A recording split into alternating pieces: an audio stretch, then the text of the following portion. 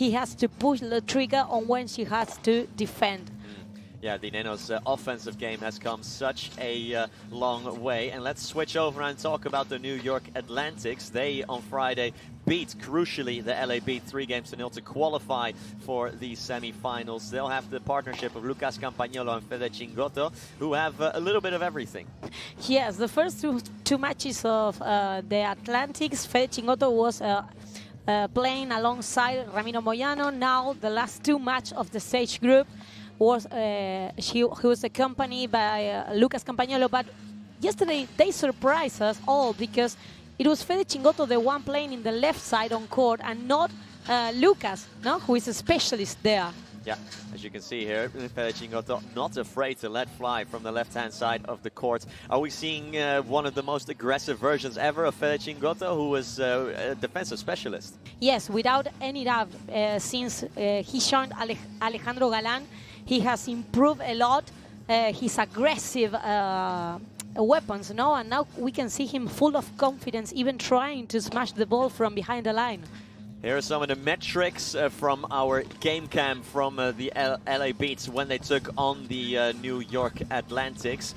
Fede Cingotto just 4% at the front and 65% playing from the back of the court. A lot of players are not comfortable playing out from the back, but not Fede Cingotto, who can stay there for absolutely days, keep playing down low, keep playing lobs up high. It doesn't matter for the Argentinian. These metrics, by the way, are an AI functionality. It provides immersive data throughout the matches. We're piloting it this week at Event 3 of the Pro Padel League. And if you want to see more stats like this, more data like this for any match that's happened throughout the week here at in San Diego at the Barnes Tennis Center, you can go to propadelleague.com and see all the details there. But so interesting to see that from Fede Cingotto, 65% at the back. But there's a women's matchup, of course, as well between the Atlantics and the Flow Rider. Let's first talk about the Flow Rider goats with Gemma Triay and Arantxa Osoro. We've been saying it all week. Osoro, not the usual type of partner for Gemma Triay, but she's been doing a very good job. Yes, they have done it great. They have lost only one match against the San Diego Stingrays, against Lucia Sainz and Julieta Vidaurria. But then they have shown a solid performance, especially from Gemma. Gemma is playing at a great level this week. We have seen some ups and downs from Arantxa, but it's the usual thing with her. No, the Argentinian player is not such as consistent as she should be, but she's a very dangerous player because she has a lot of weapons to play really aggressively from the right side of the court. Yeah, speaking of aggressive from the right side of the court, Andrea Austero for the New York Atlantics, one of the best smashers around, who has Virginia Riera next to her, who's usually a right-hand side player as well, and has been playing out of position on the left, and has been doing a pretty good job from there as well. Yes, as long as the week goes on, she has been feeling more comfortable defending on the left side of the court. Yesterday we were talking to her out of the microphones, and she confessed that she's having some problems with the double rebound, but she's trying to get some solutions, perhaps defending one step forward the line. The help that Andrea Austero can give to her in the middle of the court would be decisive for Virginia. Yeah, but the problem that Andrea Austero perhaps has is that this match is later in the evening. The sun will be going down, so maybe she cannot quite use that smash as much as she would like, and it will more be maybe Virginia Riera as a more of a defensive specialist who can be a key player. Yes, it would be very interesting to see how Virginia Riera can defend in that cross-court battle with Gemma Triay, because we know that Gemma will target on Virginia's corner. And for Andrea, as you said, at the time that they will play today, the speed of the ball should be lower than yesterday when we saw her smashing the ball from everywhere. Yeah. No? So she will have to be more patient about the rallies, and we don't know how is she going to handle that situation. Yeah, we have to say, as we are still waiting to get started here, just about 7 minutes away from proceedings to get going, but the mixed double, which throughout the week was always played, no matter what the score in the first 2 games here, of course, now that we're no longer in a group and the overall result doesn't matter, it's just win or go home, so progress or go out. The mixed double will only be played if necessary, so only if the first 2 matches are tied, then we will play the mixed double. But should it be necessary, for Cancun it will be Ale Salazar and Teo Zapata. For Las Vegas it will be Marta Ortega and Gonzalo Alfonso. And especially that first one, I think, Ceci, and maybe even the second as well, could well go down to that mixed double. So how important is it as well? Because we have seen in some cases, for example, for the Houston Volts, where it doesn't feel like the mixed double play as comfortably as they can. And then you see, for example, Marta Ortega and Gonzalo Alfonso, who play together like they've been playing together for years. I think that that's all about chemistry, the chemistry between the 2 players. Now, there are some boys that feel more comfortable about playing a mixed game and know how to do it, no? And others that perhaps couldn't find a way to play at their level without feeling that uncomfortable feeling of facing a girl in front of them. Yeah, like we have been saying, the Cancun Waves need to win today to officially qualify for the PPL Cup final. So they'll have to be perfect, as they have been throughout the week, to be fair, Ceci. They need to win today. If they win today, if they qualify for the final, that is it. And even if they lose today, if they win tomorrow's 3rd and 4th matchup, that should be enough as well. Salazar and Viceda, with that perfect record, will be licking their lips against Ortega and Alonso. Marta Ortega and Ale Salazar have played each other, well, not millions of times, but they have played each other so many times across the years. That will be a crucial matchup. Let's cross over courtside and meet the players. Hello everyone, welcome to the Pro Padel League, welcome to the PPL event number 3 here in San Diego, California. Amazing views, amazing place. So it's time for the first game of this battle. Help me welcome the Las Vegas Smash and Cancun Waves. Let's introduce you to the team. First, Las Vegas Smash with Alejandra Alonso and Martita Ortega from Spain. And then Pablito Cardona from Spain and Gonzalo Alfonso from Argentina. The second one, Cancun Waves, the girls, Vero Virceda from Spain and Alejandra Salazar from Spain. And the men, Teo Zapata from Spain and Daniel Sancho Gutierrez from Argentina. Enjoy the game.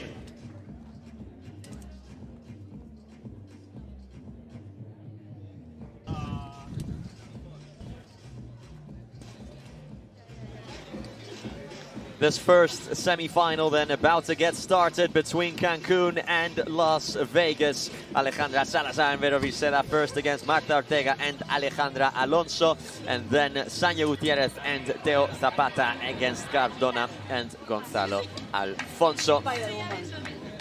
Alfonso and Alonso then need to get it done for the Las Vegas Smash. Here is that first match that we will see. Las Vegas playing in black today, while Cancun are playing in their white strip. And again, what a day it has been. What a week it has been here at the Barnes Tennis Center, with a lot of attendance today, a lot of people coming out, of course, to watch world-class paddle players playing world-class paddle. And this men's matchup perhaps could be crucial. I think it's fair to say, Ceci, that in the women's matchup, Cancun are favorites. In the men's matchup, Las Vegas are favorites.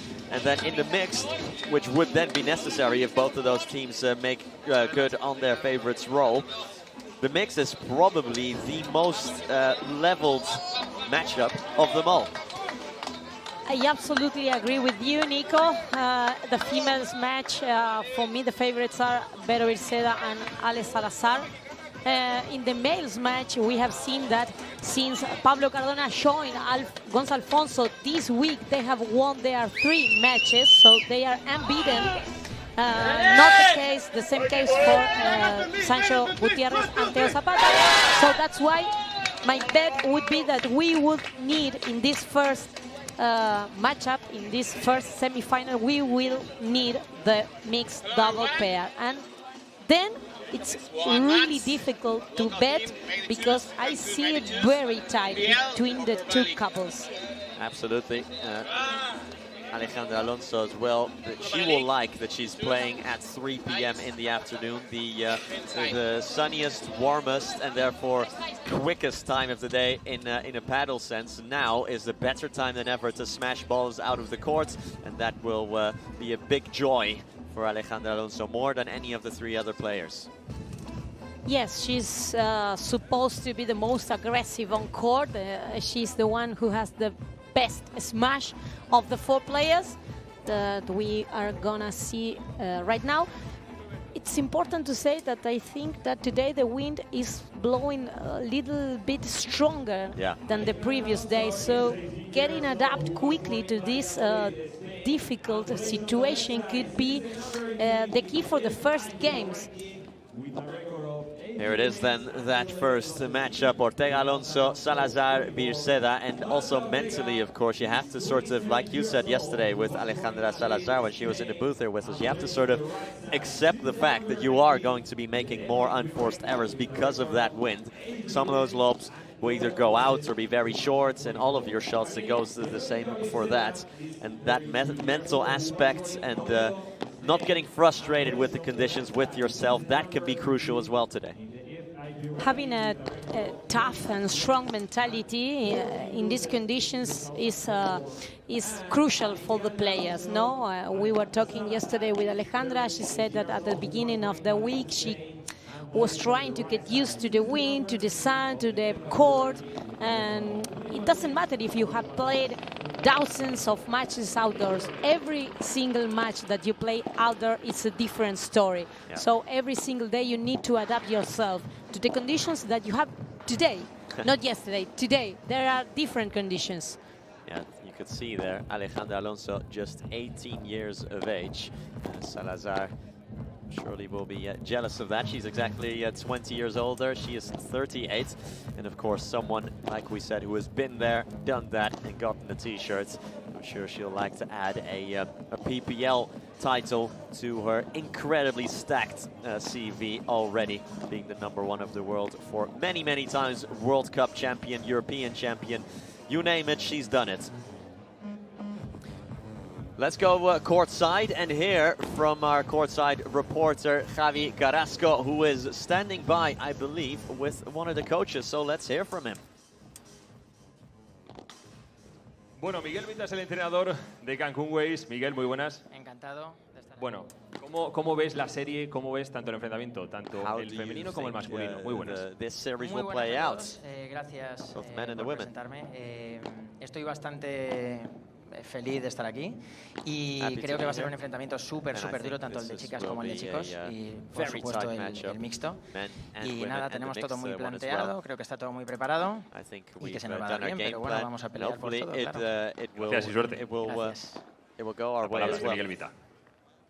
There you go, Miguel Vita quickly cluing us in a little bit on what the Cancun Waves have prepared, and he knows that this could go all the way. Of course, Miguel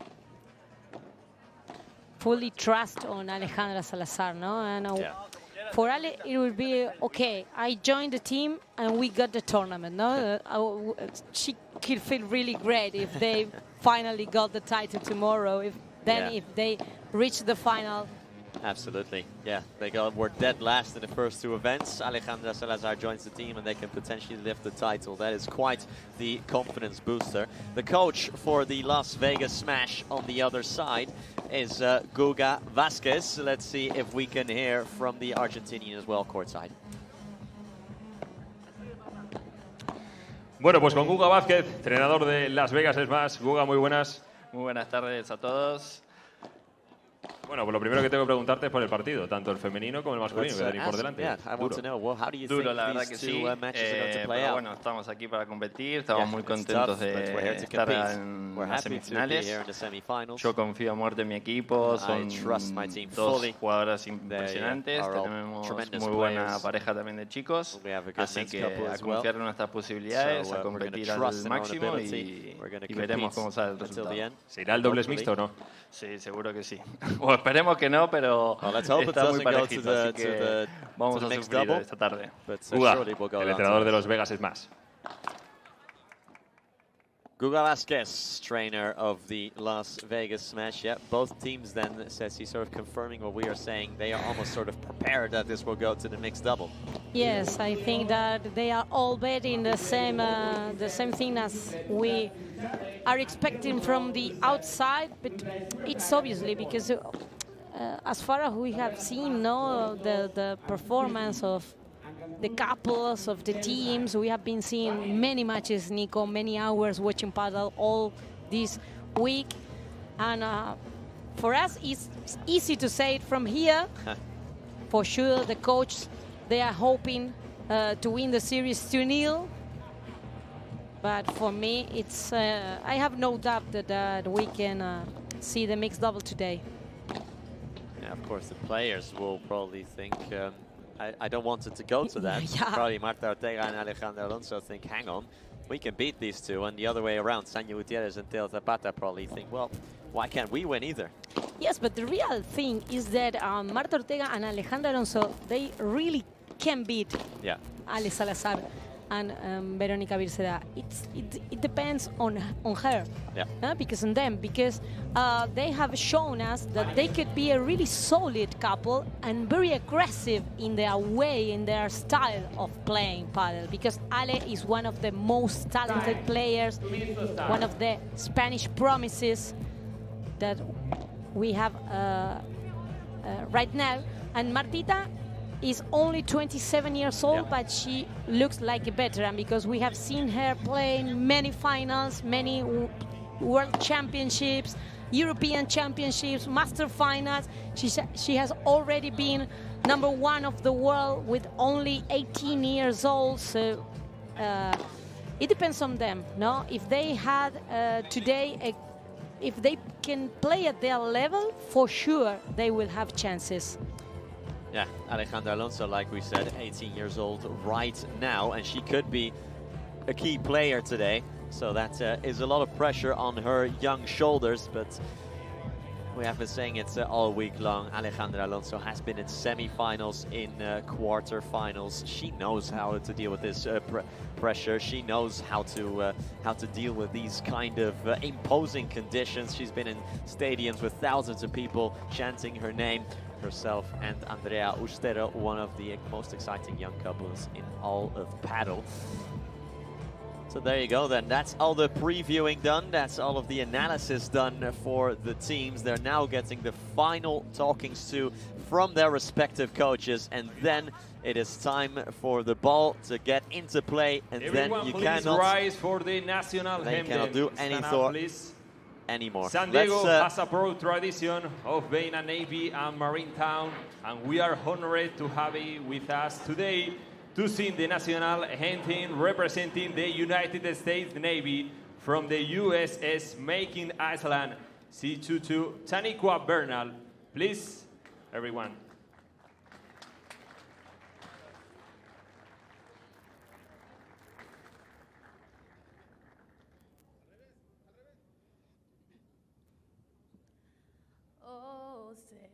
Can you see by the dawn's early light what so proudly we hailed at the twilight's last gleaming, whose broad stripes and bright stars through the perilous fight, o'er the ramparts we watched, were so gallant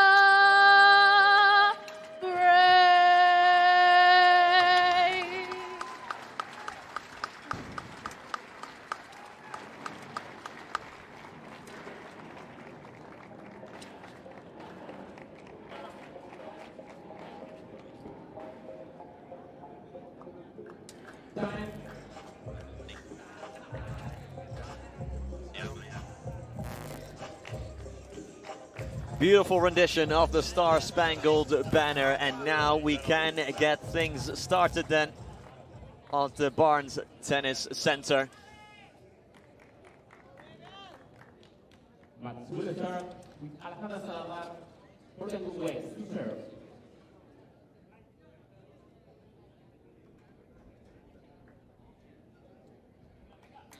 Play.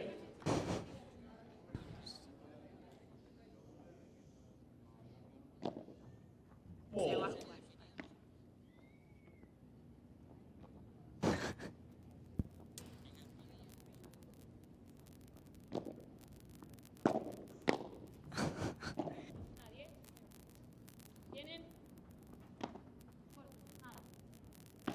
We are underway then with Alejandra Alonso attacking and getting it to go straight away for Las Vegas.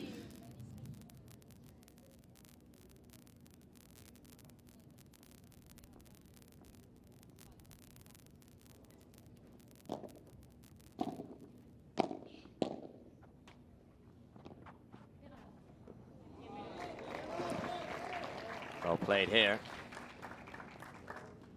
Well, Nico, it's time to enjoy the semifinals. Huge day coming up here on the center court.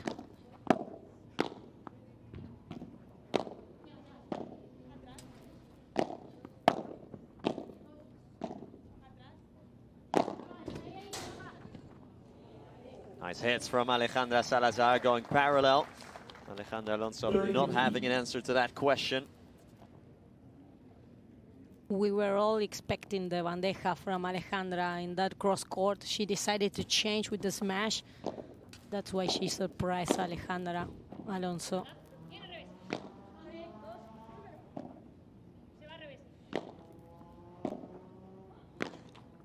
Oh, Salazar, a bit awkward for her there. She was not in a good position there to play that angle. Straight away, Cancun having a few problems there, seeing out their first serve game. They have had problems in the first 2 or 3 games of the match, in every single match during the whole week. That is absolutely true.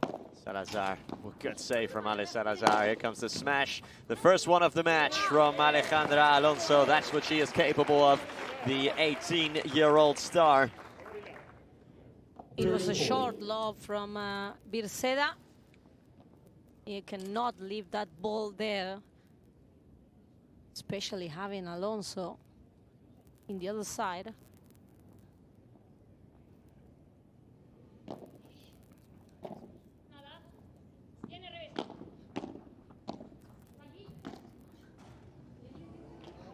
That was out from Alonso, so the first gold point goes begging for Vegas.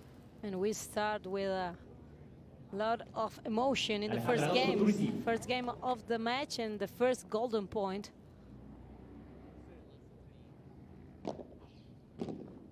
Good service from Salazar. You say that attacking Alonso.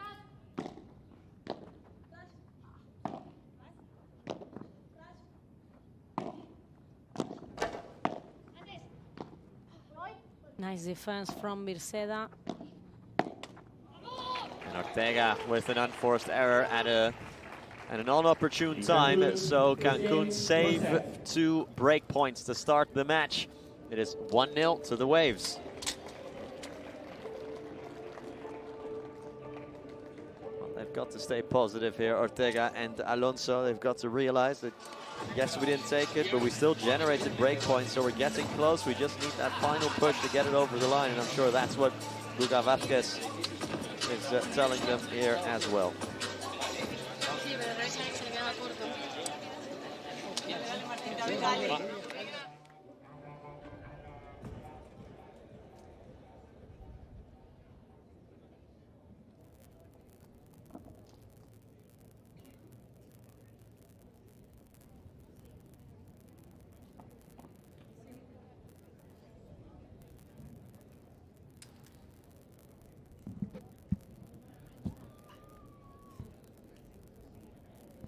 Marta Ortega to serve.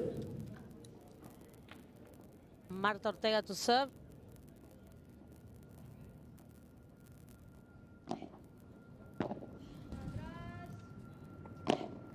Other thing that we have seen this week from Ortega and Alonso is what you were saying, Nico. They had created many opportunities to break, but they couldn't take it at all, no? So that's why then when you look at the results, you can explain why they have lost some of the matches of the week. They have not been very effective breaking.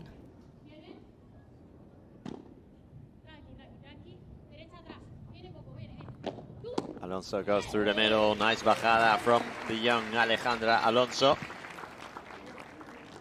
50 love.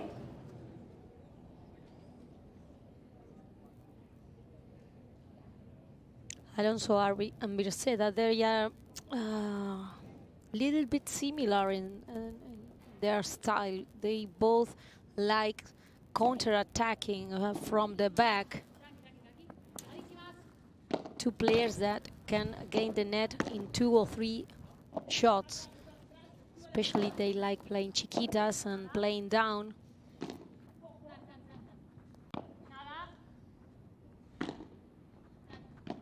Alonso, nice angle opened up by Alejandra Alonso, who is trying to disarm Vero Viceda, but Alejandra Salazar is having none of it, although Ortega has the last laugh. 30 love.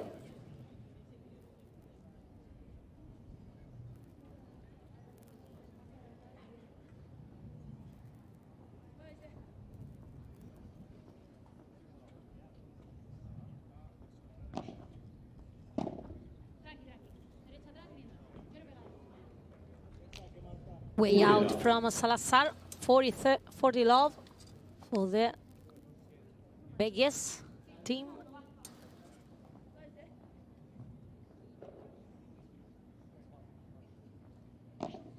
Ball.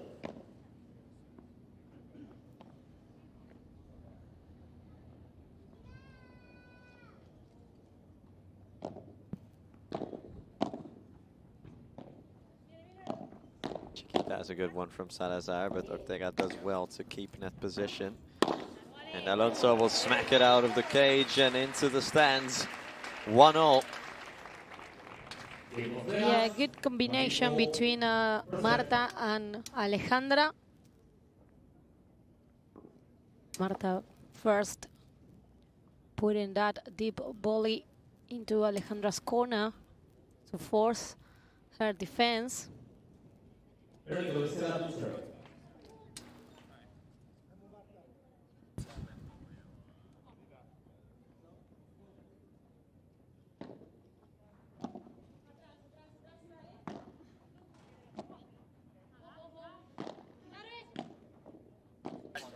Virceda with the defense, now playing a love. Block from Salazar.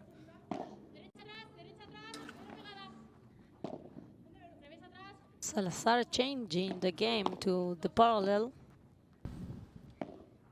And again, insisting there. Drop shots from Virceda. Alonso being moved around a lot here. Ortega has to scramble back, does so well, but that is out of the lob.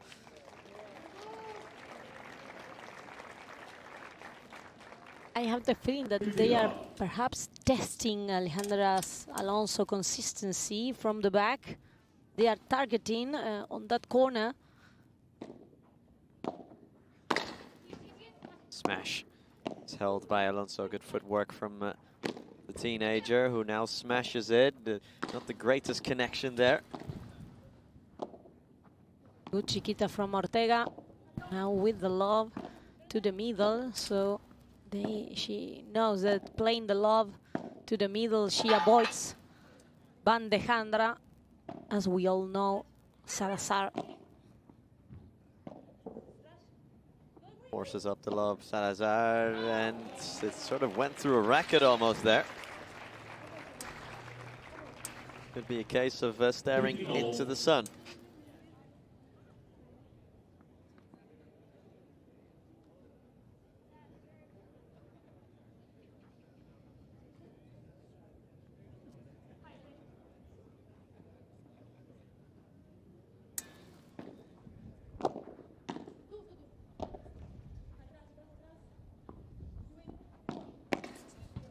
Ortega's block is out, making it 30-15 Cancun. 30-15.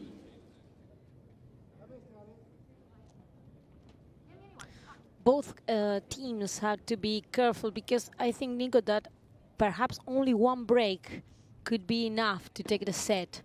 There won't be a long distance between these two. So being effective with the service could be crucial.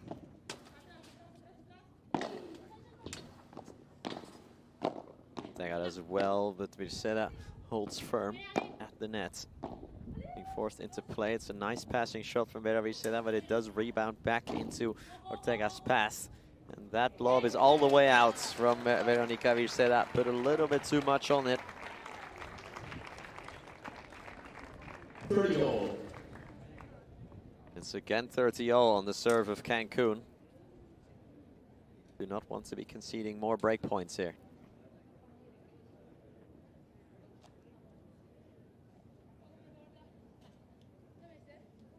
Time.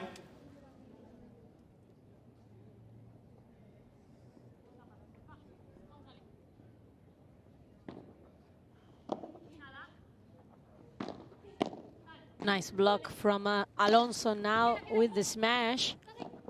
Alonso didn't get a great connection on her smash. She will try again now.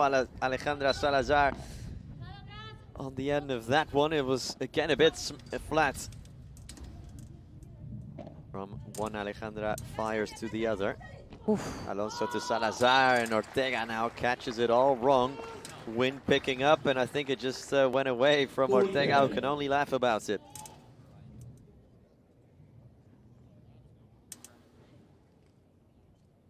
She's laughing because that's not an usual mistake, no?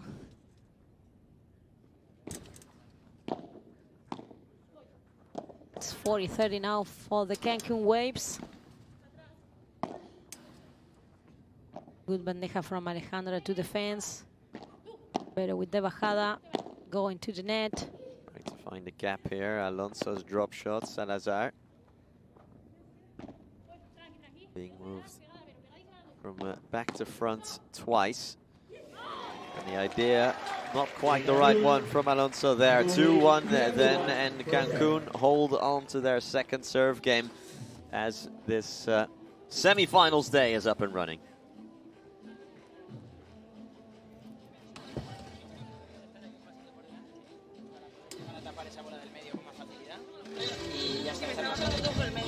Está tirando el 90% por el medio de la bajada esa, ¿vale? Creo que necesitamos volear un poco más. Con la derecha suelen jugar más por abajo y con el revés suelen jugar más por arriba. ¿Vale? Creo que necesitamos volear un poco más. Vale. Mucha tensión, chicas de patas, muy atentas porque nos juegan...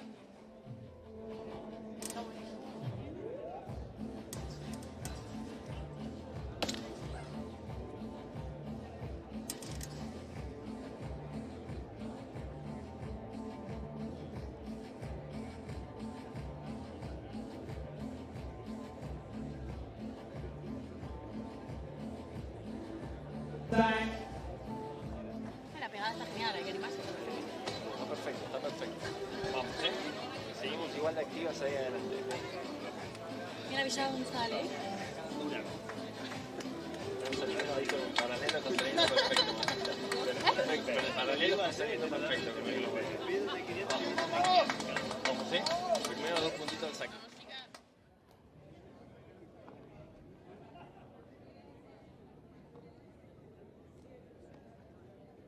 Alejandra also to serve.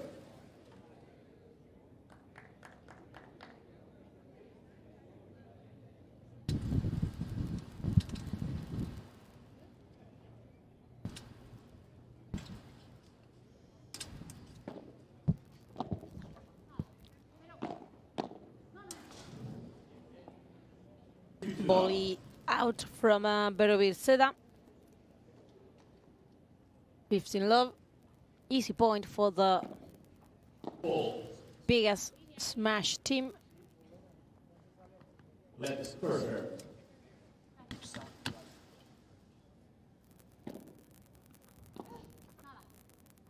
Good return now from Briseida.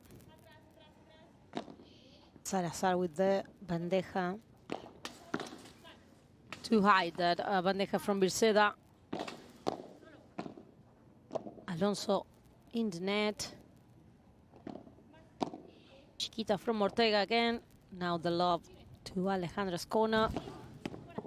Beautiful bajada from the player born in Madrid. Went really hard to the forehand of Ortega there, who had almost no time to react. Martita was covering the middle, expecting the logic direction.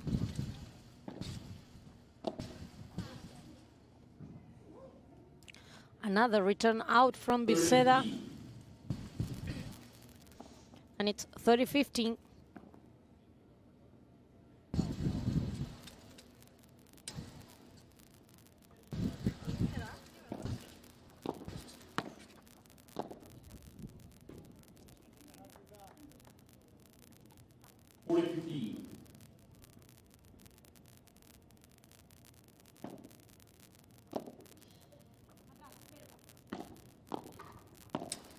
Ortega and Alonso goes on at Briseida, scrambles back.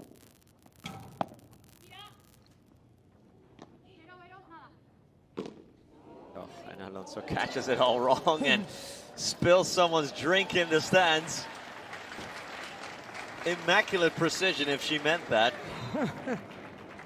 Absolutely nailed someone's drink, and they'll have to get a new t-shirt.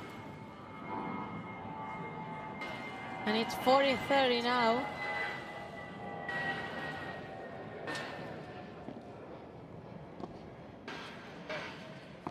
If the ball is wet, Yeah, you sit first or court side at your own peril, of course. One of these matches. Good counter-attack from Briseida.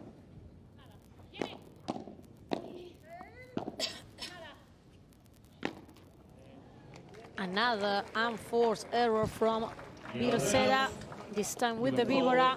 It's game for Las Vegas Smash. 2 games all. So the 4 players have already served. And we have no breaks yet. Just 2 break points in the first cycle of serves. It came in the very first serve game from Ale Salazar, 2 of them for Las Vegas, but they couldn't take them.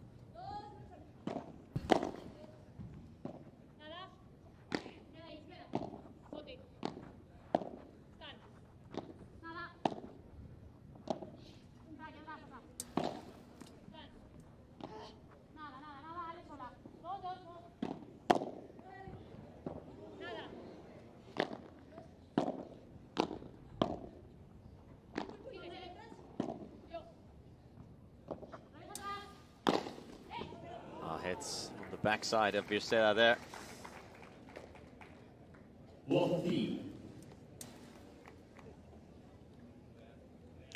Low 15 now.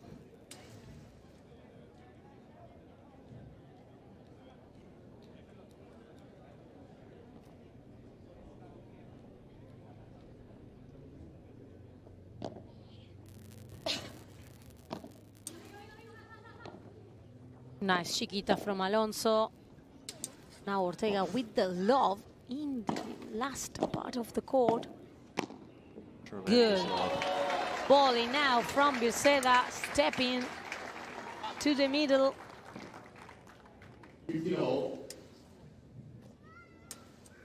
Good anticipation from Briseida.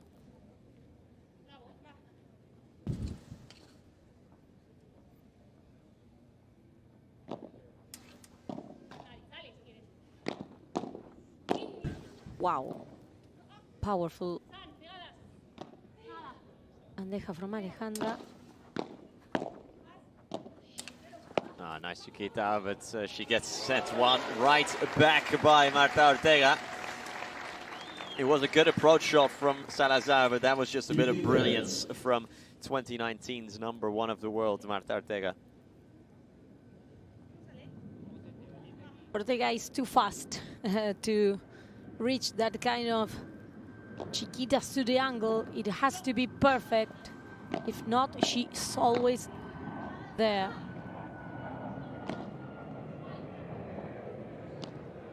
Virceda again trying to look for the fence. Fires, does Ortega.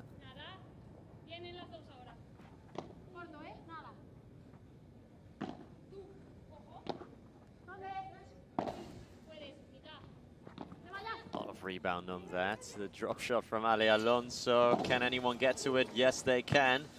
Now Ortega has to hurry all the way back across court. Plays the high lob to Virceda. Nice angle, Ortega. That's out to Marta Ortega. Beautifully played. The bandeja behind Alejandra Alonso there. Clever. Nice rally from the 4 players. Now reaching the level.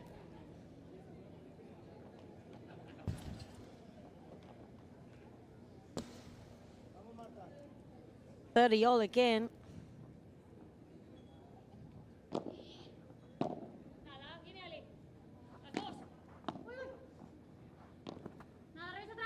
Alonso with the parallel bandeja, winner from her, and it's 30-40. Again, Las Vegas can break, and again it comes on Salazar's service.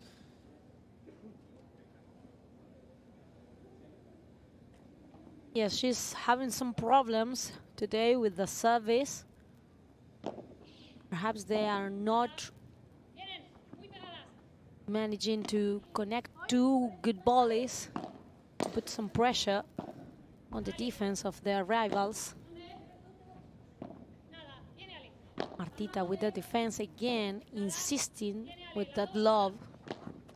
Beautiful bajada from Virceda, very brave. The player from Toledo. It's 40 all. So this is now the 4th break point in total. Let's see if finally Ortega and Alonso can take one of those break points that they are generating.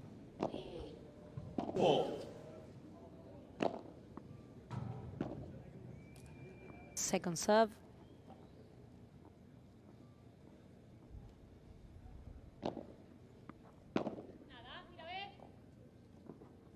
Oof, that lob was almost out. Ortega with the vibra. Salazar in the defense. Vibra again from Ortega, and that one is on the money. Vegas out in front, 3-2, Alonso Ortega. Cancun are left chasing. Todo lo que había. No pueden pegar. Están jugando las 4 muy bien, pero nosotros estamos jugando mucho mejor. Le está costando un huevo ganar un punto. Están siendo mucho más perras, están jugando todos muy bien. Tenemos que seguir así de ordenadas, ¿eh?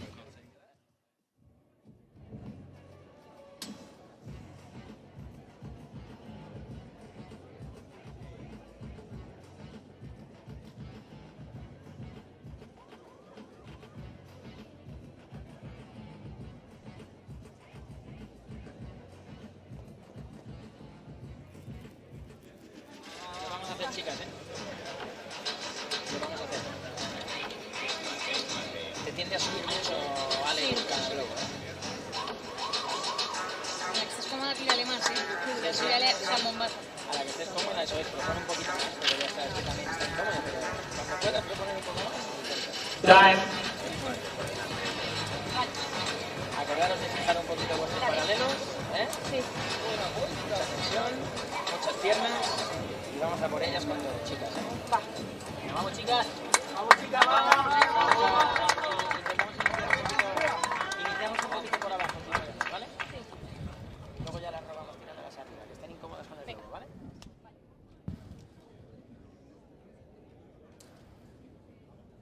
Marta Ortega to serve.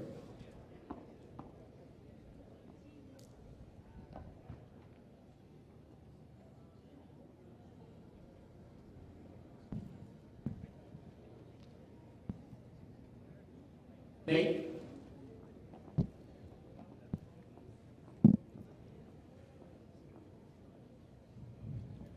Ortega to serve.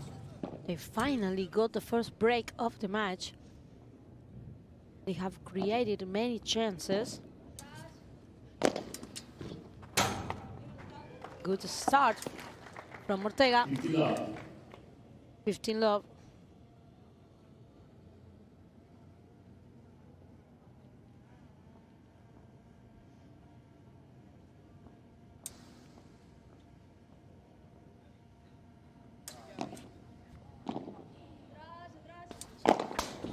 Out from Ortega. 15 all. Sure, she went for the body of Vircela there, but she didn't have a lot of room to play that parallel.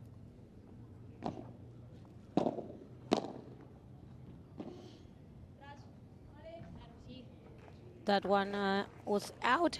30-15. 15-30. 30-15, sorry.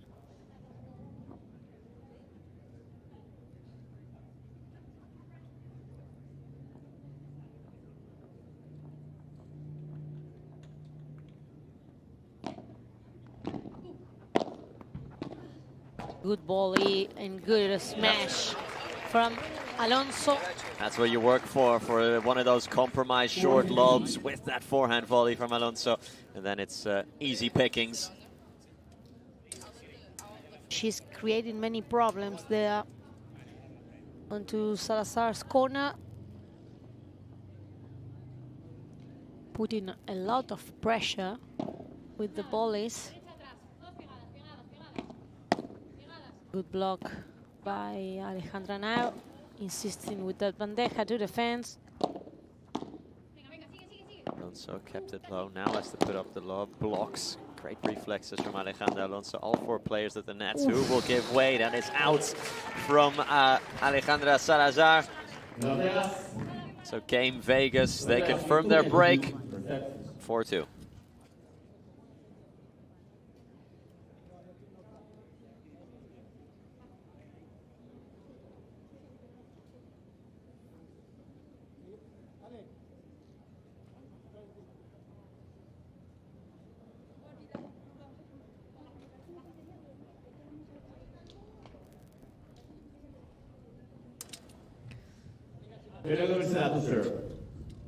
Lot of talking between Alonso and Ortega. Surely they are trying to go for another break.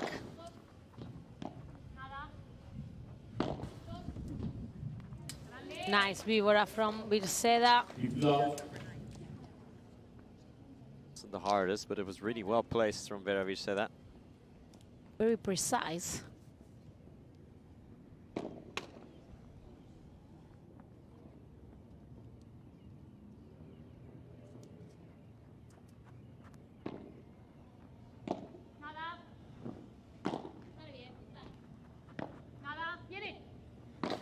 Alonso trying to put some pressure to Vero's bandeja. So that's why she changed directions. Now again, Alonso with the lob. Oh, furious bajada from Alejandra Salazar. Smashing it past her namesake.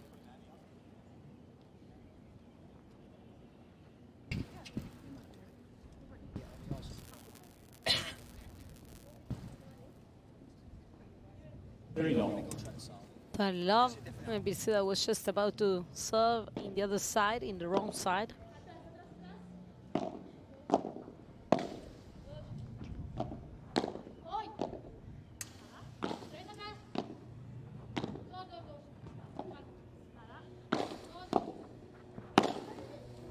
Salazar, no love lost there between Ale Salazar and Marta Ortega.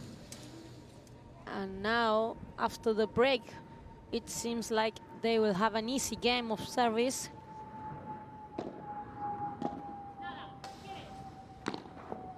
And it will. Fake smash from Vera Vircela. She had Alejandra Alonso completely fooled there. So 4-3, Cancun get it back to a game's difference, but it's still Vegas out in front with a break.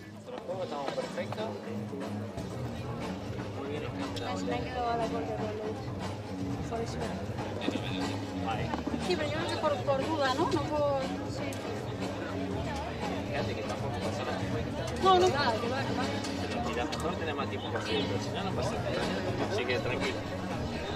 Seguimos igual de volea, ¿sí? Vamos Martita, ¿eh? Esa de derecha y brazo. Muerta ahí cruzada. Pero que aquí no subió la red en el último game. Ahora, no importa. Vale.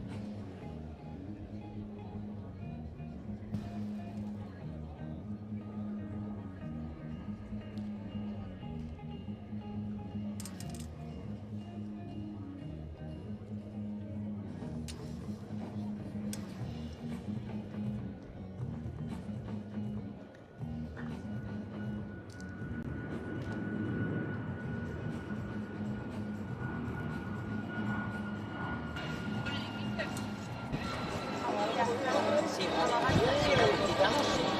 Si no ralentizamos, no tenemos van a volear bien. Tan rápida voleando, yo creo que hay que hacerla volear más. Ahí en Cancún, vamos. Vamos, Javier, vamos, pero. Vamos arriba, Cancún. Aquí, Cancún. Está clave, está clave.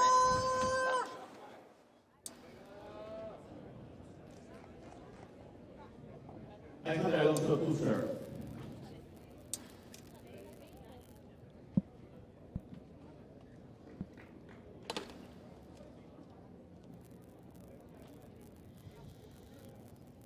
Please, silence.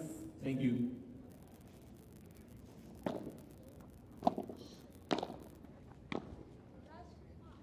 Back on the way then, Alejandra Alonso will complete the second serve of cycles. Second round of cycles, rather.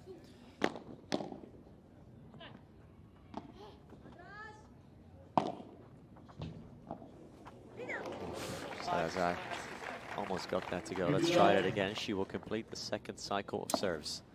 There you go.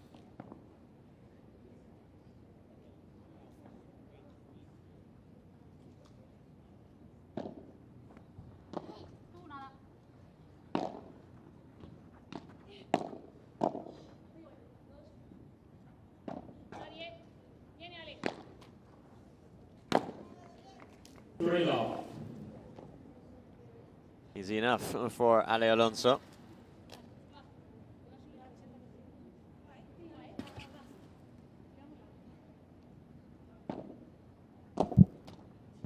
Poor return now from Ale Salazar. Cannot give too many of those away.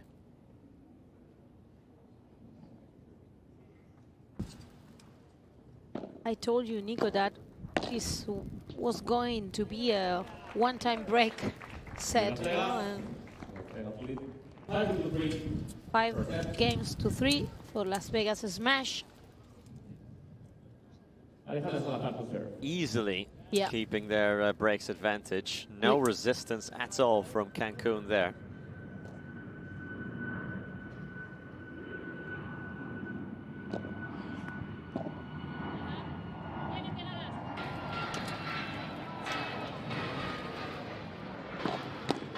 Brought down with ferocity. Ortega and Alonso trying to pry away Virceda from the nets, and finally they get the breakthrough as well. Till now, a very solid performance from Ortega and Alonso. Wow, unforced error from Virceda. This could be over quicker than they realize if they don't turn this thing around. And things are going a little bit complicated for the Cancun Waves.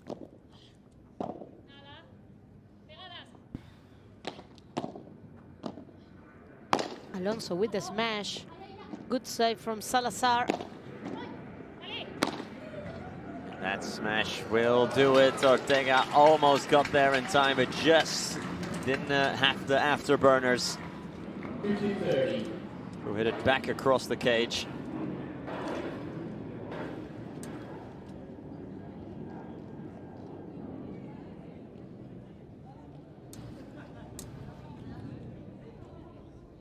$15-30, trying to survive. this one.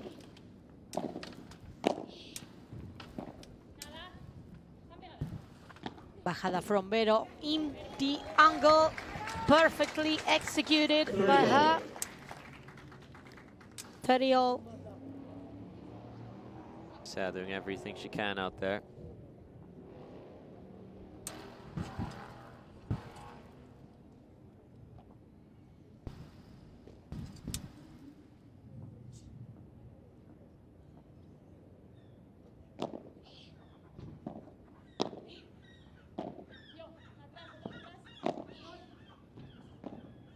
Another good love from Alonso. Doing a great defensive work today. Now looking for the angle.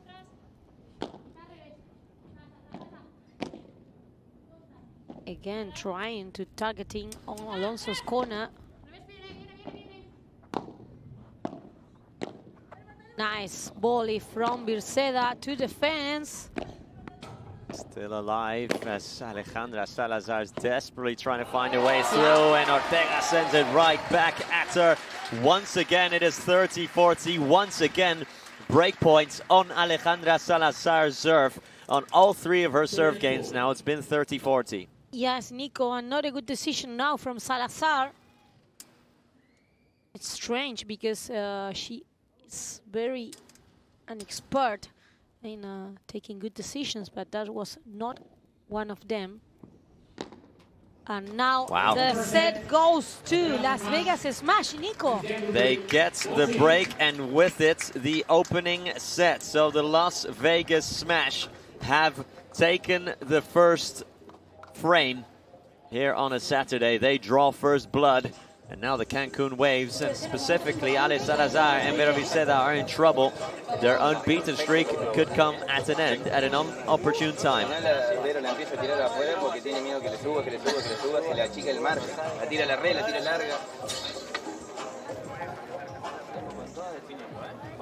Esta que tira aquí no pasa nada, se le da bien. Lo que pasa es que yo no estoy como para tirarle el juego a la esquina.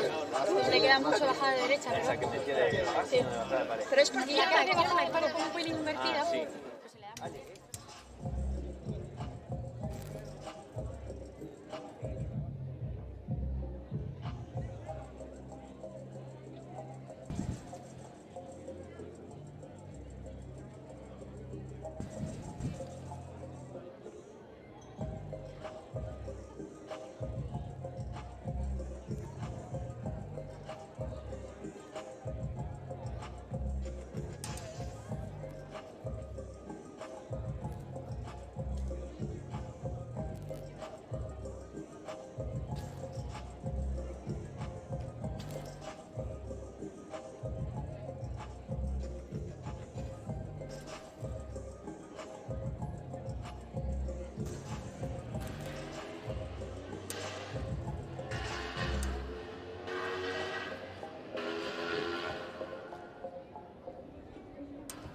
Stats from the first set, 46 minutes played, and not a single breakpoint generated for the Cancun Waves. We've not recognized the Waves as we have seen them for the rest of the day of the week so far. Cecine, on the other side, we were wondering, will we get the good or the bad from Vegas? So far, it's been brilliant.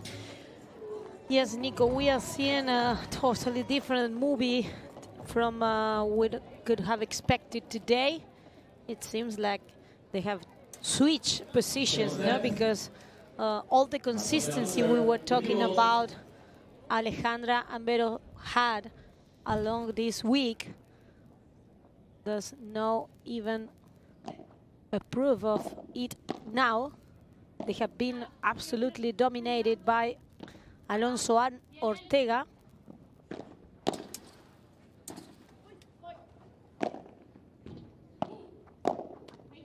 Let's see if the Waves can come back, if they find a way out.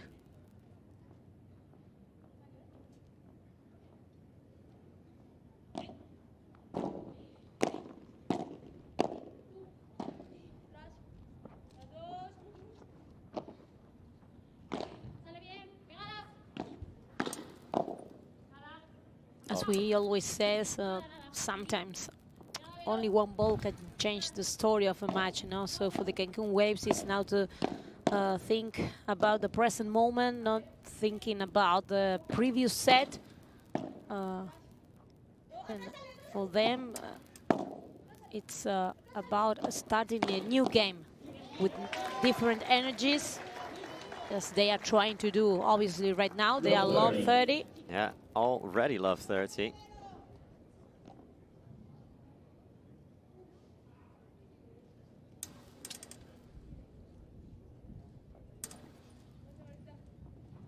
Padel is a mental sport, and no matters what it happens before, 15:30. you should keep concentrated all the time. Yeah, Vegas can't switch off here for a second.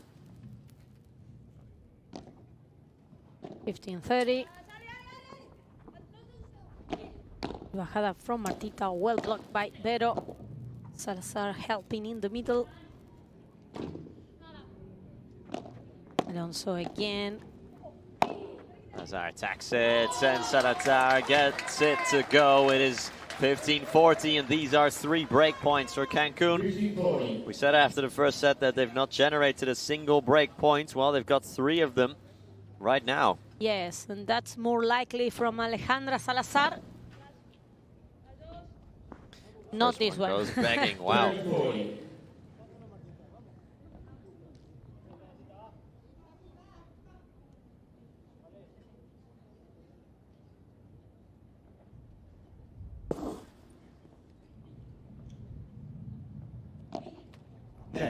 Still a breakpoint chance for Cancun.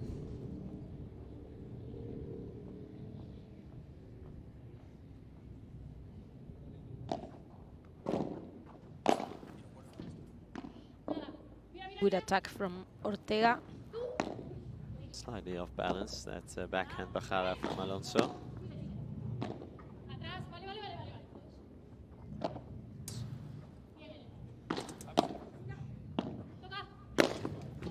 Sean Male Alonso away from Salazar. We're going down to the gold point, courtesy of another nice smash from Alejandra Alonso. Killer smash from the teenager. And it's a golden point, the first one of the second set. The first one with the service of Las Vegas smash.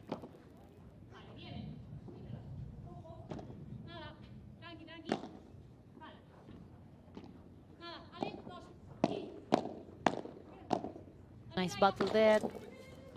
Ortega gambled, and Viceda makes her feel about it, makes her know about it even. Viceda and Ortega then in a duel. And it is Cancun who come out on top, and Cancun who take the lead of the second set.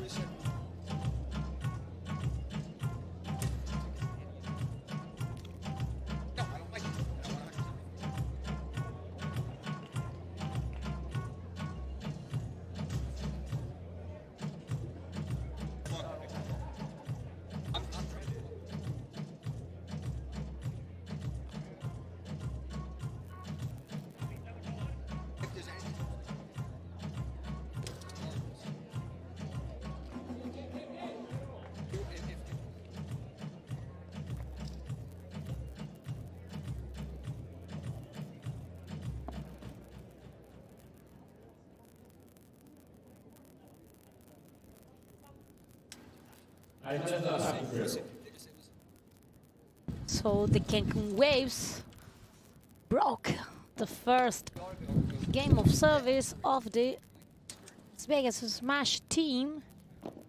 They took the lead in the second set, 1-0 for them.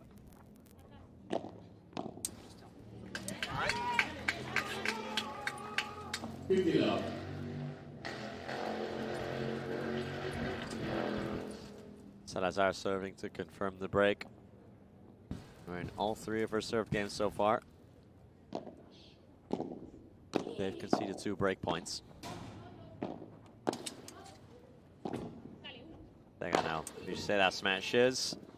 Salazar. Oh, Alejandro Alonso nutmegs Salazar with the reply to the smash to make it 15-all. 15-all. Good reply from Alonso. The attack from Birceda was good, but not enough. Another one from Alonso. Beautiful defense from Martita. Now they switch positions. And it's 15-30. The mistake now from Birceda. And the Cancun Wave should be very careful about not losing the advantage. Bandeja from Salazar. Birceda again into that corner.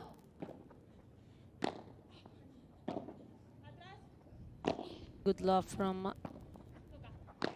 Ortega. Beautiful bandeja from Birceda to the gap. Cross-court it went. Defense lending a helping hand as it dipped down off it.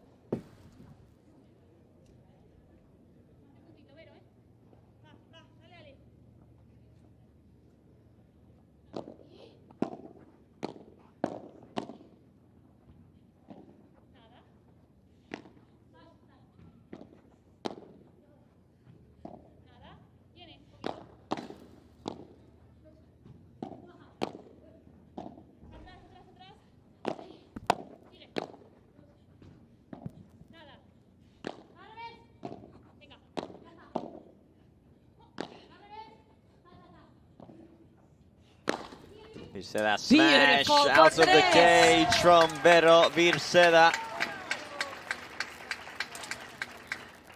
40-30.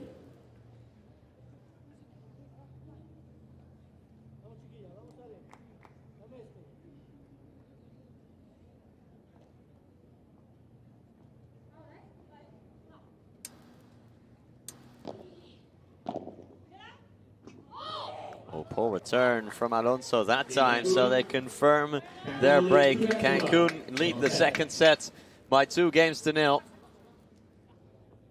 Nico, we have already said, how many times we said this, no? One ball can change everything here.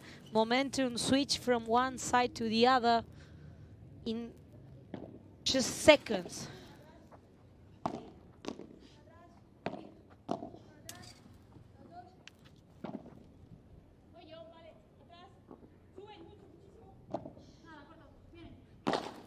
Alonso smashes this down. It's going to fall to Salazar, who tries a drop shot. Alonso went for the passing shot.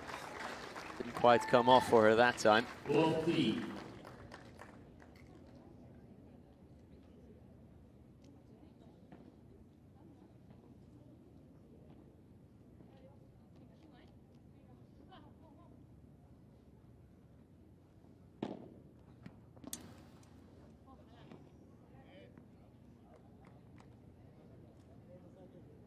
No.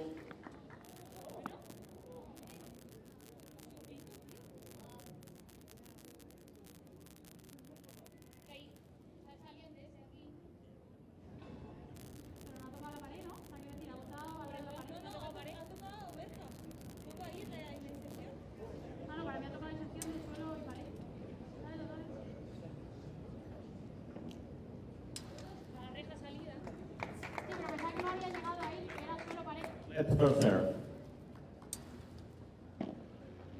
All.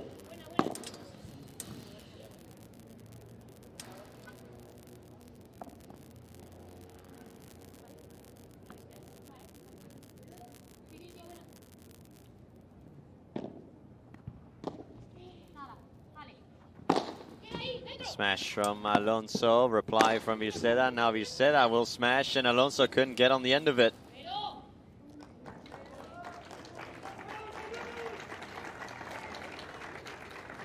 So, good news again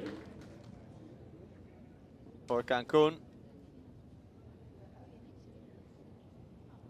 who again will think about a break here, as it is now love 30.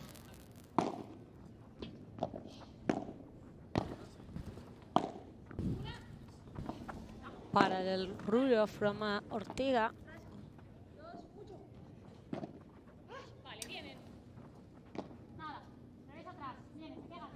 Alonso. Wow, Goes beautiful. parallel. Alejandra Alonso springs a surprise on her namesake, Alejandra Salazar. Beautiful bajada from Alonso. She put it just where Alejandra couldn't reach it. Second serve. Second serve.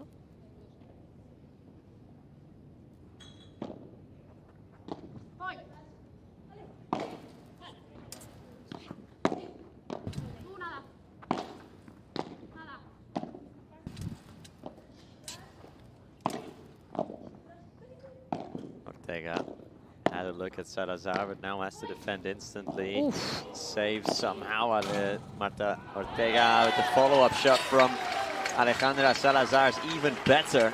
And now Cancun can break again. What a response here in the second set. 3 more break points for Cancun.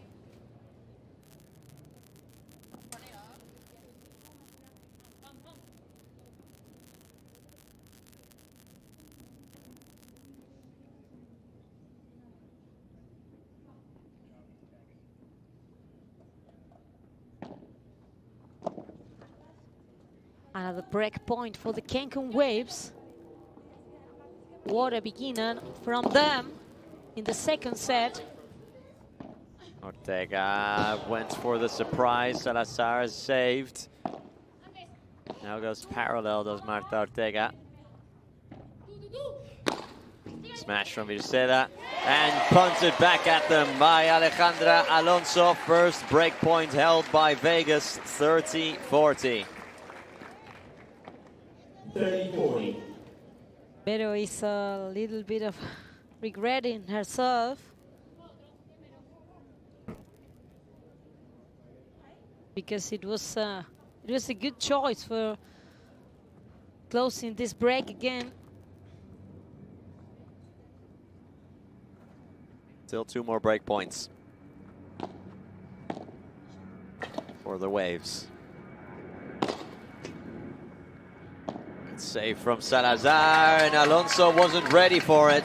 It is 3-0 then for the Cancun Waves. It is 3-0 with service for the Cancun Waves.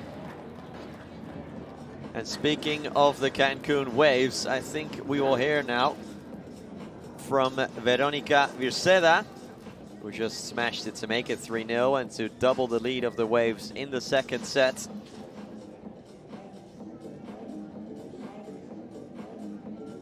Salazar and Virceda trying to keep their unbeaten streak in. Virceda and Ale Salazar trying to keep their unbeaten streak intact. They're doing a great job now. 3-0 with service, 2 breaks ahead, Cancun.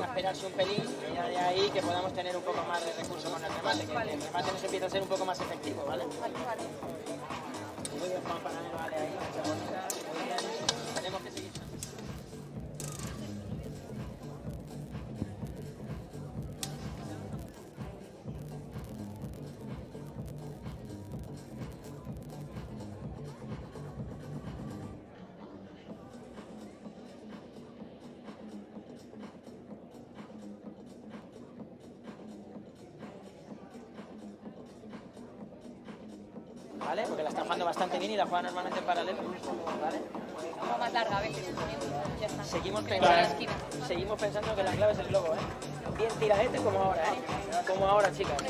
Como ahora. Vamos. Lo hacemos, chicas, lo vamos a hacer, ¿eh? Lo vamos a hacer, ¿eh? Confío a muerte en vosotras, lo vamos a hacer, ¿eh? Cada puntito, ¿vale? Quiero ganar cada punto, ¿vale? Cada puntito tiene que ser nuestro, ¿vale? Vamos, Vero, vamos.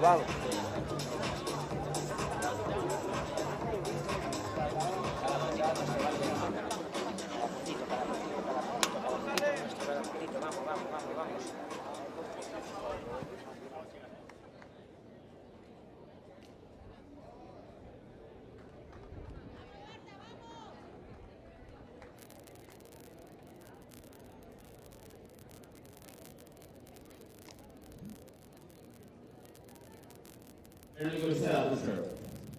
Silent, please. Thank you.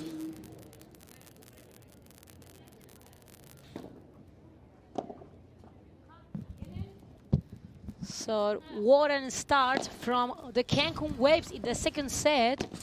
We were waiting for that kind of reaction from Salazar and Birceda.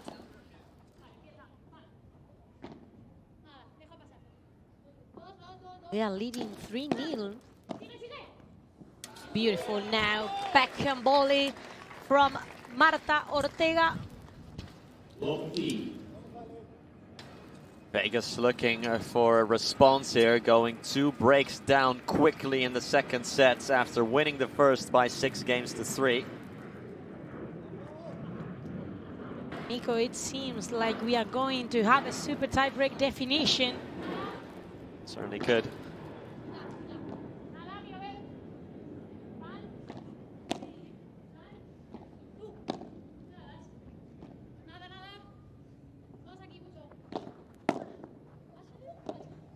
Ortega thought that Alonso would take it, quickly flips up the backhand lob. Salazar. Getting the lob over Ortega. Point settling in nicely here, and then Alonso suddenly accelerates, suddenly smashes, and makes it love 30. Love 30. Alejandro was just about to save that ball. Very close to it. Love 30. Las Vegas trying to at least recover one of the 2 breaks of disadvantage that they have right now.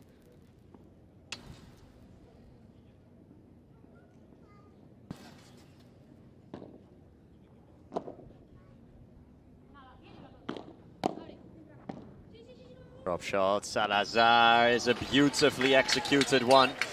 Out of reach for even Marta Ortega. 50-30. To do that at love 30 down requires a lot of confidence and a lot of trust in your own ability. Well, Alejandra Salazar has both of those things in bulk.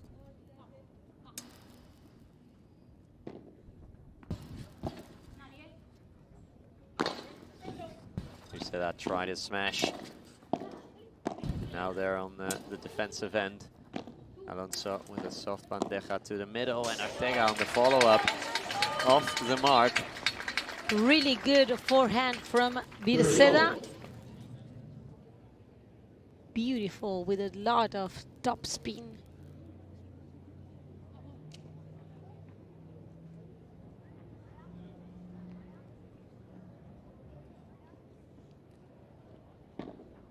Ball.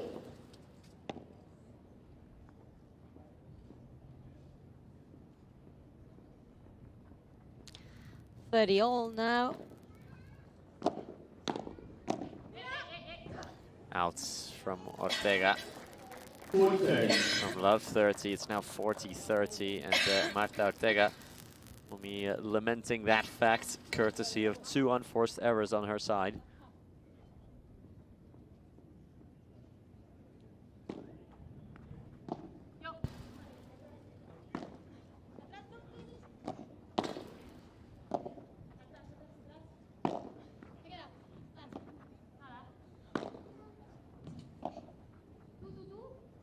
Sky love from Ortega now.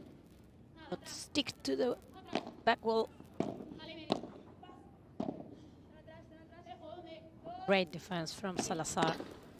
And the bajada from Marta Ortega now gets the winner to go. And that makes a gold point, excuse me.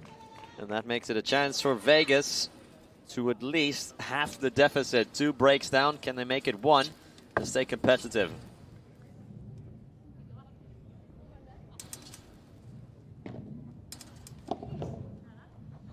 Birceda shaped up for a smash, then played the bandeja.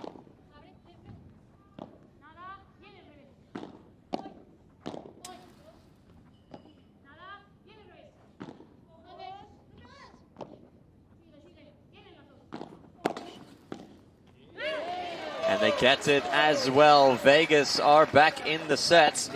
Ortega and Alonso muster a break via the gold point. It is 3-1 then, so still advantage Cancun. They reduce the distance to only one break. Marta Ortega to serve.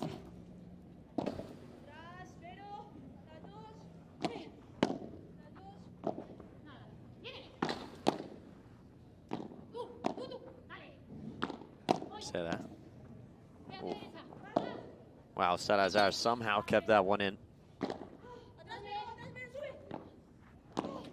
And again, this time Birceda with an unbelievable save. Ortega still attacking with the Vibora. Tries again. Alonso and Ortega still in a switched position, in no rush to get back. And Ortega now with yet another unforced error. It is love 15. Easy mistake now from Martita. And one you wouldn't back a player of her tremendous quality to make.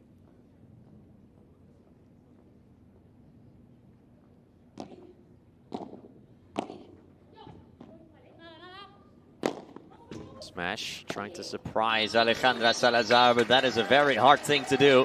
Salazar was ready for it, anticipated it, and fired it back. It's love 30, Cancun now. Not surprised at all, but that smash from Alonso, he was going back. It was not the best choice from her.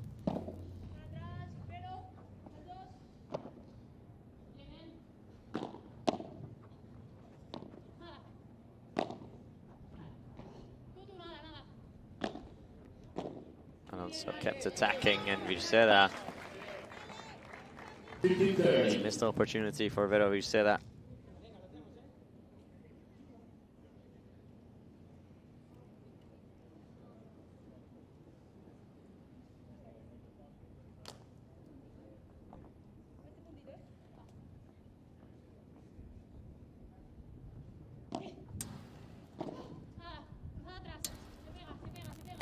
Alonso. Through the middle she goes.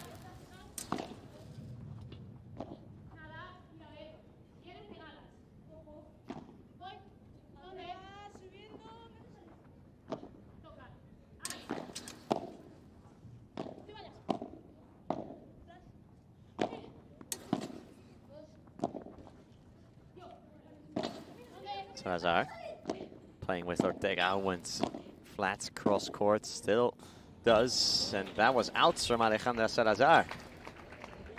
Surprising herself. Yes, too risky shot from Alejandra, trying to play a very difficult angle there with her forehand. It's 30-all. Watch out, because the distance in the scoreboard is getting thinner.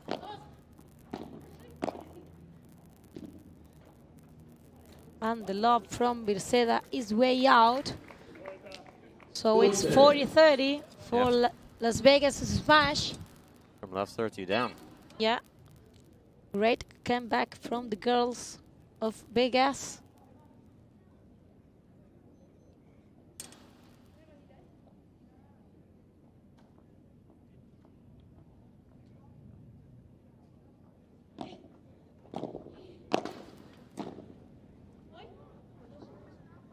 Ortega.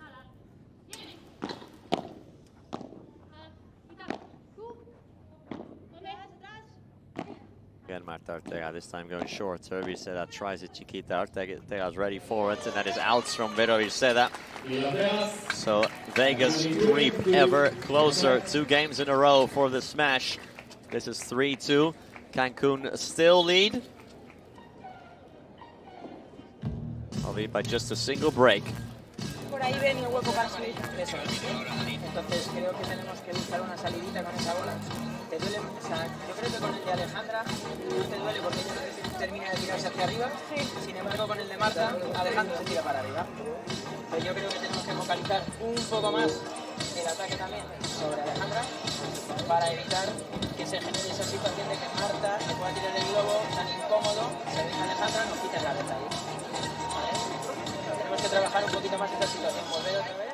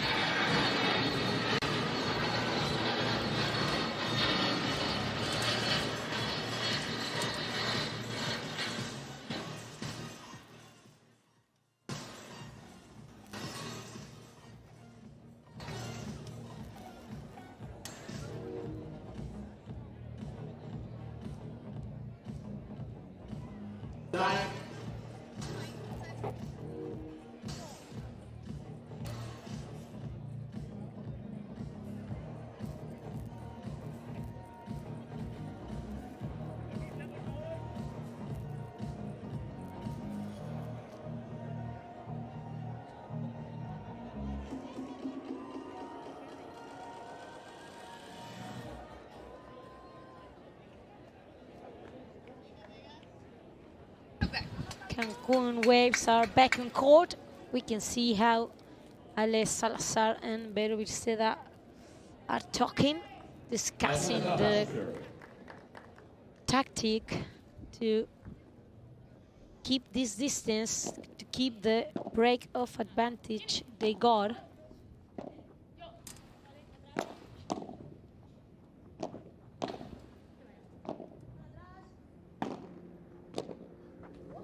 Ortega attacked Salazar.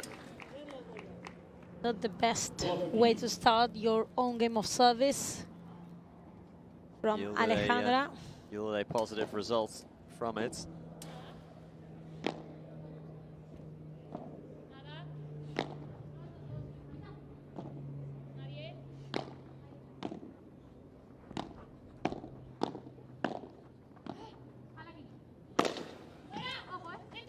Out of the cage, no, it stays in. Alejandra Alonso does perfectly there. And here we go again, it's love 30. Vegas seems to have really woken up suddenly. After the first 3 games in which they look some kind disconnected of the game, now they have waken up and they are back. Great combination between Ortega and Alonso to get now 4 chances of breaking again the service of the Cancun Waves. They are just about to tie up again the things. The court. Viceda and Salazar have a quick emergency meeting to see how they tackle these next potentially 4 points to still hold their serve.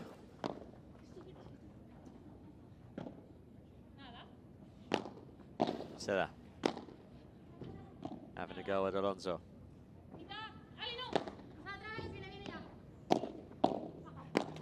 Oh, and the attack for Viceda strands at the net. So it is 3-0, and another break from Vegas. 2 breaks in a row from the smash. And we are tied up again.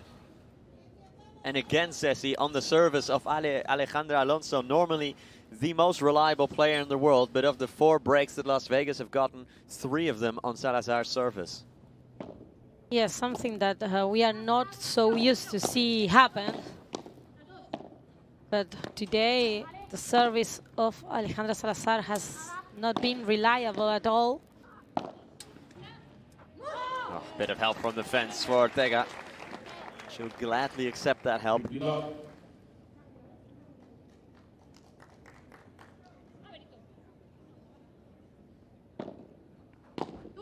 And again, the dynamic of the game has changed completely. Oof, that ball was in. Salazar with the víbora. again.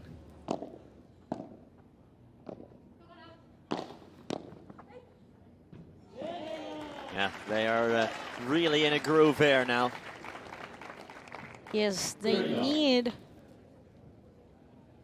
to react right now because since the 3-0 in the score in the second set, they have gone away.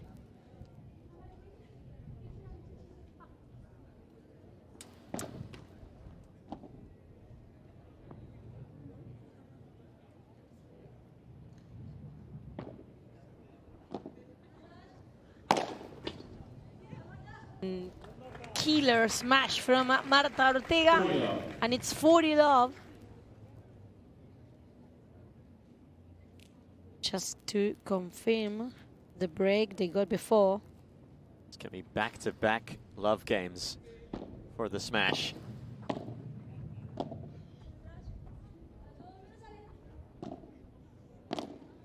And they get in each other's way now, Dubiceda and Salazar. That's a sign of the times for Cancun.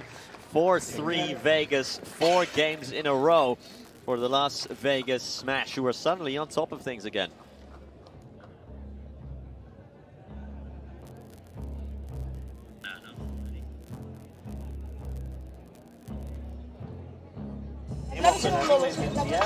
Y seguir, la clave es seguir como si fuéramos todas 3 de abajo, súper concentradas, ¿eh?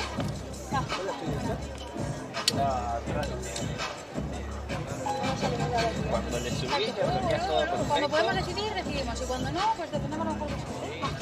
La puedes manejar acá, ponerte atrás, tirar el 70 metros. Cuando le subís, vamos. Cuando ella te sube, en la gloria. La gloria. Y igual cojo ahora porque por bueno que sea el globo, algo se frena. Entonces si le da tiempo a tocarla adelante, cuidado si estás delante. Pero voy a intentar tirar a que le pase, pero que... Sí. Ahí sabes que te va a buscar siempre la pared lateral. Yo veo si subo o si me quedo. Exacto, justo. Tú tírale. Si veo que va buena, subo. Si veo que va mal, me quedo. Si veo que sí, voy. ¿Sabes? Tú dale, tú. Eso es, la clave es darle, ¿eh? Primero 2 puntitos, ¿eh? Sí, Vamos.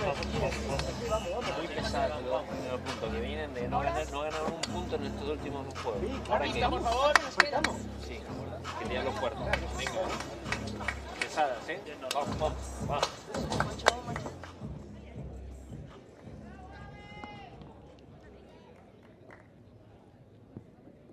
They're going to go to set.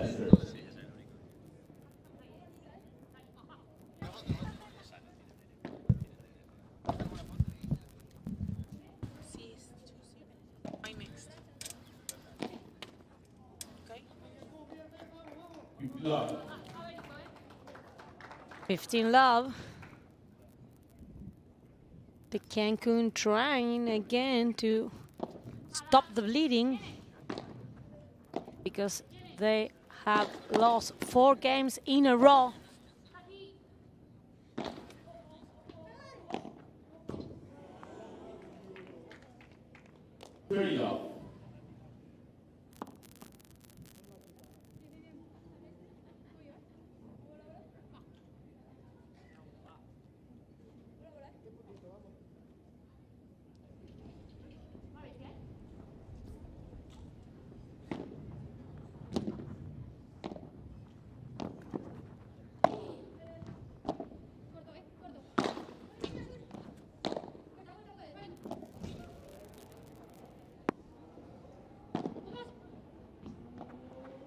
Bajada from Salazar now with the backhand volley.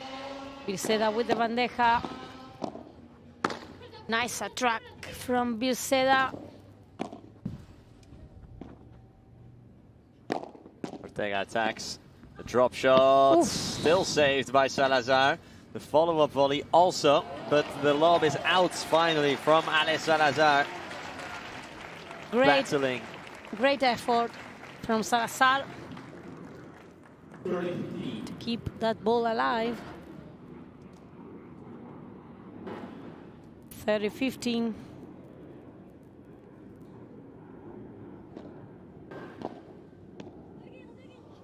Oh, that's excellence from Alejandra Salazar. Or actually, it's not.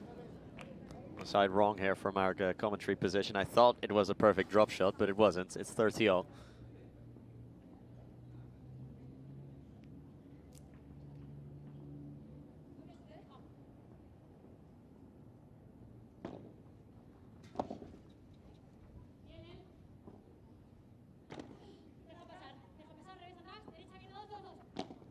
Alonso. Again. Ooh. That was out, I think, from Alejandra Alonso. Or Alejandra Salazar, rather. Yes, it was. So it's 30-40. So more break points for Vegas. They can get 3 breaks in a row here. Yeah. 3 breaks in a row, Nico, and Vegas can win their 5th consecutive game from a 3-0 for Cancun. We can go to a 5-3. They didn't get it that time, so it will be a gold point, which will be received by 2019's #1 of the world and World Padel Tour, Marta Ortega. Short love from Ortega. Virceda couldn't take it. Now surely this is it from Salazar. No, it's not. Ortega sends it back, and that is a costly mistake from Salazar and from Virceda before her. They had 2 chances to kill off the point. They couldn't, and Marta Ortega does it for them then. 5-3 Vegas, and Marta Ortega will now serve for the match. Nico Mason come back 5 games in a row for Las Vegas smash. Yeah, incredible scenes there. Yeah. They Salazar and Virceda just couldn't finish that last point off because they had 2 chances, both of them did.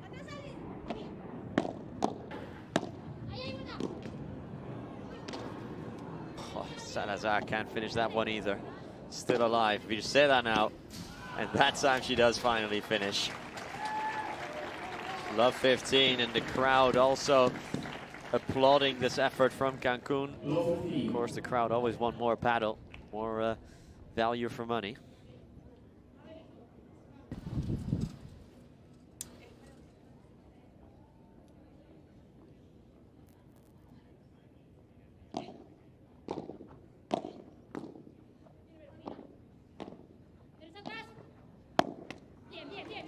Salazar's approach shot goes into the net, 15-all then. They are now really running out of time for these kind of errors. We said that Cancun were the favorites in this match and that Las Vegas are favorites in the men's match. See what a twist we have had here. You said that defense. Ortega.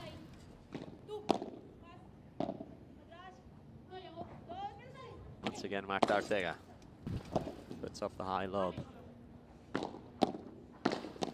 That's a good attack from Vera Virceda. Just kept going at Alejandra Alonso in that cross court. 15-30. Cancun Waves do not want this one to end here. They need a break and they need to go for it. They cannot wait, just wait for the Las Vegas match to commit any mistakes. They have to go for every single point.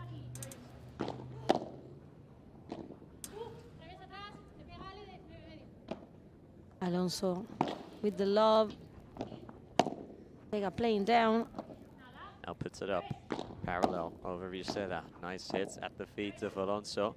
And to Ortega, but Alonso and Ortega both with excellent blocks to get it to 30-all. 30-all.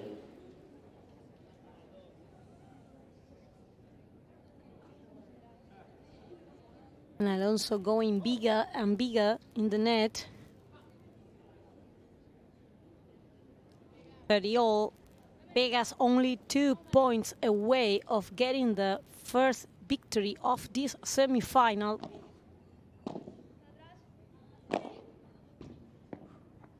Ortega. Might have gone out from Marta Ortega, but Vera Virceda didn't have any time to think about it, actually. And that is out from Vera Virceda, 40-30, and 2 match points. Yes, absolutely unexpected difference today between these 2 couples. Vegas 1 point away, Nico, of turning this semi-final into a chaos. favorites according to the rankings, at least. The Cancun Waves about to go a point down.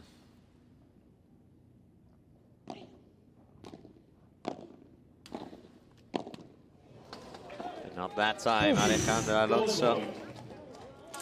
What a mistake now from Alonso. Easy one. She has not committed many of them before. Perhaps the pressure closed the match. Always difficult to close out a match. It's one thing to get there to that match point, but then you have to actually take it.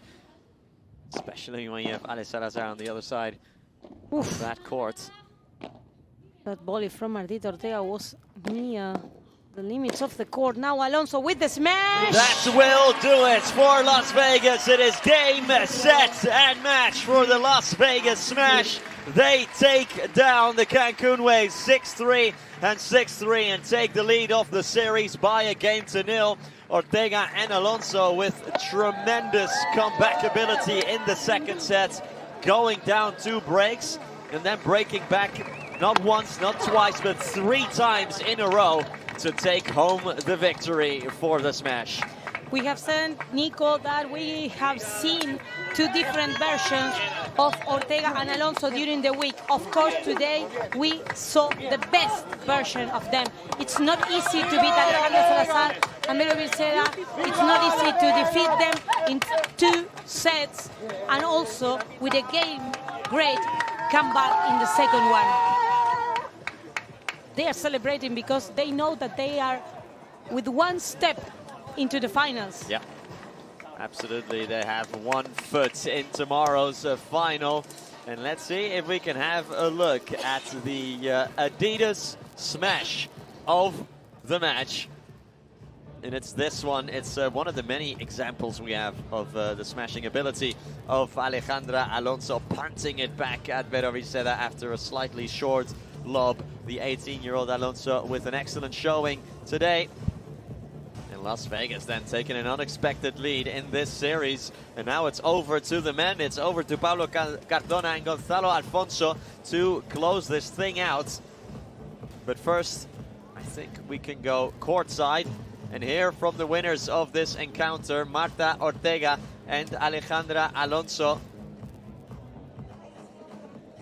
Alonso and Ortega. Alonso and Ortega, who again won 6 games in a row in the second set after a big reaction from Salazar and Virceda. The reaction from Ortega and Alonso was even bigger. For me, it was unexpected the way they dominate Alejandra Salazar and Vero Virceda. They absolutely control the game since the beginning of it. They have 3 games of disconnection in the second one, but then they made a great comeback, turning the second set absolutely. Let's go courtside to Javi Carrasco, who is with the winners, Ortega and Alonso. Bueno, pues las vencedoras de este primer partido de semifinales, Alejandra Alonso, Martita Ortega. Un aplauso para ellas. Se han llevado este primer partido. Martita, ha sido un partido reñido, disputado. El segundo set lo teníais 3-0 en contra y lo se levantó de una forma espectacular. Sí, bueno, buenas tardes a todos. Es muy guay, muy positivo creo que empezar con 1-0 para el equipo. Era lo que teníamos todo el rato en la cabeza, poder aportar nuestro granito de arena. Y sí, como has dicho, íbamos muy abajo, pero si algo nos caracteriza a él y a mí, que lo decíamos todo el rato, es la fuerza y la actitud. Teníamos muchísimas ganas de eso, de aportar para todo el equipo. Nos hemos puesto, yo creo que, bueno, a trabajar, a intentar achicar agua como mejor podíamos, porque sabíamos que enfrente teníamos 2 chicas que si no íbamos a muerte no nos lo iban a poner fácil. Y bueno, al final hemos podido terminar de 3-0 a 6-3. Yo creo que hay que darle muchísimo valor, que está difícil jugar, y ahora animar a tope para ver si podemos conseguir el siguiente. Alejandra, ya estáis acostumbradas, ya estás acostumbrada a jugar con Martita Ortega. Nos decías ayer cuando te metías con nosotros en cabina que es muy fácil jugar con ella, ¿no? Y que jugáis easy bueno, to de play una manera muy alegre. with Marta Ortega. Sí, bueno, buenas tardes a todos. Es un placer estar aquí en San Diego con todos vosotros, así que gracias por venir. La verdad que sí que es un placer jugar a lo de Martita, poder luchar cada la su bola. Creo que nos divertimos en pista y esa es una de las claves. Así que nada, felices de sumar un puntito para el equipo y ahora animar a los chicos. Pues el primer puntito de la serie se lo adjudican las chicas de Las Vegas. No se mueva nadie porque tenemos el partido de los chicos a continuación.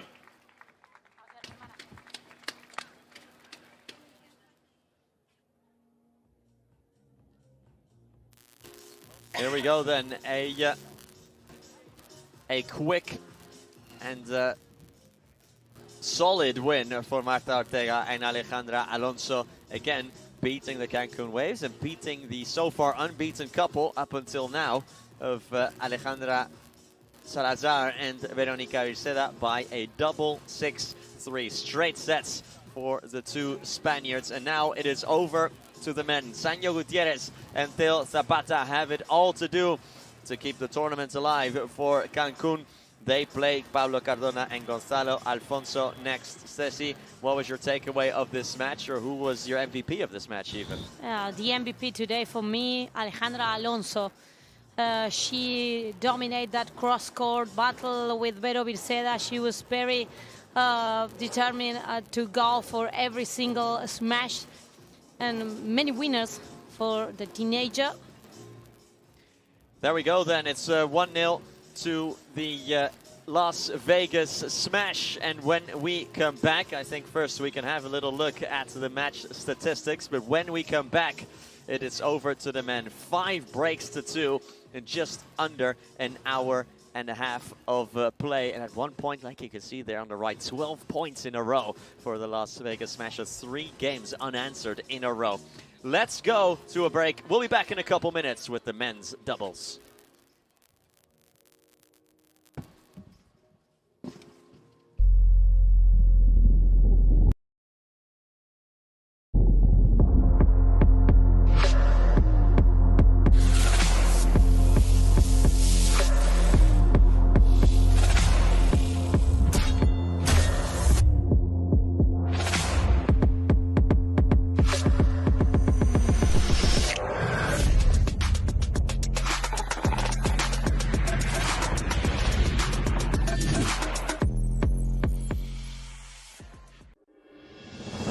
Through ideas, imagination, effort, and enthusiasm, dreams are built.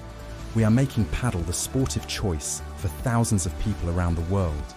Each court built is a match won, and so, court by court, match by match, we are creating a limitless playing territory so that the unbeatable passion that Padel creates can be spread throughout the 5 continents.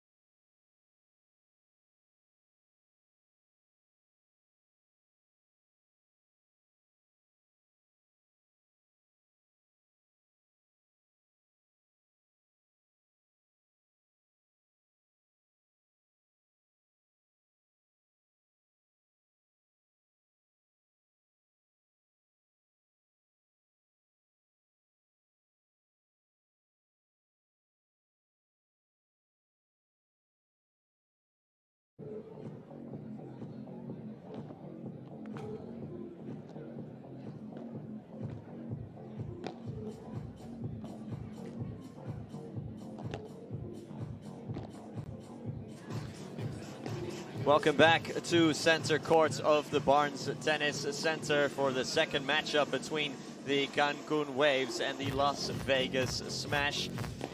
Alejandra Alonso and Marta Ortega have just given the first point to the Smash, and now it is over to Gonzalo Alfonso and Pablo Cardona to close out the series potentially for Vegas and book their place in the final tomorrow. As for Sanyo Gutierrez and Teo Zapata, well, it's quite literally win or go home for them.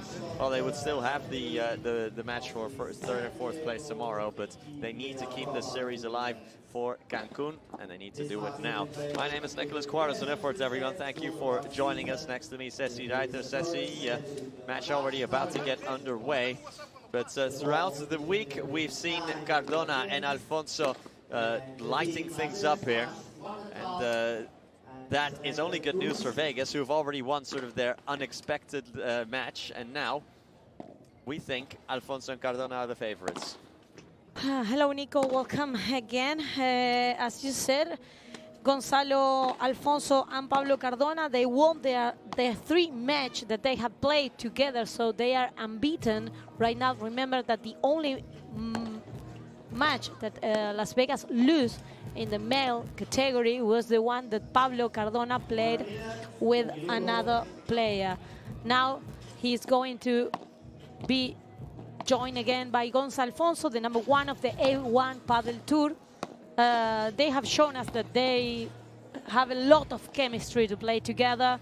So the challenge for Sancho and Teo Zapata, it's huge, especially because they have to win this match to stay alive in this semi-final.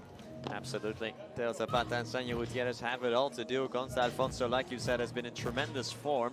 I think, in fact, he is unbeaten since arriving here. Yes, they are. Is Gonzalo Alfonso also in the mixed double, but also next to Pablo Cardona, the lefty, with the tough task of facing Sanyo Gutierrez on the other side. Sanyo, when he feels like it, Sanyo Gutierrez, he can win any match, but sometimes you get the good and the bad from Sanyo within the same set, or even within the same game.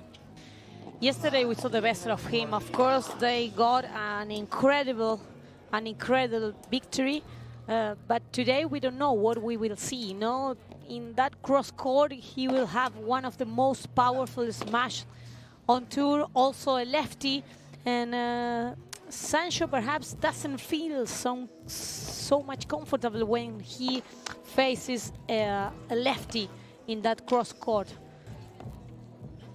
Especially such a striker as Pablo Cardona is, no? Because Sancho likes to control the speed of the ball. He likes playing from the back. He likes defending a lot. And when you have such an aggressive player in front of you, it's not easy to stay so many times in the back.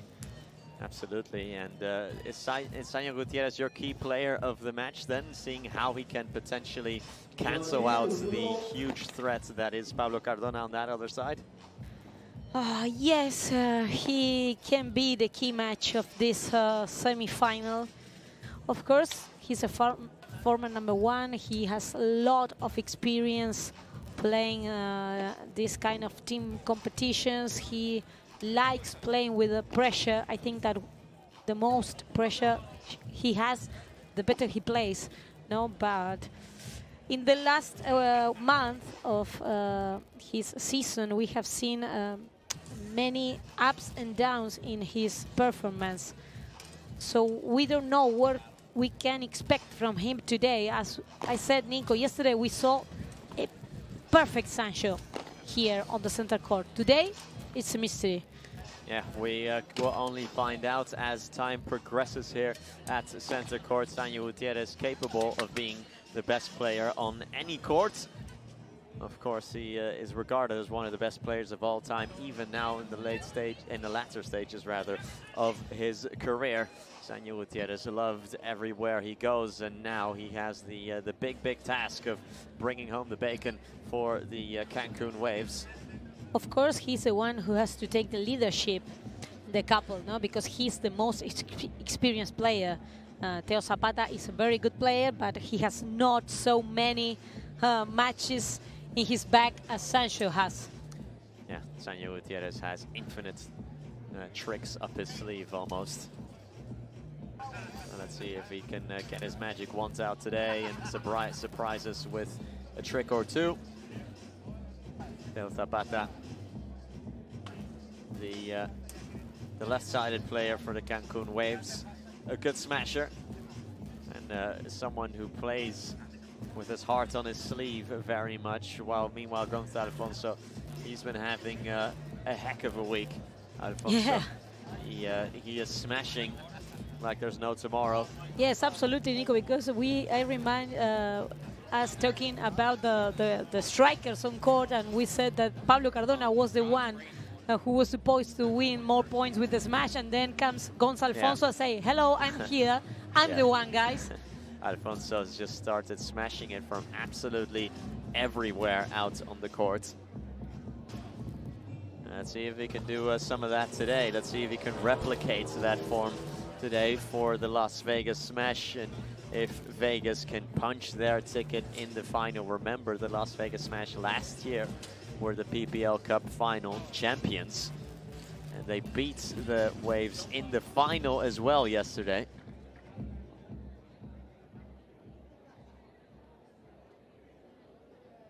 So I think that the game is about to start. We are waiting for Sancho Gutierrez to return to the court. Final talking to from Miguel Vita to Del Zapata and Sanyo. Went for a quick bathroom break, did Sanyo Gutierrez, before starting to play. So now I think we can actually get underway here on a beautiful Saturday afternoon at the Barnes Tennis Center in San Diego, California.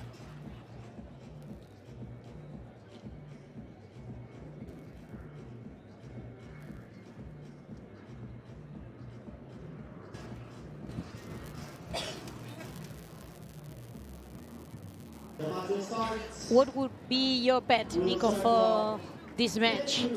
I mean, the Vegas Smash are the favorites here, and they should be able to win this, but we've just seen in the women's match that whoever are the favorites, whoever actually do it, are two different things entirely.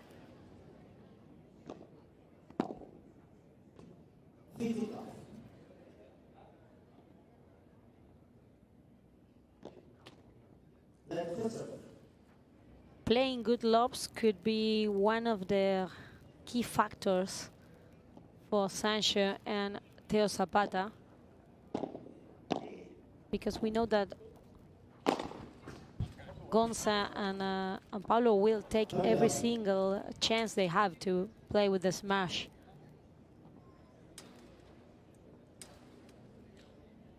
It's 30 love. Oh, Cardona just whiffed at it completely. That is 40 love then. He was trying to gain the net from the back with the Chiquita. And a love game to start things off for the Cancun Waves. 1-0 to the Mexican team.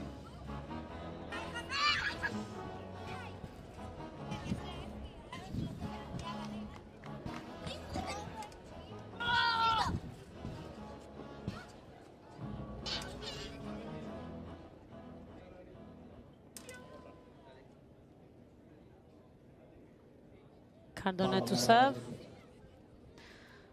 First time for him to serve. Oh, another mistake from Cardona with the volley.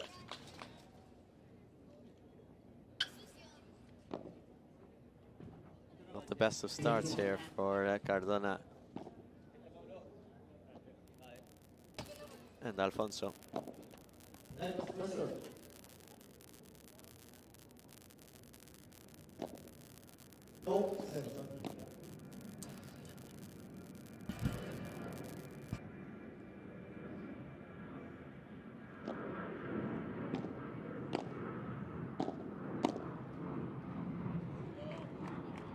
From Pablo Cardona. Nice forehand volley.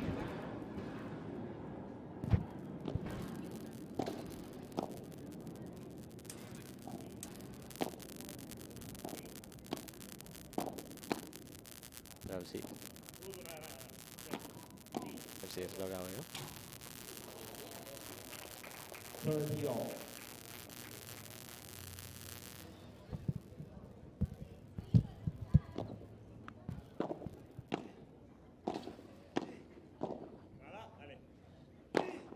Alfonso smashes and he gets it away from Teo Zapata as well.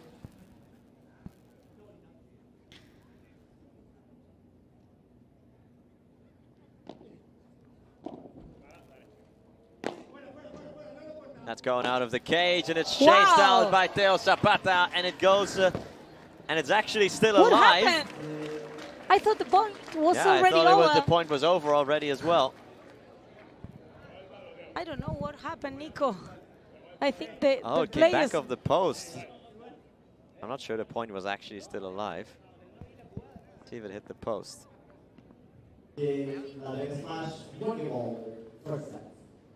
Well, the smash anyway. Keep their serve then.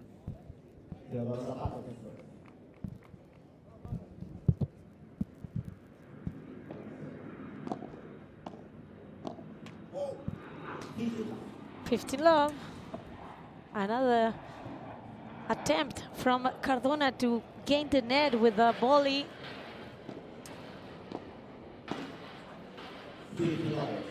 15 all.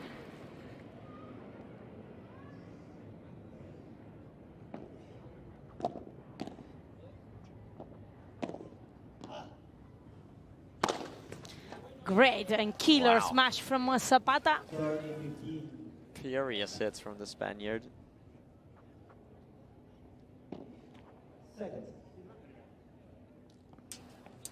Coming up next, we will enjoy the second semi-final of the day between the Florida Goats and the New York Atlantics.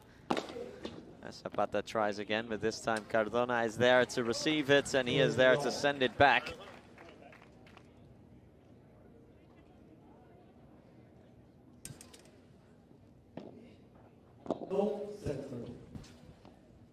And it's 30 all now.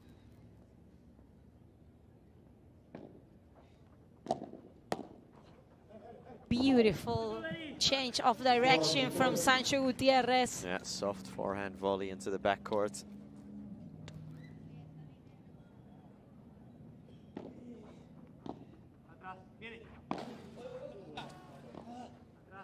Alfonso with the love. That ball is out of the cage. Great recovery. No, not at all. No, that won't count for Gonzalo Alfonso because it hit the black patch first of the AstroTurf. Couldn't redirect it in time.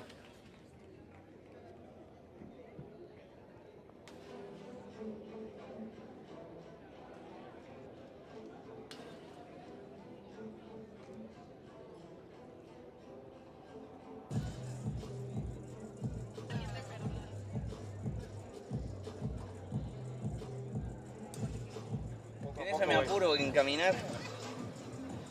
Soy un paquete.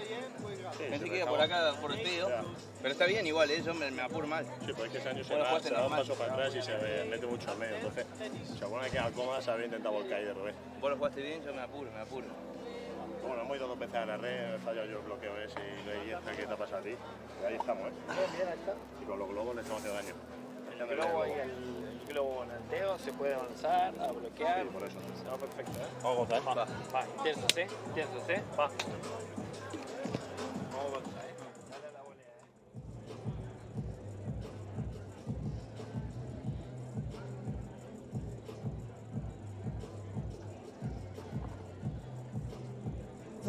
Tiempo.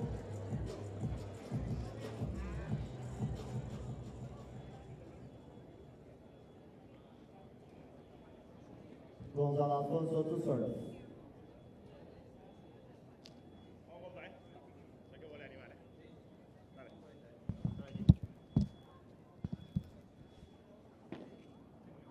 Alfonso to serve. Nice backhand volley from Cardona to the fence. Now it's 15 love.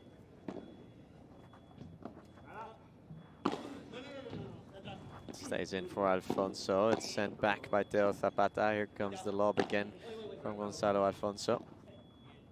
That is out. from the Argentinian.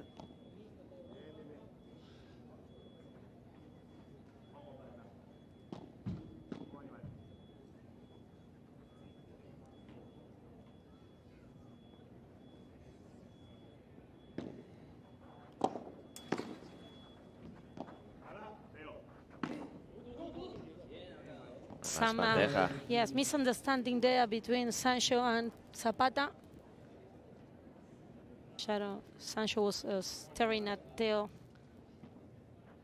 thinking that he was the one covering the middle.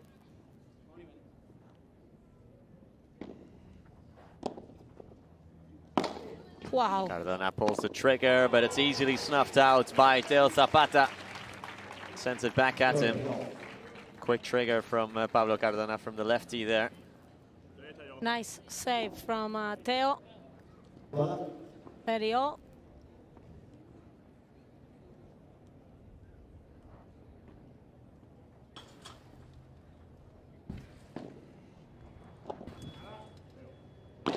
Tries again, this time it's Gonzalo Alfonso, excellently saved by Sanyo Gutierrez, who will now keep playing it straight down low.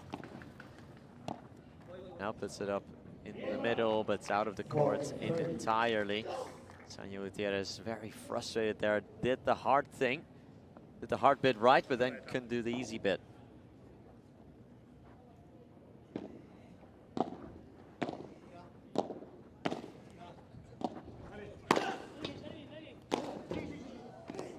Oh, and Gonzalo Alfonso, hard body shot to Sanyo Gutierrez, making it 2 games all. The first cycle of services has elapsed.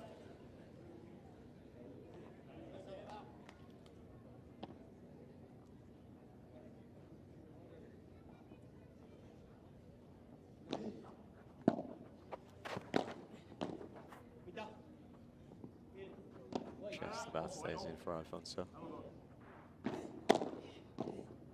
Good block from Theo, closing the gap in the middle of the net. Ah, it was perfect. In transition, could have held that one easily. The idea was perfect. Perhaps he arrives a little bit late to the net. Again, many dubs there from Theo Zapata with the forehand volley. He was kind of hesitating between playing soft or playing hard.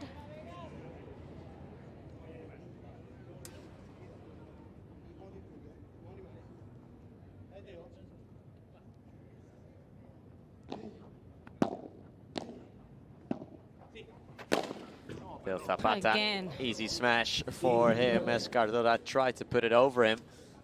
This time he didn't fail.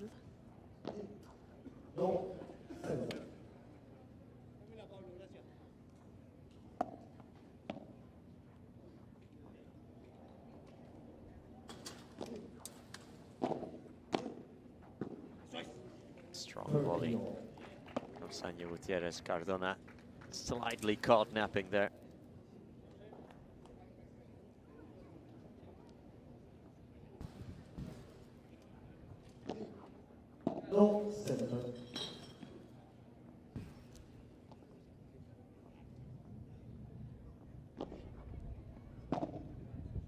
High lob from Cardona back at Sanyo Gutierrez. It stays in as well.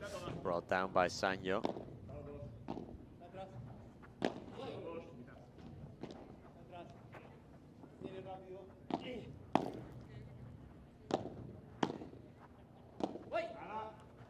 Also trying with the smash, too short. Again, too short from Gonzalo Alfonso.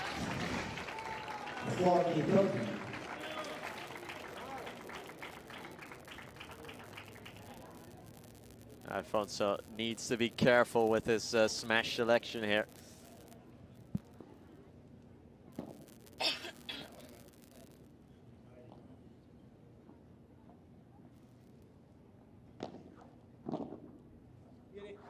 Zapata will have a go. That's a lot better from Theo Zapata himself. So it is 3-2 Cancun. No breaks or even break points as of yet, as the first set progresses along nicely.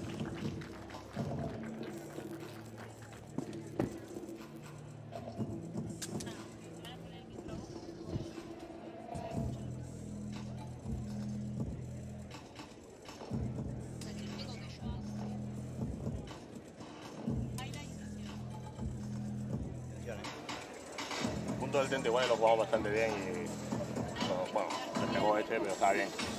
Se me mueve y le pego mal. Para mí sale. Para mí no sale tanto como otros días. Para mí no sale tanto como otros días. Tu pegada sale. Solo en la pero sí. Es el efecto donde va. Sí, con pizza. En plan saltando para atrás.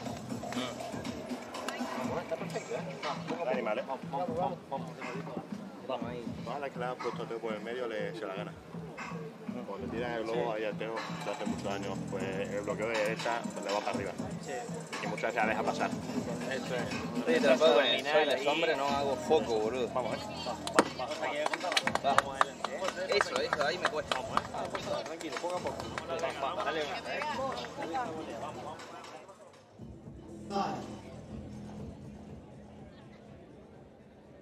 Pablo Cardona to serve.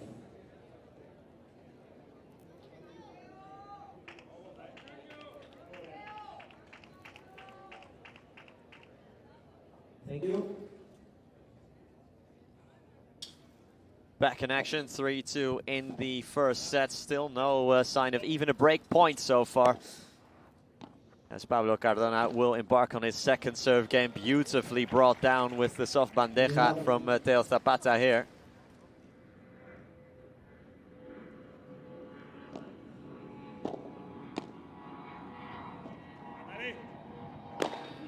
Alfonso has a go. Brilliant smash from Gonzalo Alfonso.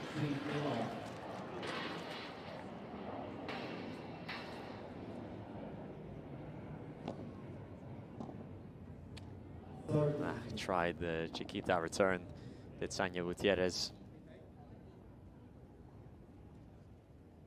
Not quite there for him.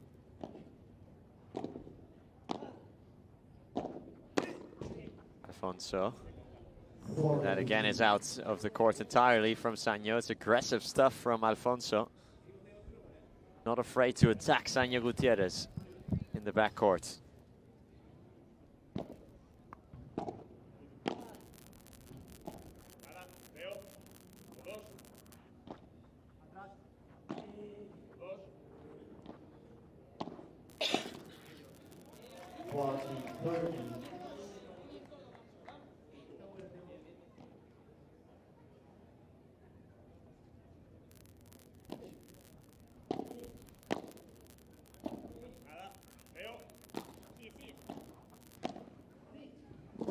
.40-30 then, and the game goes to the Las Vegas Smash team.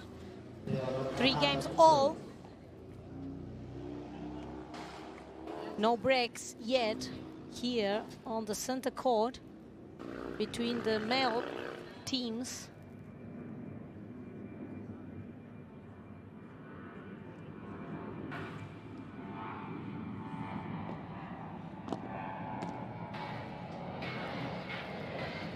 Not a good one now from Cardona.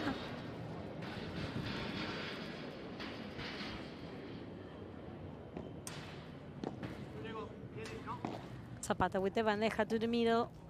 Chiquita from Cardona, another one near the net. Cardona with the vibra, with the bandeja to the angle. Sanyo Gutierrez just trying to get a passing shot there. Past the backhand of Gonzalo Alfonso.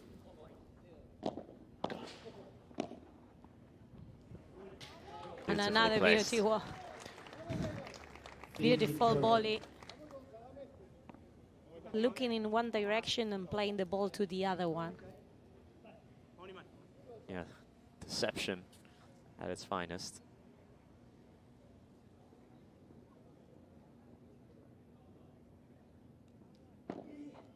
.15-30, first problems of the Cancun Waves with the service. Gonzalo Alfonso wasn't fully in position. Too hard. It looked like his foot slightly slipped, his pivot foot, before he hit that. Of course, you need to be in complete balance. Go for a shot like that. Nice lob here from Gonzalo Alfonso. Attacking Teo Zapata, and again at an angle, beautifully done. The way he sort of undresses Teo Zapata there with a combination of shots. And it's 30-40. Now we have our first break points of the match. Short love from Alfonso in the return. Now a good save from Cardona to keep the ball alive. Sancho with the vibra. All the pressure in that corner. And Teo Zapata punted into the stands. Nothing you can do about that one. Short lob, duly punished by Zapata, and a goal point.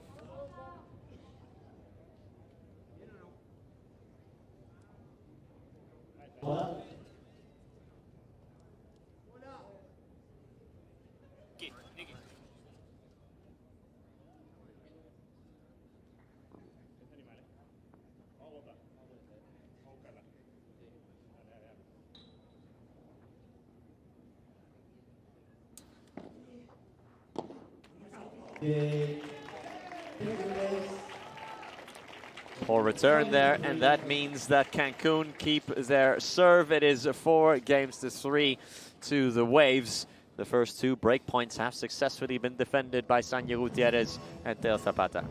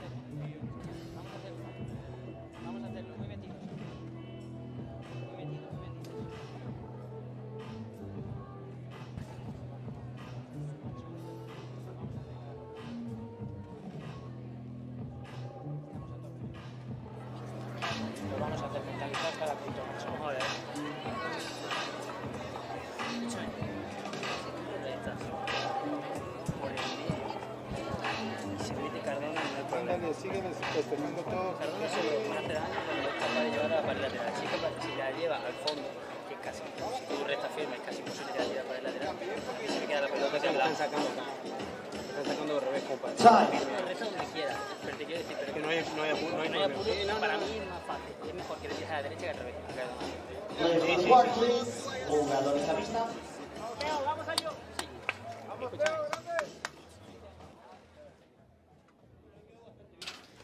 Interesting talk between Teo and Sancho, trying to agree what direction is better in the return to play, especially from the side of Sancho, especially right now in this return.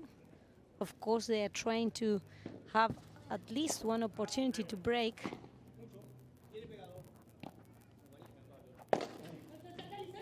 Wow, what a portrait from Cardona, so easily from here. It looks perfectly executed.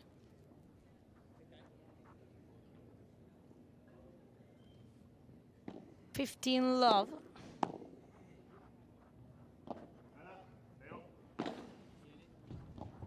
Goes with the beaver again. Now all the pressure into Teo's corner. It's 30 love.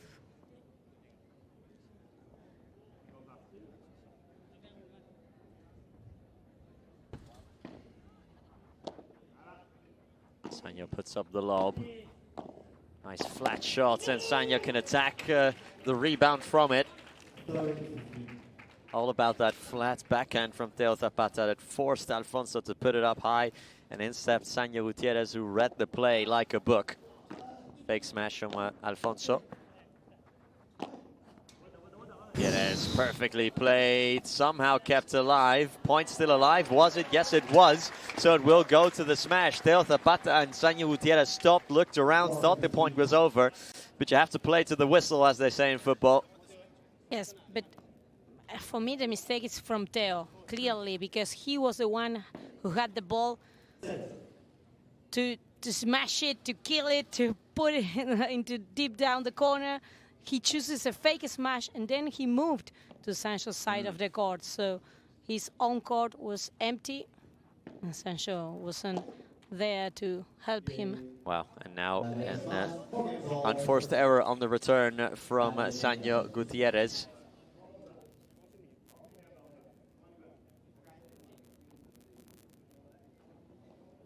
And now it's up to Sanyo Gutierrez to stay alive in the set, to not get broken here. Anyway.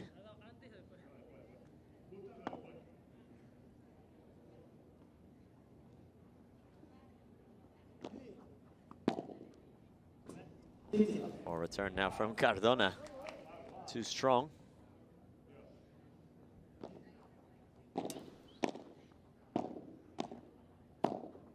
Wow, beautiful counter-attack from Pablo Cardona. The way he moved to the net. And then the passing shot to boot. Amazing, Nico.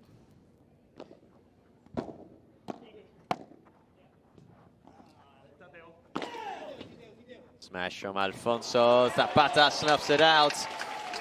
Great athleticism on show from Teo Zapata.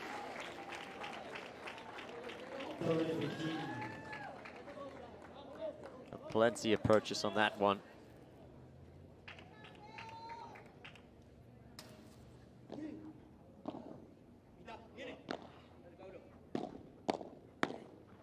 Beautifully done. First, the approach shot on the forehand from Pablo Cardona.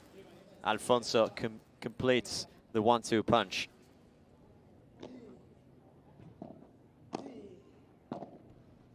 That's going out. Yes, way out from Cardona now. So the Cancun Waves can breathe.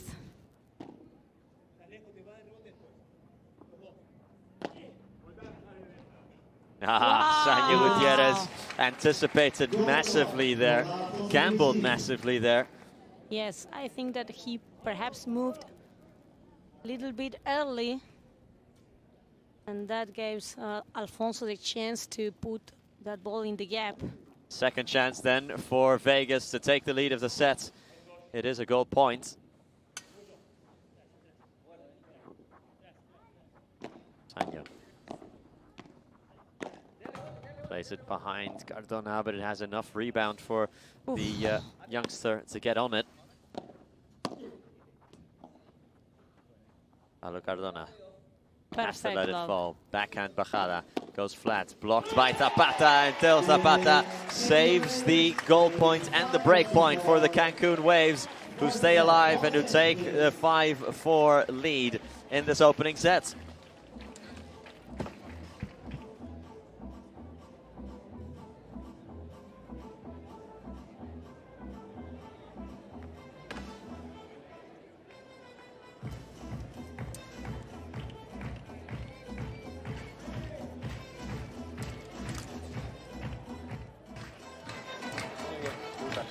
Mucho porque tienes para ganar puntos, no acabo de ganar. Yo salió un globo de loco ahí.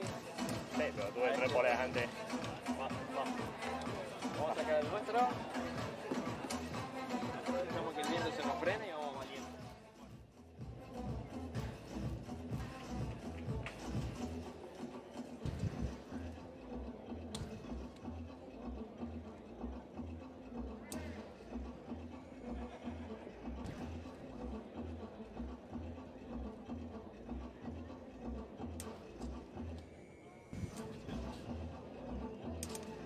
As we can see the players getting into the court.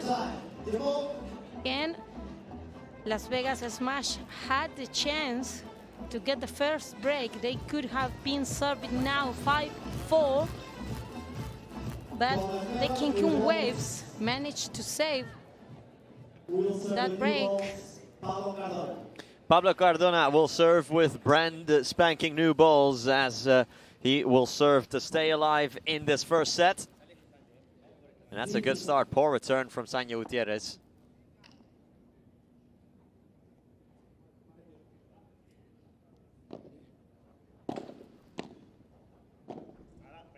Zapata puts up the lob. It's not a great connection from Gonzalo Alfonso, but it had so much topspin on it that it went away from Zapata anyway. Barely made a sound when it came off his racket. He brushed it so much, and he hit it with so much topspin.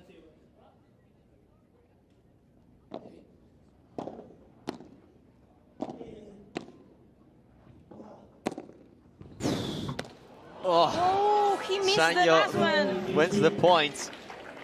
unbelievable defense from Sanyo Gutierrez because those volleys were coming at him at a rate of knots.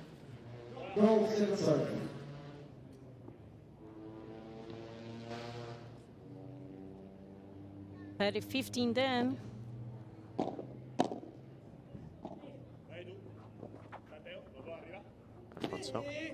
Oof. Wow, what a bajada from Gonzalo Alfonso. Barely had any rebound on it when it came off the back wall. No rebound at all, Nico. The Argentinian has been, without a shadow of a doubt, one of the best players this week, male or female. He's made such a difference for the smash.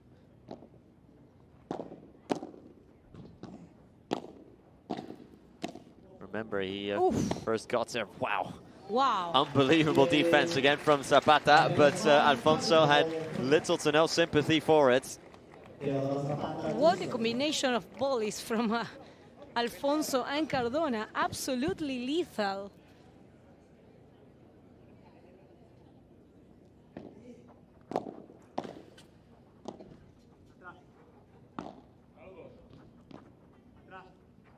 Bandeja also approaches the nets. Again, closing all the gaps in the net. Stays in. Oh, Teo Zapata catches it all wrong. Yes, I don't know if he perhaps was staring at the sun because it was an awkward mistake from him.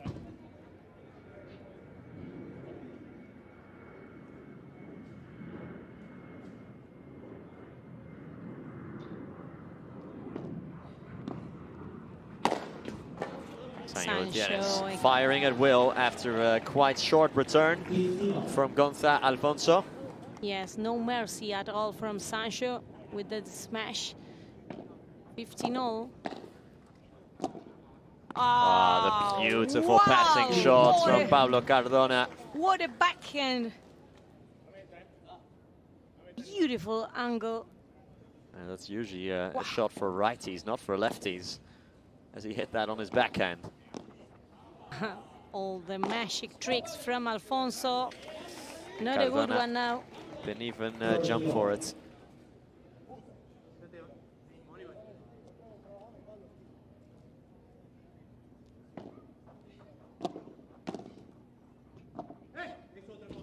Good call from Sanyo. Great coach out there, if anything, is Sanyo Gutierrez.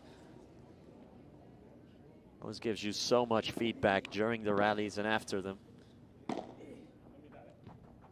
Oh, and it just skipped away from Gonzalo Alfonso then. Slightly awkward.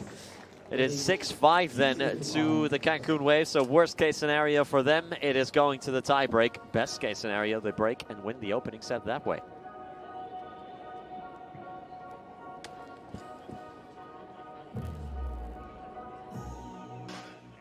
Si es volea de derecha, esperalo, pero si le rechaza la de revés, avanzar. Me queda fácil de derecha y tiro para abajo, ya los globos, sí. Joder. Estamos jugando mal, ¿eh? Sí, sí.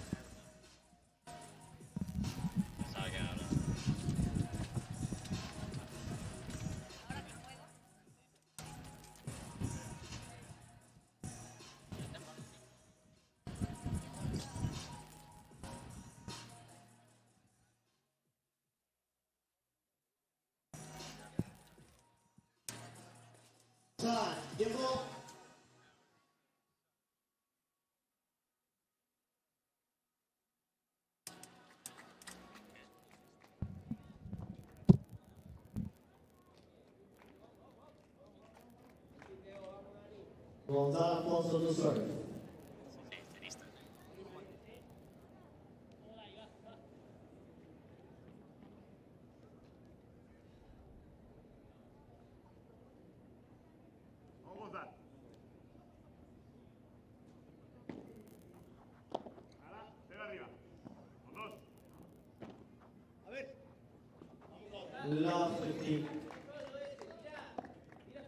And it's love 15.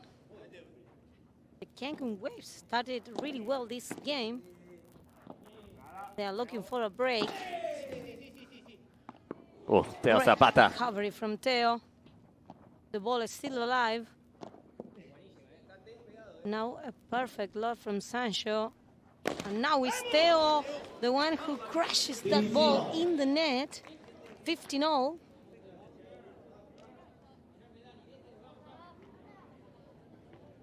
It was a good opportunity for the Waves. And again, Cardona with the smash por tres. Ay, Sancho. She's the wrong door. I touched the net.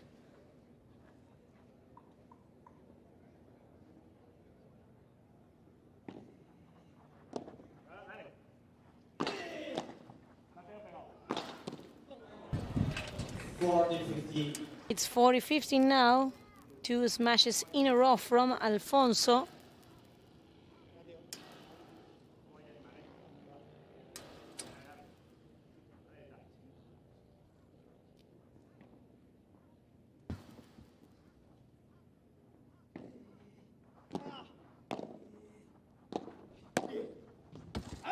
Oh, brilliant play.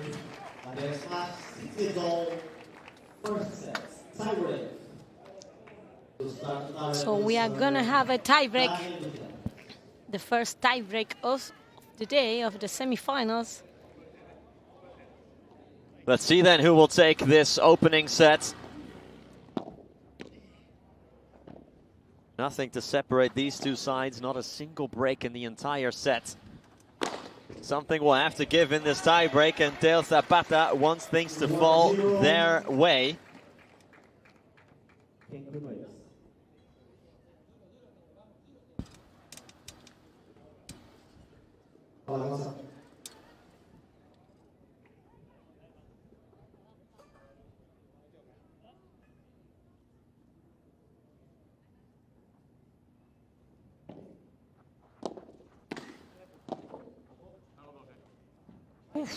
That lob was just out.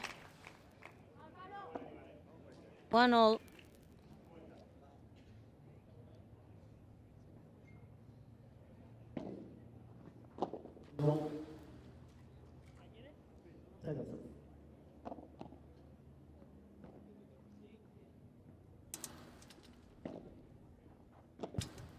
I love from Sancho. Alfonso with another one. Oof.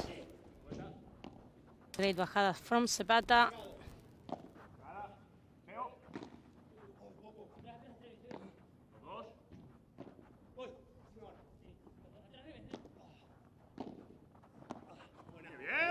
Oh, Samuel Gutierrez tried something spectacular there. And now the advantage for the Vegas team. 2-1. Still no mini breaks here.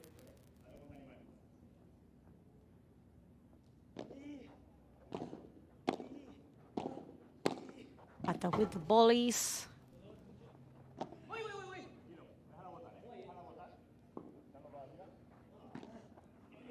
Oh, beautiful fake smash from Gonzalo Alfonso. Really beauty from Alfonso. Perfect touch, perfect speed.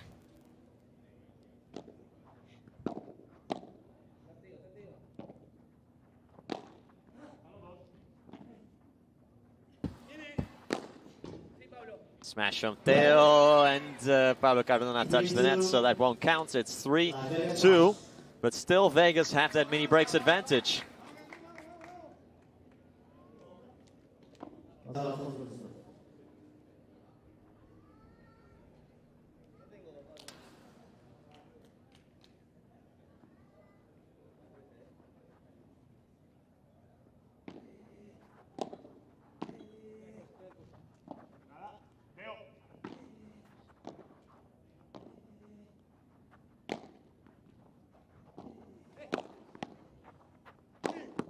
Wow, great attack from Sancho Gutierrez.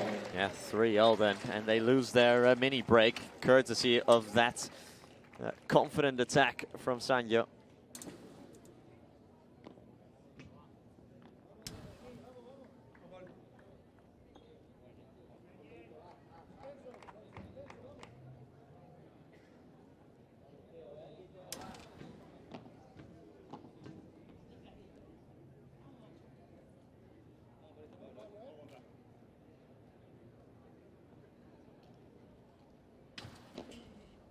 Alfonso to serve. Now with the bandeja.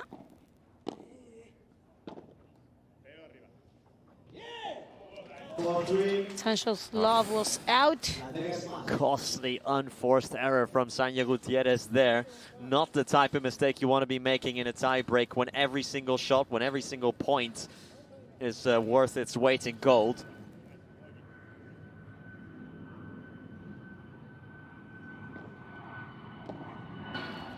Sancho serve now for the next 2 points. Alfonso smashed by Zapata out of the court. It goes, and the salida is completed by Gonzalo Alfonso. Brilliant stuff from the Argentinian. Great save from Alfonso. Sancho was just about to keep that ball alive, but then he touched the net. Second serve. Another mini break for Vegas. It's 3-5.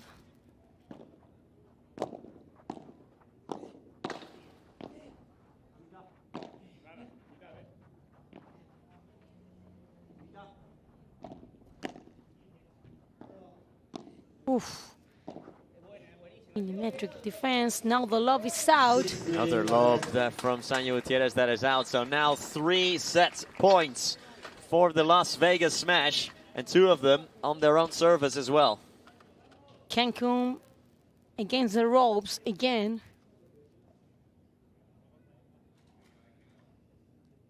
There was no difference during the set, and right now in the tie break, Las Vegas Smash has started dominating.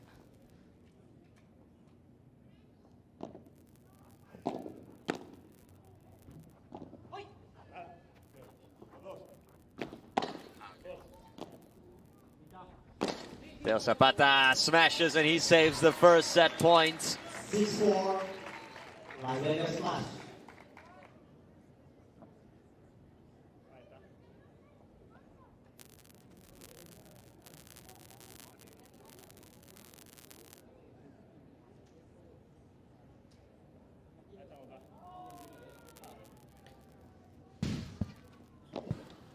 No, 7-7.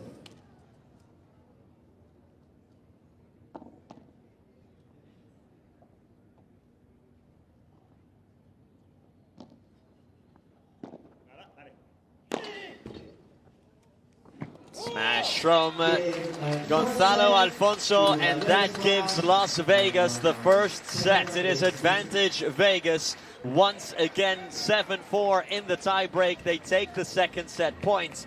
And Cancun now are in big, big trouble. DEFCON 1 for the Waves.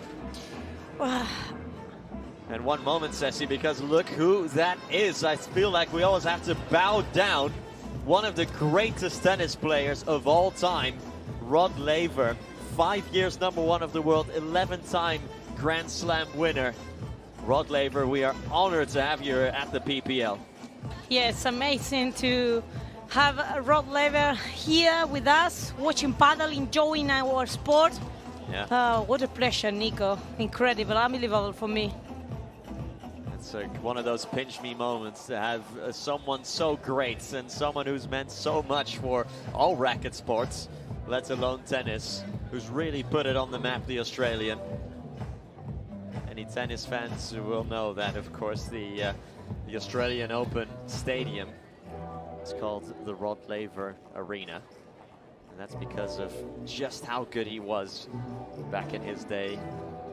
Can't claim I've ever seen him play live because his heyday was back in the 60s. But still, we are honored and privileged to have the great Rod Laver in our presence. Yes, 3 or 4 years ago, it was unimaginable to have someone like a Rod Laver here, no, watching Padel. It's something that also shows how Padel has grown in the last few years. Here's the breakdown of the first set, which took 51 minutes, and where Las Vegas had 3 break points, which they didn't take throughout the set. And in the tie-break, they managed to close it out anyway. Not a single break point generated so far for the Cancun Waves, although they have won both goal points rather so far in the encounter. So there is at least a little bit of positive news for the Waves, who now will grow more and more desperate as the second set progresses. They need a comeback here, and they need it very, very quickly. Let's see how losing the first set can impact on their emotions, especially knowing that Sancho, perhaps when he's down and he's not feeling at his 100%, he can start making more mistakes. We have already seen some misunderstanding there between Theo and him. They are not also agreeing on what tactics they need to play today. So now it's now or never for the Cancun Waves.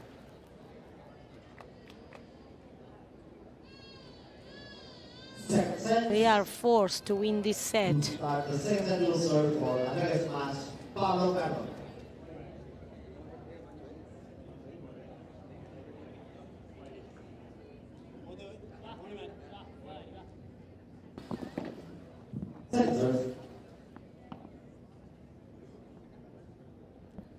Second set is up and running. Pablo Cardona has the honors to get us underway.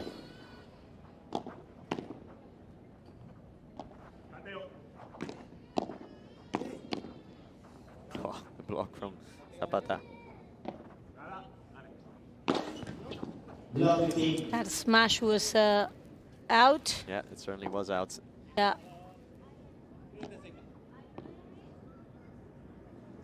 He hit that ball behind his back. That's why he went straight out.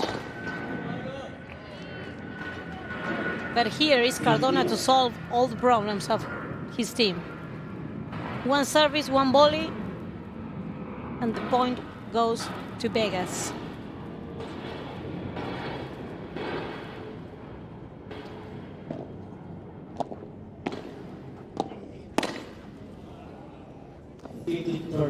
$15-30, another mistake from Alfonso. 2 unforced errors this game alone from Gonzalo Alfonso, who's getting maybe just a tad bit trigger happy there. And another one from Gonzalo Alfonso. Is he going to change his racket here? I think he is. Doesn't seem a happy chappy right now, and he is indeed going to grab a new weapon. New weapon, same magic from him. We can see Marta Ortega and Alejandra Alonso. They are supporting their team. They have gained a huge victory. And another one. 4 unforced errors in this game alone from Gonzalo Alfonso, and therefore the Cancun Waves start the second set with something we haven't seen all match, which is a break.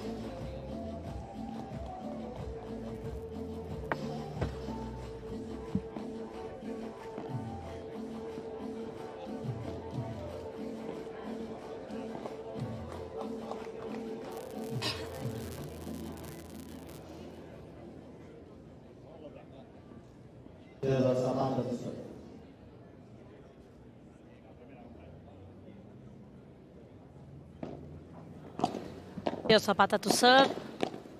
Good block from Cardona now with the smash again. He pulls the trigger.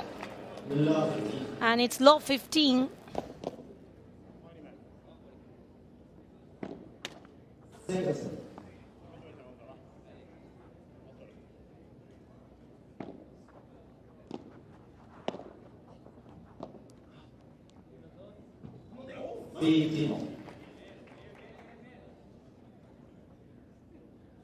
Zapata trying to confirm this break then.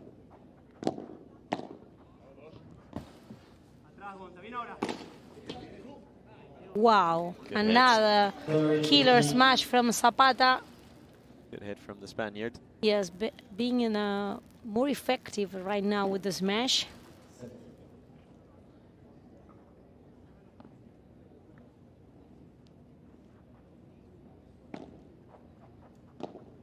Chiquita from Alfonso in the return. Now the love, short love from him. Yeah, they are picking them off right now. Sancho punishing that ball with anger.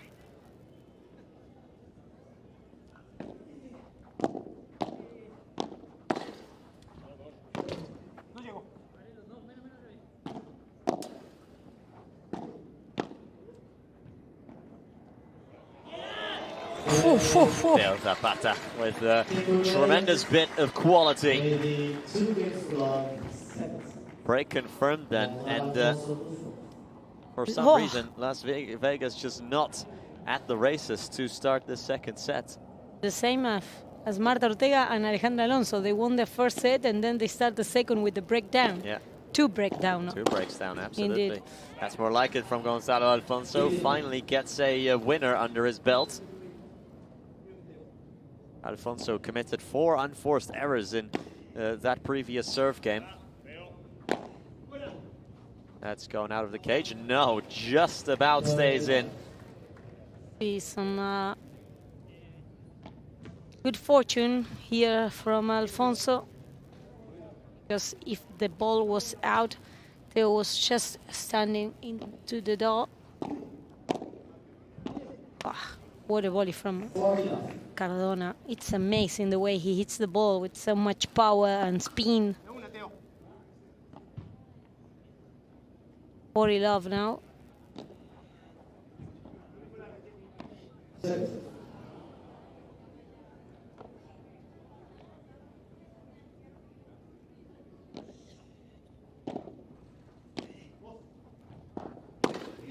Alfonso. Well held by Zapata. Sancho now with the lob. Cardona with the smash. Blocked by Sancho, and Cardona with the unforced error.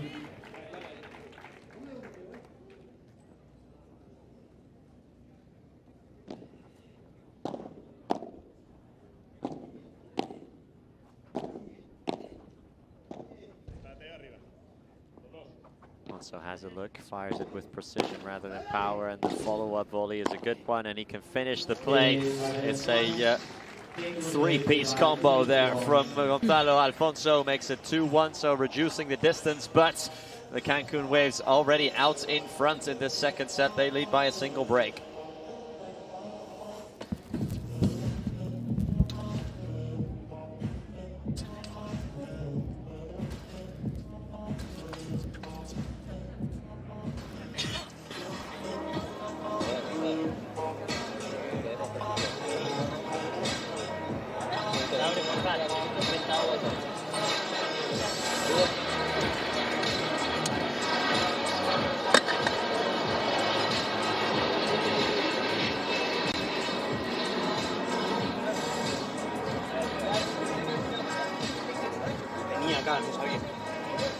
No, ese era el mío. Cogí uno, vamos. Qué asqueroso está este rojo, por favor. Dani, vamos.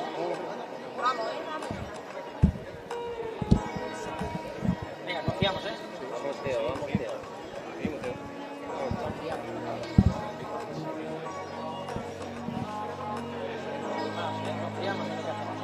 Vamos. Necesito la pared, Pablo. We can see again Rod Laver on screen. As we said, it's a honor to having him in this PPL event in San Diego.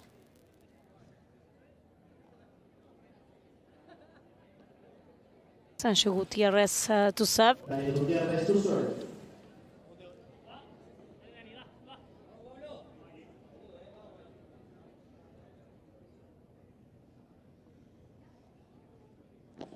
The Waves with a break of advantage that they are willing to consolidate.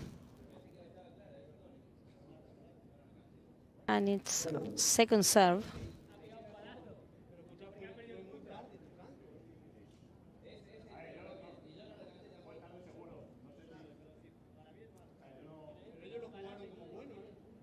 Sancho is discussing with the umpire. He does not understand what was the umpire call.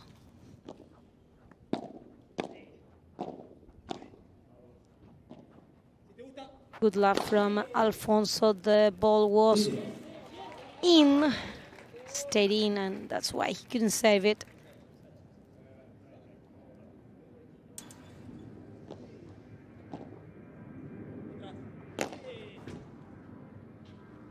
Another smash from Zapata to put that 30 love in the scoreboard.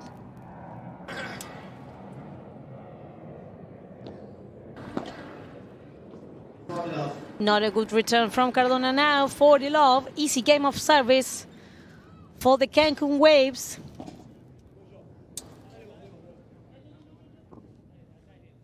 Short love from Alfonso, but also a short and flat smash from Sancho Gutierrez, who couldn't finish that play.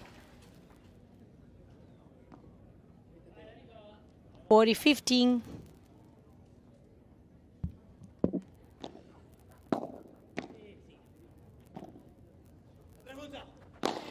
Zapata again with the smash. Good block from Alfonso. Wow. Shaped his body nicely, but Sanyo smashes it back anyway, confirming, or reopening that gap again, and making it 3-1 for the Cancun Waves in the second set. And they keep the lead, Nico. They keep the distance, consolidate the break. And of course, they are willing to get to the super tiebreak definition.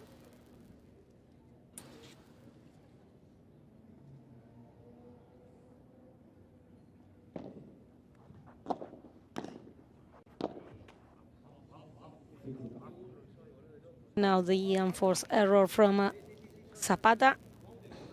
Easy point for Vegas.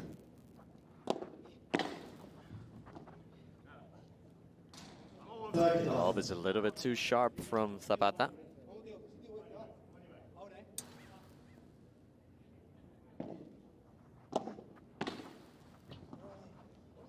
Nicely held by Sanyo, and Cardona went for the jump smash, but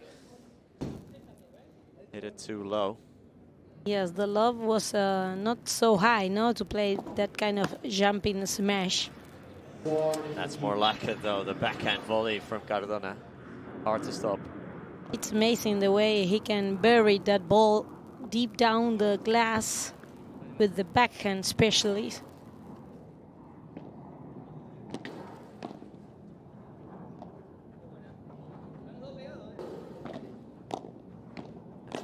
Comes.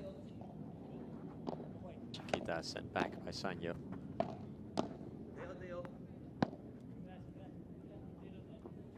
Oof, just about stays in for Cardona, but it does. Again, Cardona with the love to the corner.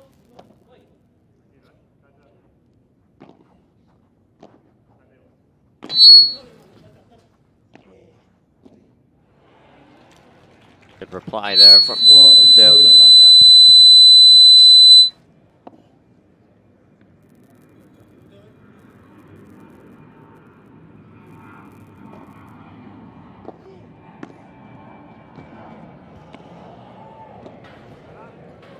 Alfonso looking to pick it out of the sky, and he hits Sanyo Gutierrez on the body. 3-2 then. The Las Vegas Smash keep their serve game.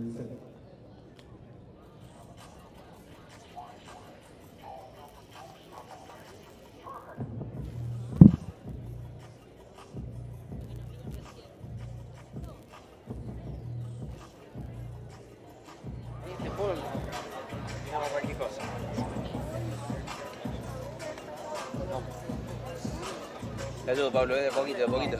En algún momento se los va. Tengo que seguir, tengo que seguir. Sorry, tiro para adelante, Va, ya va a salir, Es clave intentar tirar el globo más largo.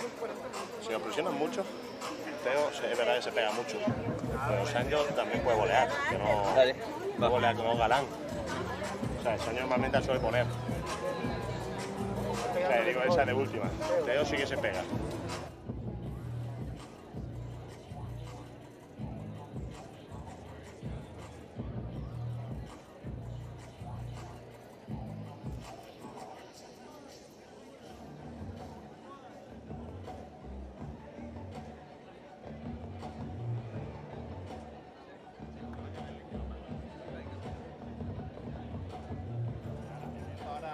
Va en contra, por eso va en contra. Si quieres tirar algún chopo, también puedes tirarlo. Variamos, vale. Dale. Incluso si quieres tirar algo bastante, le podemos tirar a Dale, vamos a probar, vamos a hacer algo. Vamos a variar. Vamos.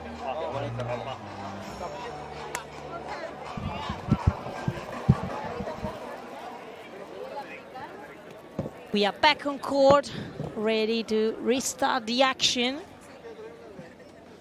The Cancun Waves are still leading the second set, 3-2.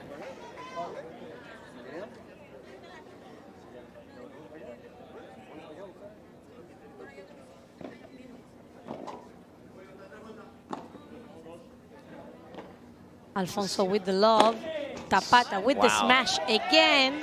Great hit from Teo Zapata. It's a slim lead, but it's a lead nonetheless, and all they have to do is protect it.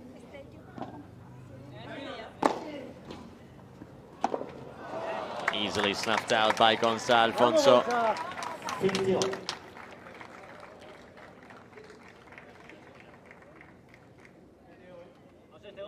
¿Qué cae, Pablito? Vamos.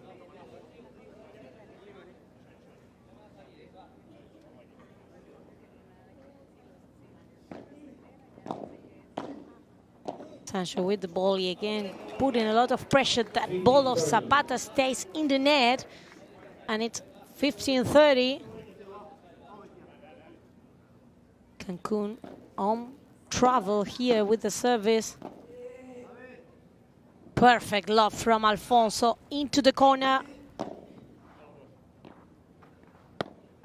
Sancho puts it up over Cardona, and he puts too much on it, Pablo Cardona.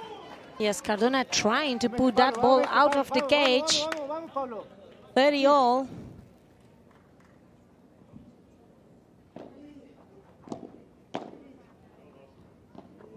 Another sky lob from Alfonso going to the net, trying to block that one. Perfectly played by Teo Zapata to his feet. Rulo from Zapata. Again, Alfonso in the net, leaving all his way empty. And the Cancun Waves keep the lead. 4-2.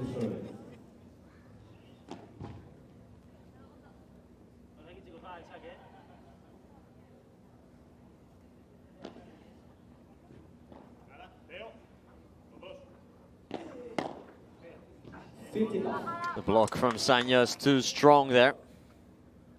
Well, if you're Cancun, you'll be happy with this. Just keep your own serve and progress along nicely in this second set, and you are home. Just 2 more serve games, or even less if they can muster a break.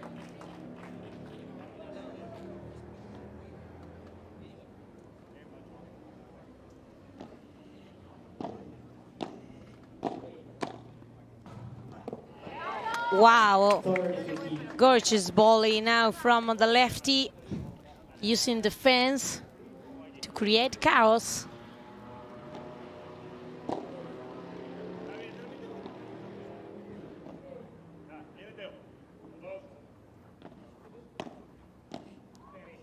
Sanyo, yeah, Gonzalo Alfonso didn't even move.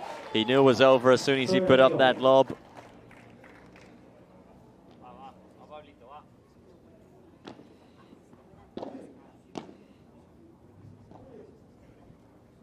That love from Sancho is way out into the sidewall.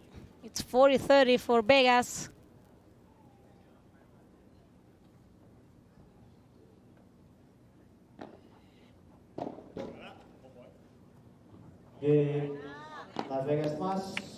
Game for Vegas. Cancun Waves lead 4-3 in the second set. Yeah, 2 quick serve games, but something will have to give, or we're going to the super tie break.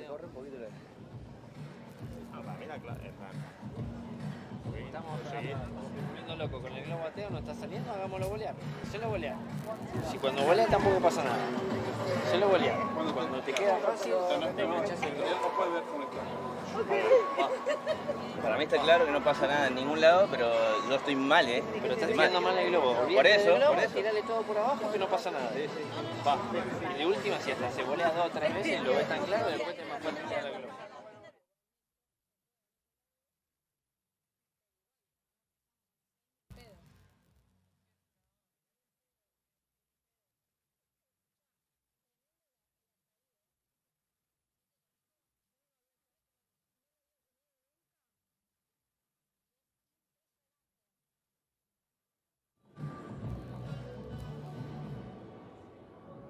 Sí, es que te juro que depende de mí, ¿eh? El flaco me está haciendo punto con nada, con nada. Y ni piñata, capaz que un globo normal, porque estamos mete, está pegando bien, hacelo como rápido, normal. Me sale una, boludo, quiero, entiendo, sí. Dale, que va a salir, ¿eh? Tengo eso, en algún momento tiene que salir. Sí, va a salir. Vamos ahora, ¿eh? Ya está, va. Dale por abajo. Un poquito. Vamos por esta, dale, ¿eh?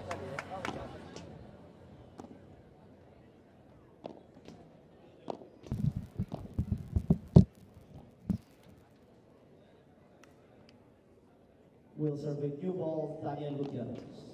And with new balls, Sancho Gutierrez will serve.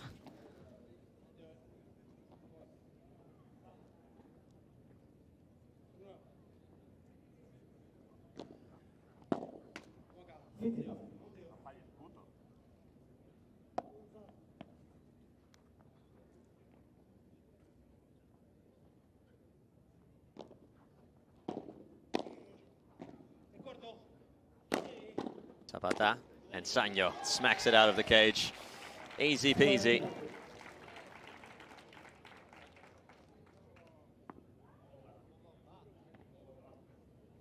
Absolutely lethal near the net, Sanyo.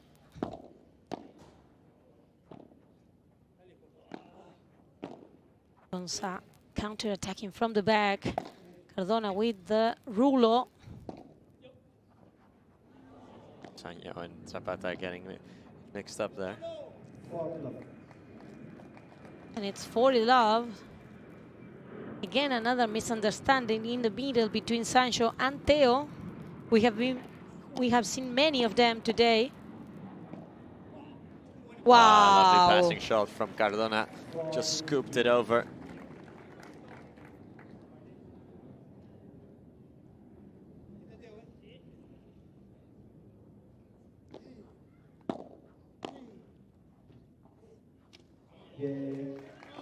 And it's game for the Cancun Waves. They keep the lead. They are only one game away from forcing the super tie break definition. Nico, a lot of emotion coming up next. The drop shot is of the utmost quality from Gonzalo Alfonso. Tremendous, Gonzalo Alfonso.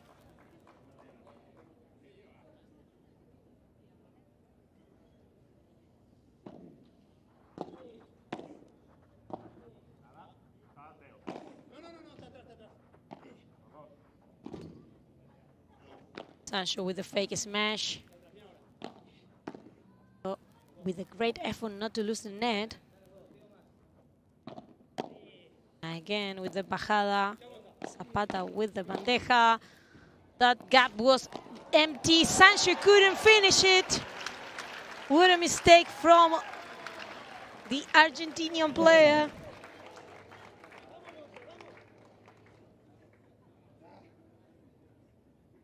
had all that gap in the middle of the court. Oh, Cardona got a little bit too far ahead of himself.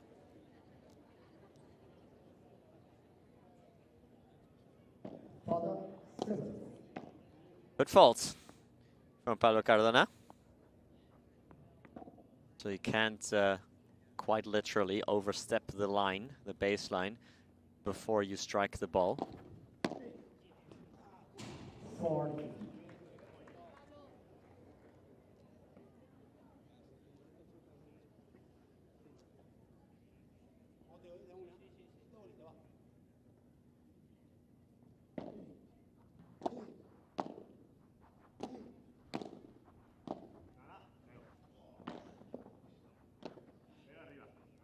Alfonso faked the smash. This is a very real smash from Gonzalo Alfonso, who gets it back to 5-4. When we come back, then the Cancun Waves will serve for the sets to take us into the super tie break.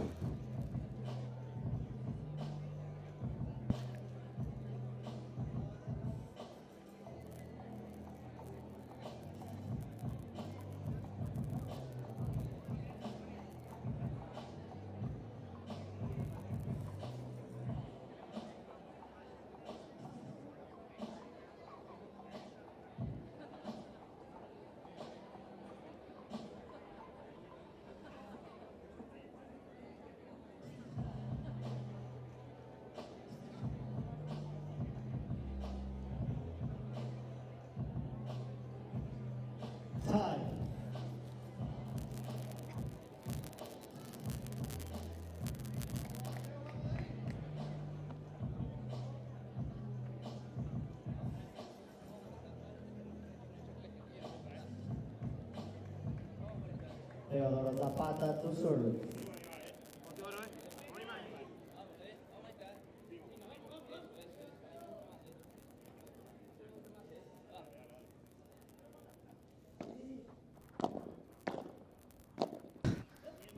So the Las Vegas Smash trying to win this game of service to still have chances to close this match in 2.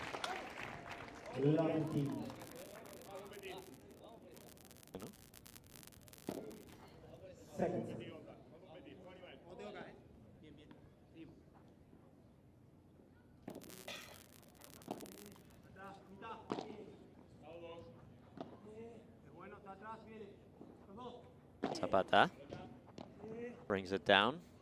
Teo Zapata serving for the set.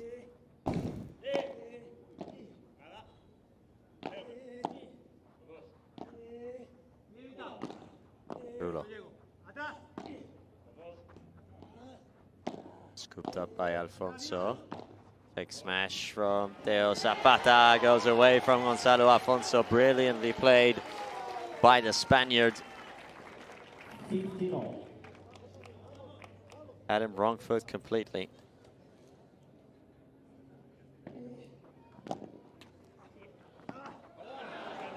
Easy one now from Sancho. And it's 15-30.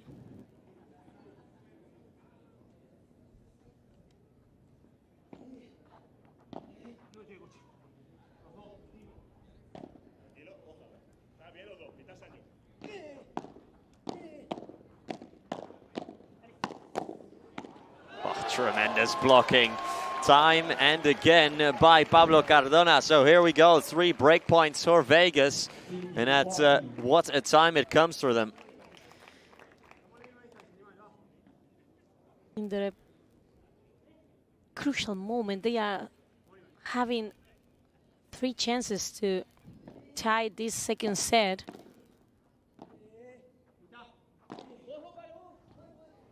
Cardona Goes over to help. Zapata smashes, and that's a great hit from Teo Zapata again. Nothing to do there for Gonza. That ball was too high. It was impossible to save it. So it's 30-40.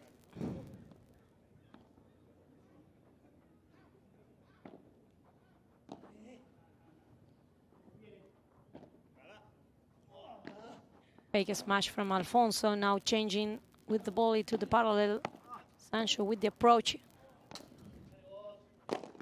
Cardona with the short smash, but Sancho could not save it. So it's break for Las Vegas smash.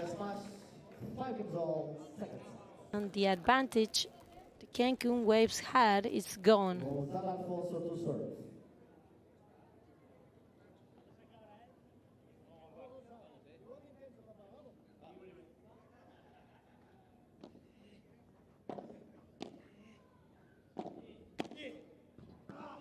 Wow, what a save from Sanyo Gutierrez. And the passing shots from Gutierrez to go with it. Wizardry.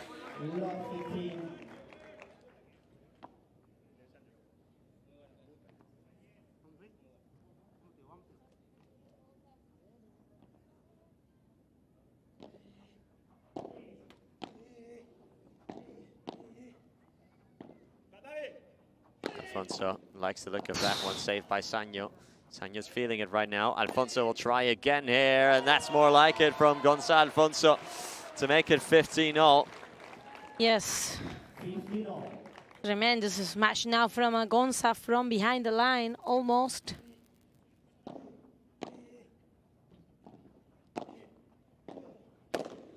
Wow. What a block from Sancho again. He has stepped it up here, has Sanyo. Now that was not a good idea from Sanyo that time. He went one step too far.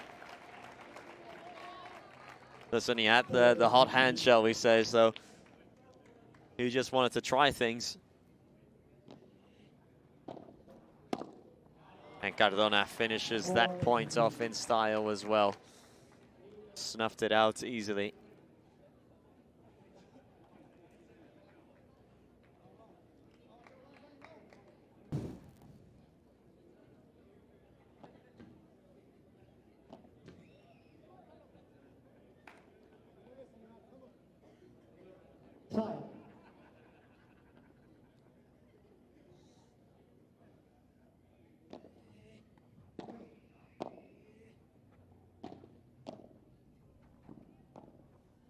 Top shot from Cardona. Zapata was equal to it.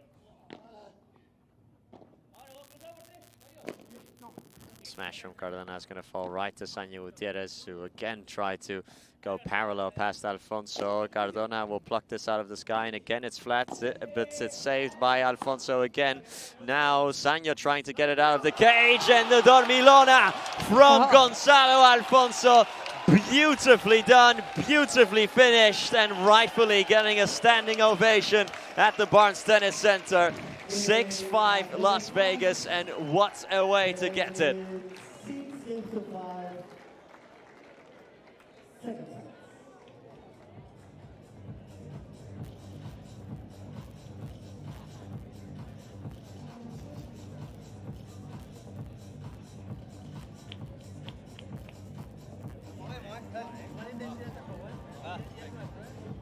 Vamos, macho, va. Igual regala un poco más, ¿eh? Vamos. Primero 2 puntitos. Pablito, primero la que saca Sancho, pueden empezar mejor portero. Va. Vamos, macho, A Sancho también me gusta que ya tiremos, Sí. Porque no hace nada, poco. Dale, va. Nosotros si muevo las patas y que hay en interior tiré unos globos de loco, boludo. Ahí, va. Pata, también. Pata. Dale. Vamos a aterrar aquí, Vamos, Que no tengan que ganar ellos. Dale, macho, va. Primero 2 puntitos, Nos quitamos a muerte. Desde acá no choco. ¡Viva Las Vegas! ¡Viva Las Vegas!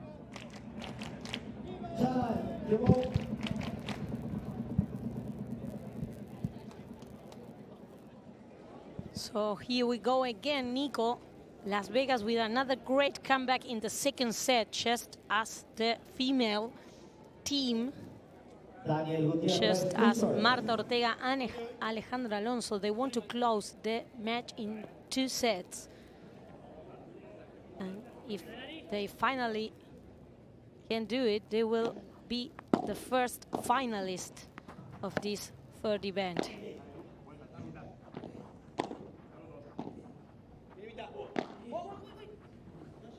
Oh, Alfonso told Cardona to back off, but then he couldn't back it up himself. He couldn't reply the shot. Just didn't get there in time, did he? Lob over Zapata.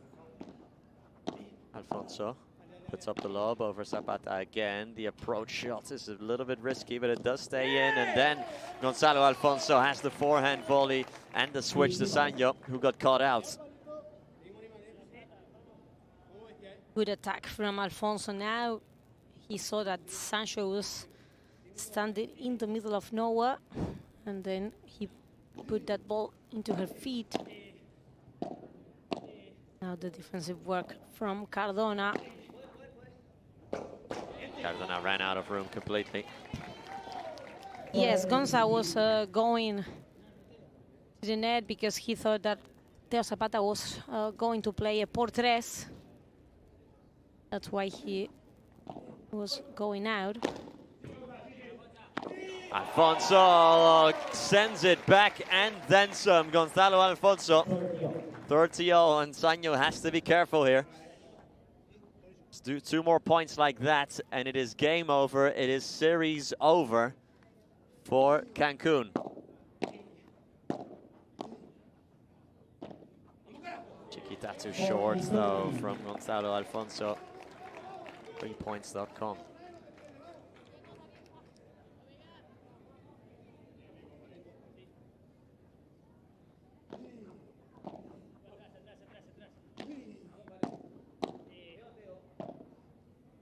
High lob from Cardona. Blocked out of the sky by Sanyo Gutierrez. Cardona flat and hard to Teo Zapata. Fake smash from Zapata. Cardona rightfully leaves it for Gonzalo Alfonso here. Approach shot from Sanyo. Went quick there, did Cardona. It's a little bit short. Sanyo gets help from the net. Gonzalo Alfonso still covers and keeps it in with the lob. Cardona attacks. Oof. Cardona goes the other way. Sanyo hangs on to it. What a brilliant block from Cardona, who can attack now. Teo Zapata off the wall into the corner. It goes, and almost Sanyo Gutierrez getting the highlights of the day. Wow, it's so close, Sanyo, but it is a goal point, and it is a match point, series point. It could have been the point of the match.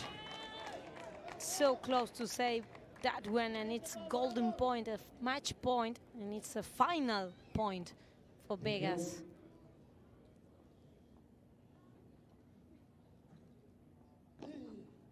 No, not that one. All the pressure with the second serve. Nice return from Cardona. High lob from Alfonso. Cardona, can he get to that in time? Yes, he can. Sanyo left it for Zapata, a bit of miscommunication. Alfonso puts up the high lob, the smash. That goes back, and that is it. That is it. It is game, set, match, and series for the Las Vegas Smash. They advance to the finals of the PPL Event 3 here at the Barnes Tennis Center. Alfonso and Cardona have done it, and Cancun will have to do with the fight for third place. A well-deserved victory, Nico, for the Las Vegas Smash, who managed to come back in the second sets of both matches to secure their spot in the final. What a final part of the game from both Alfonso and Pablo Cardona. Absolutely gorgeous. The chemistry they have when they play together, it's obvious to feel it from here. We can see now the celebration of the team. The 2023 champions are again in the final in this third event. They can repeat there if they play their cards right.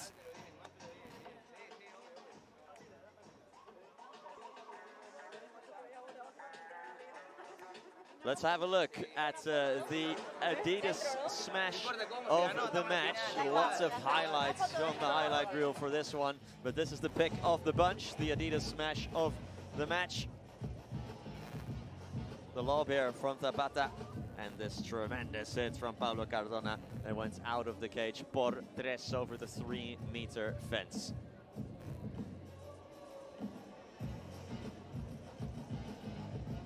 What a victory for Las Vegas Smash. They weren't the favorite in the female match, they were the favorites in the male match. And they got a very well-deserved win. They are the first team to get their spot in the final, Nico. Let's see who is the second one. Yeah, that they are.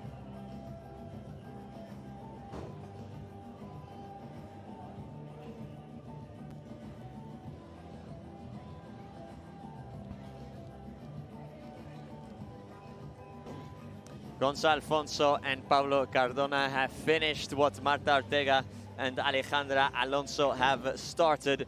A 2-0 sweep then for Vegas, who eliminates, who were the leaders of the white group, the unbeaten leaders of the white group, I might add, in the Cancun Waves. 4-0 in the group stage, but now defeated 2-0 by the superior Las Vegas Smash. Let's see if we can cross over courtside and hear from the winners of this encounter.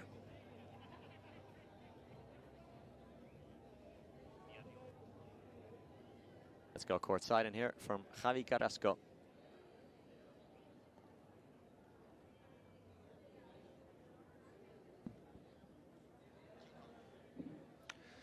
Bueno, pues son los primeros finalistas, los chicos de Las Vegas Smash. Un aplauso enorme para el equipo de Las Vegas. Enhorabuena a Gonzalo Alfonso y a Pablito Cardona. Pablito, first of all, how do you feel? Your team is in the final and you did a great performance today. How do you feel now? Well, very happy for being playing tomorrow the final here in San Diego.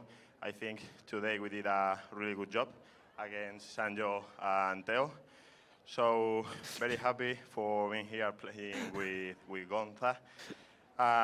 Tomorrow we have a really tough match again. We will try our best and let's go to the title. Enhorabuena, Pablito Cardona. Gonzalo Alfonso, ya estás más que acostumbrado a jugar con él. Sois dos bombarderos y cada partido lo demostráis aún más, aunque se complique la cosa. Pero estáis en la final. Enhorabuena. Bueno, muy buenas tardes. Yo creo que lo primordial es eso, es que estamos en una final. Hoy la verdad que Pablo me sacó adelante, creo que no tuve un buen día, estaba bastante incómodo, el sol me estaba matando, pero bueno, se luchó, así que gracias al equipo por bancarme. Y bueno, mañana venimos por una final y ojalá que tenga un buen día. You did a great job. Enhorabuena, Pablito Cardona, Gonzalo Alfonso. Enhorabuena al equipo de Las Vegas Smash, que ya están en la final de mañana. No se lo pierdan porque tenemos a otra semi a continuación. ¡Vamos!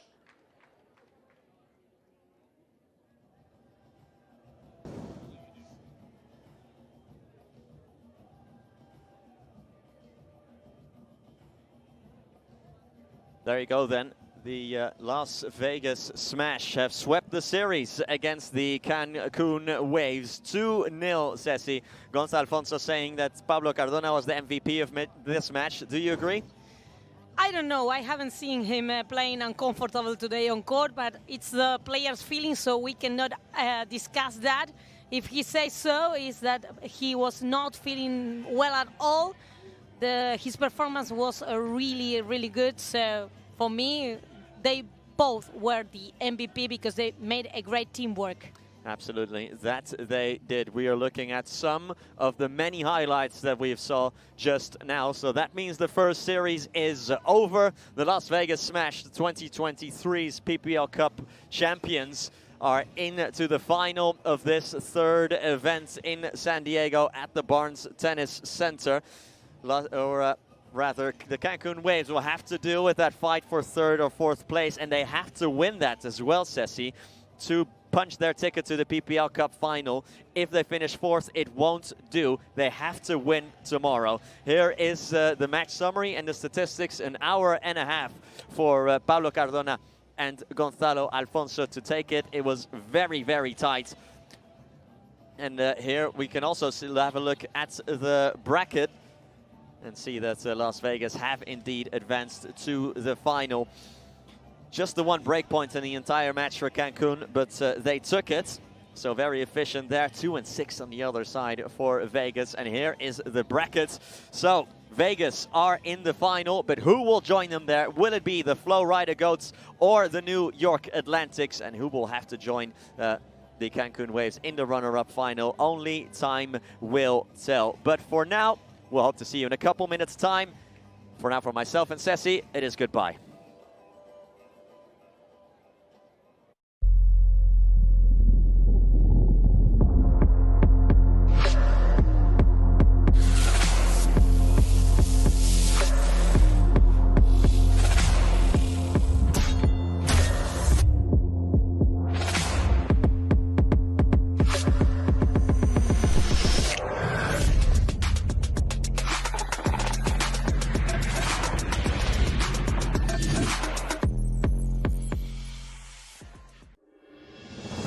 Through ideas, imagination, effort, and enthusiasm, dreams are built.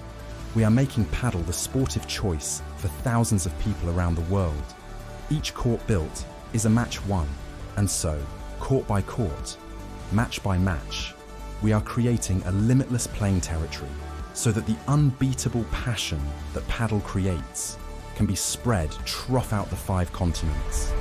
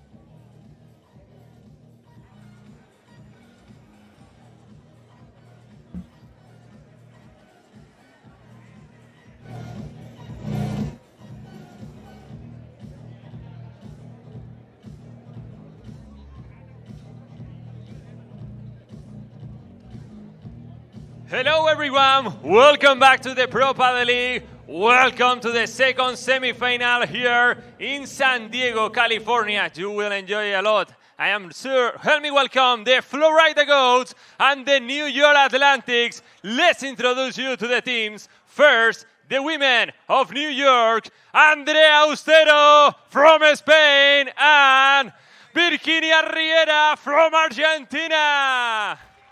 And the men of New York, Lucas Campagnolo from Brazil and Federico Chingotto from Argentina. The women of Florida Goats, Aranzazu Osoro from Argentina and Gemma Triae from Spain. And the men of Florida Goats, Pablo Lijo from Spain and Martín Dineno from Argentina.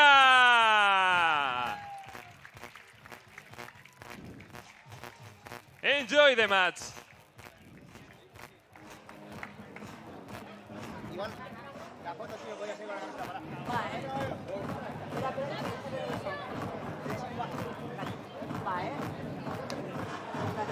Welcome back to the PPL. Welcome back to the Barnes Tennis Center in sunny San Diego, California. The sun is slowly but surely setting on a beautiful day here out on the West Coast. And we have already given away one ticket to the final of this third event of the PPL Event 3. The Las Vegas Smash defeating the Cancun Waves by 2-0. And now it is time to find out who will join Vegas in that final tomorrow. Will it be the New York Atlantics or will it be the Flow Rider Goats? We are going to find out in the next hours. We start you off with the women's doubles match. Aranzazu Osoro and Gemma Triae for the Goats take on Andrea Austero and Virginia Riera on the Atlantics side. My name is Nicholas Quarles for everyone. Thank you so much for joining us. Next to me is Ceci Reiter. Ceci, thank you again for being with us. We said earlier that in the women's match, Cancun were probably the favorites, and then Las Vegas took it by surprise, and Vegas then swept the series. In this one, it is probably the Flow Rider Goats who will be the favorites on paper, but we've just learned that being the favorites on paper doesn't mean anything in the PPL. Not at all, Nico. We have seen many times during this week that the favorites lost their matches. But, of course, we have to say, it's fair to say that the Flow Rider Goats with Gemma Triae and Aranzazu Osoro are the favorites to win this first female match, especially because we have in the other team one player, in Virginia Riera, who is not used to play in the left side of the court.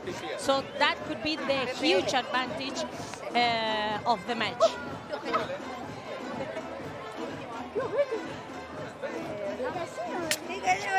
Gemma Triae and Aranzazu Osoro have played 3 matches during this week, and they have only lost one of them against the San Diego Stingrays, against Lucia Sainz and Julieta Vidaurria. Virginia Riera and Andrea Austero played the 4 matches together, and they only win 2 of those 4. So let's see what happens today here on this center court. As you said, this could be a very tight battle. For me, the key will be how Virginia can handle that cross court with Gemma Triae. We know Gemma is one of the most intelligent players, also very aggressive. She likes to go to the net, play with really good transitions, closing all the gaps. So it won't be easy for Virginia to avoid Gemma participating into the game. Absolutely. Gemma Triae does like to get very stuck in and likes to leave her imprint on the match all over the place. Virginia Riera has her work cut out for her then, and then some. On the other side, Andrea Austero will be taking on Aranzazu Osoro, 2 aggressive players. Austero, more of a hard hitter though, and with the sun going down, Ceci, that advantage could be cancelled out quite quickly. Of course, now the temperature is lower than 1 or 2 hours before. Andrea yesterday took a lot of advantage of the heat. Right now, she will have to adapt herself to another conditions, totally different, especially talking about the speed of the ball. So perhaps she should play with more rulos, more bandejas, more víboras, and wait to the perfect moment to pull the trigger. Absolutely, she will pull the trigger plenty of times in this match, we can assure you of that. Gemma Triay also more than capable of lifting any ball out of the cage. Let's go courtside and hear from Juan Martín Díaz, who's with our courtside reporter, Javi Carrasco. El entrenador de los New York Atlantics no es otro que la leyenda de este maravilloso deporte, Juan Martín Díaz, 14 años, número 1. Juan Martín, muy buenas. ¿Qué esperas de tu equipo, tanto en chicos como en chicas? ¿Cómo estás?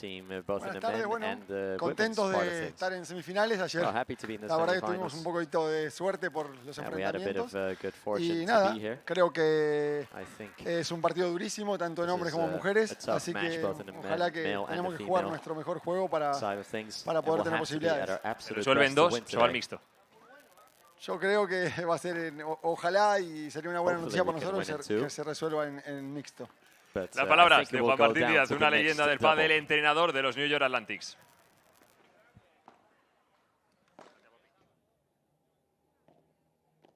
Juan Martín Díaz, a 14-year #1 of the world, one of the greatest, if not the greatest player of all time, now turned coach as he has retired from playing professionally now.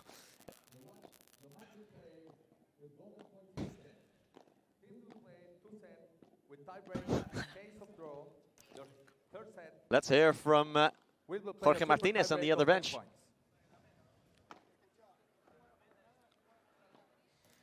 Jorge Martínez, una leyenda de este deporte que también lleva toda la vida dedicada al pádel, es entrenador de un super equipo como es Florida Goats. ¿Cómo estás, Jorge? Muy buenas. ¿Cómo ves a tu equipo? Pues muy buenas, pues lo veo muy bien, muy bien. Llevamos un buen torneo, jugando bien, un equipo muy unido, así que fenomenal. Es un partido, tanto en chicos como en chicas, que va a estar disputadísimo.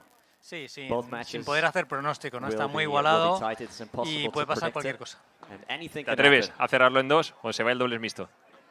Hombre, yo prefiero cerrarlo en dos si puede ser, claro. Gracias, las palabras de Jorge Martínez, el entrenador de Florida Goats.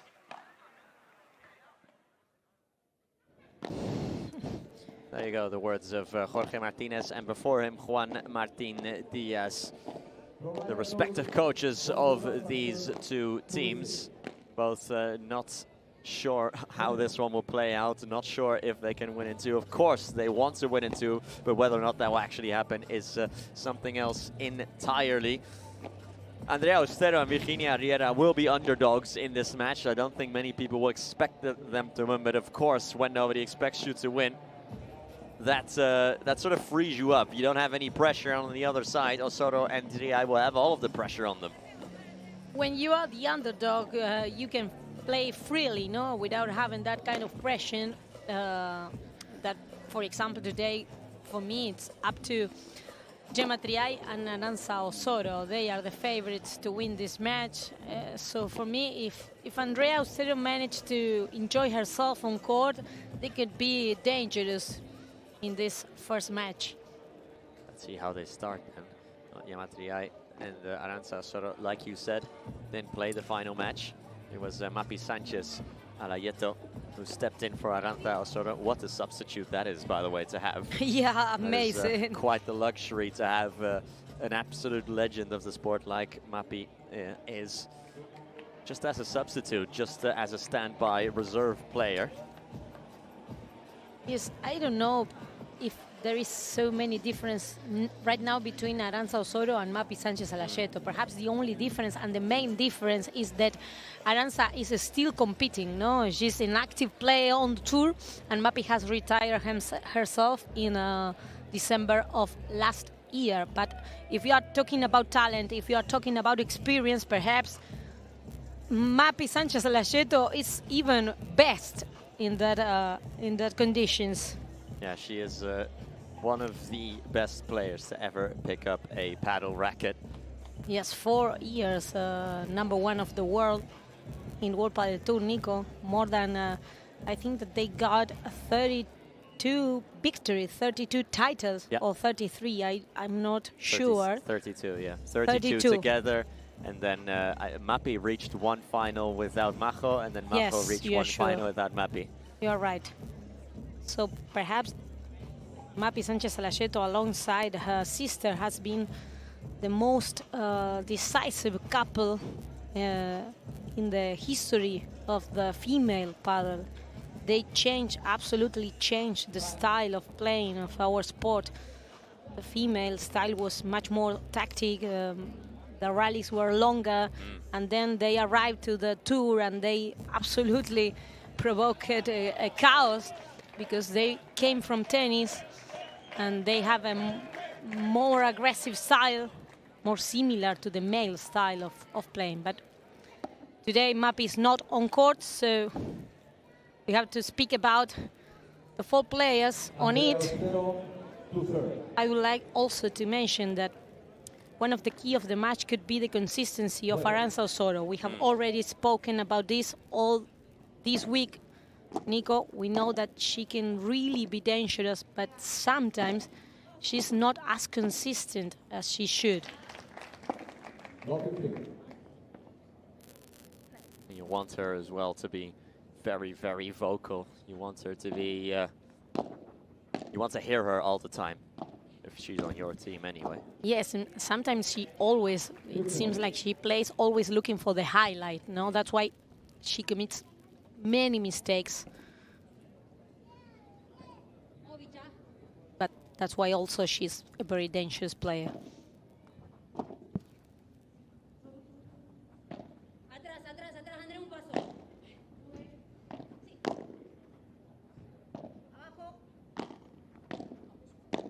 Matriai going through the middle, and Matriai gets it out of the cage with ease. For me, Virginia Riera has to forget about playing cross-court. No, if they want to have a little chance to win this match, Virginia has to play, I can't say 100%, but 90% parallel.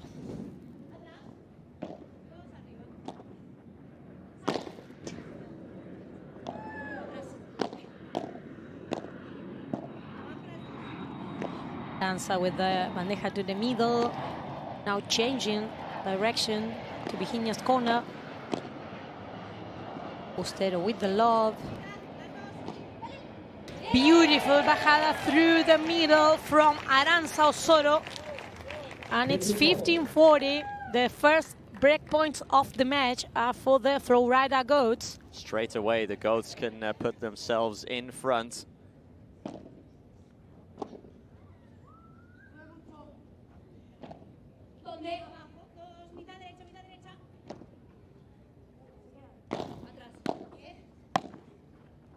Pero covers the gap. Passing shot from Virginia Riera. Pero resets, but out it goes, and it's a brilliant start then for Arantxa Osoro and Yema Triay, who break at the first time of asking. Yes, not good news for the New York Atlantics to start the match this way, of course. But let's talk about, Nico, the next match we are having here on the center court. Once the female is decided, we will have a beautiful cross-court battle between Federico Chingotto and Martín Dineno, the two best Argentinian players right now, alongside Agustín Tapia, of course. But so we will have a lot of paddle to enjoy today. Absolutely. Joining Dineno is Pablo Lijo, joining Chingotto is Lucas Campagnolo. Let's see if today Campa is gonna play in the left side, so we can enjoy that cross-court battle between the two Argentinians. A very Latin team from the New York Atlantics. Very much has a Argentinian/South American twist on it, with Pablo Lima in there as well. Pablo Lima, Lucas Campagnolo, Virginia Riera, Fede Chingotto, and both coaches are also from Argentina. Nice attack again from Arantxa. Very clever. Her choice. Need a response here. The reflection of the net helped Virginia to keep that ball alive. Not this one. It's 30 love.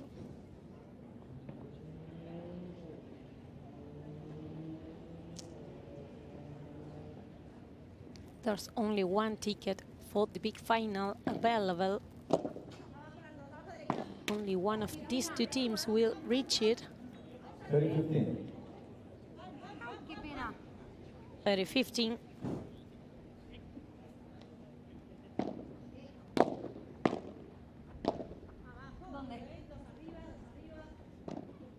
Osoro with the high love again.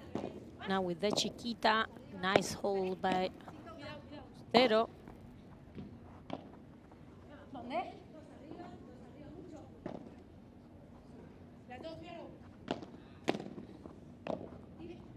Oh, the lob is out from Ostero, the backhand lob. Didn't measure it properly there. Yes, it was not a good idea from Virginia to open that angle, because Gemma it's pretty tall, so it's very difficult to pass through his side, her side of the court. 40-15.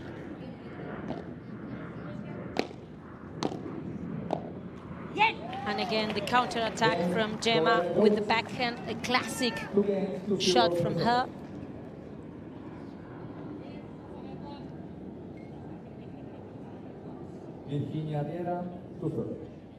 Wow, it's a brilliant start then from a Flo Rida Goats point of view.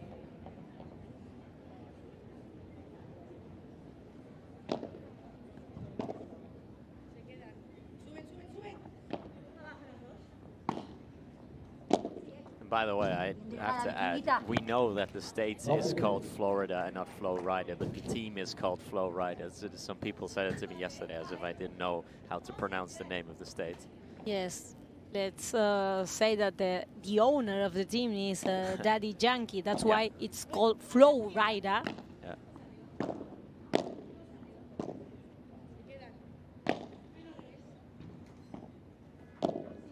Beautiful, beautiful volley from Ostero, playing with the fence. And it's 15-all.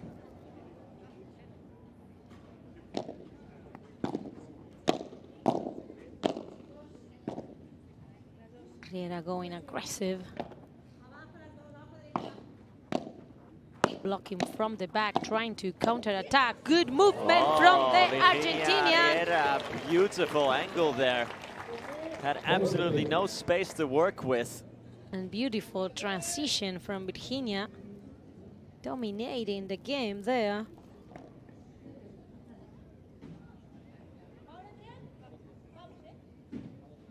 (30-15). Second serve. Arantxa Osoro never just says out, does she? No, she doesn't.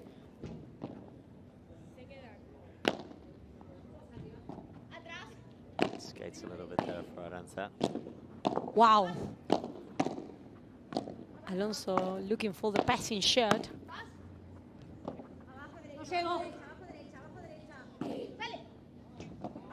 What a defense from Ostero. Two blocks from Riera, but Osoro rather. Third time the charm for Arantxa Osoro, who does get it past Riera. 30-all. Yes, she needed 3 volleys to finally disarm Virginia's Riera's defense.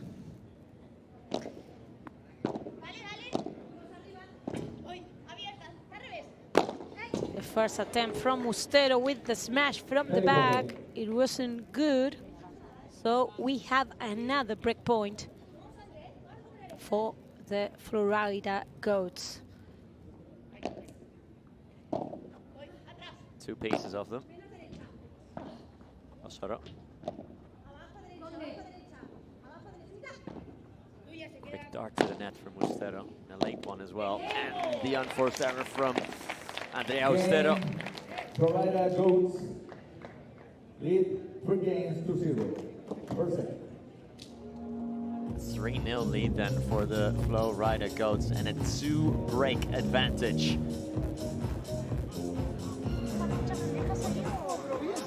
La tuya en medio recién, sí, pero la segunda dio mucho rebote en el último punto, pero el anterior, excelente. Vamos a intentar, pero con un poquito para que sienta un poquito, arriesgar, tomar un poquito más de riesgo, en la volea, en los smash. La otra, hasta ahora, hizo todo perfecto.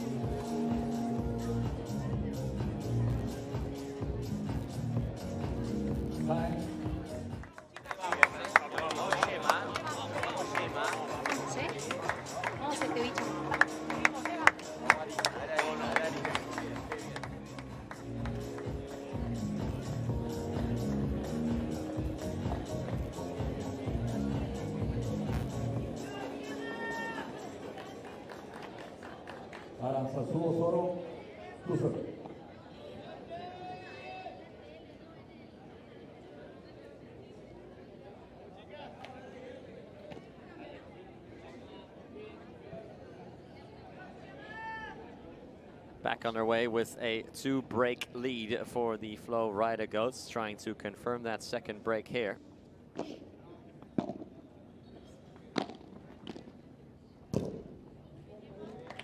That's a good start.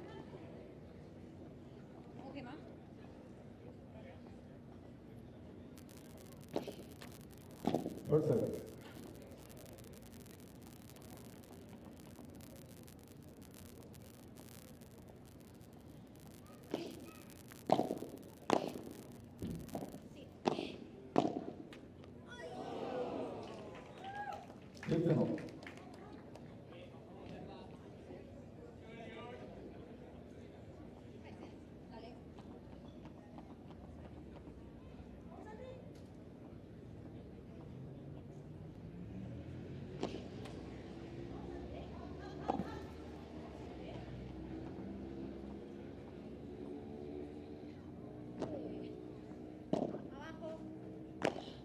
Soro.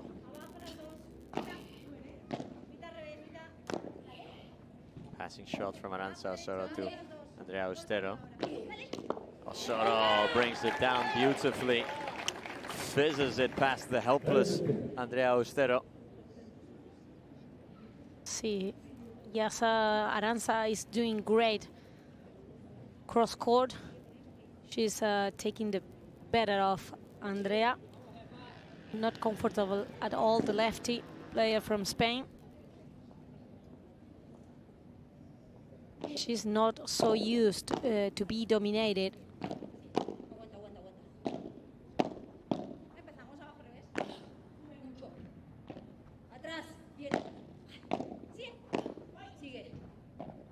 Riera with the parallel lob again.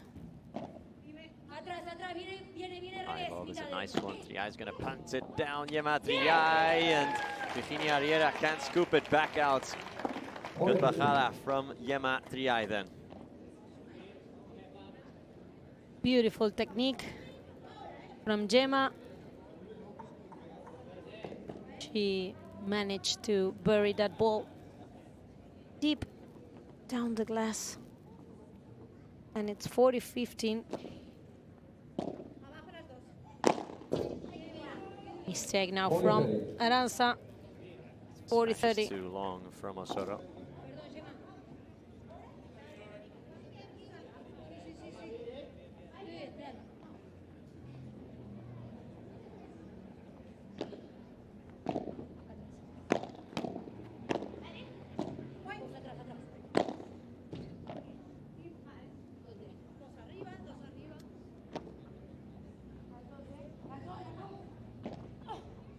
Good love from Riera to the corner. Gemma again repeating the love. Soro. that ball is out. Yeah, out from Gemma Triay. And they will have a golden point. 2 mistakes in a row to open the door to the first break point for the Atlantics. Andrea Austero will receive the first gold point of the match, lead of the series. Very necessary response it would be for the Atlantics, who are already 2 breaks down. Triay likes the look of it, smashes it. Riera's on the end. The angle opened up, but closed back down. Passing shot, not quite. Good defense from Austero and Riera now. Beautiful low from Arantxa Osoro. And after that follows the unforced error from the Argentinian player. So the New York Atlantics are back in this thing. They absolutely are, Nico. They were almost out of the set with 2 breaks down. And 3 unforced error in a row. 2 from Arantxa, 1 from Gemma. Made it possible.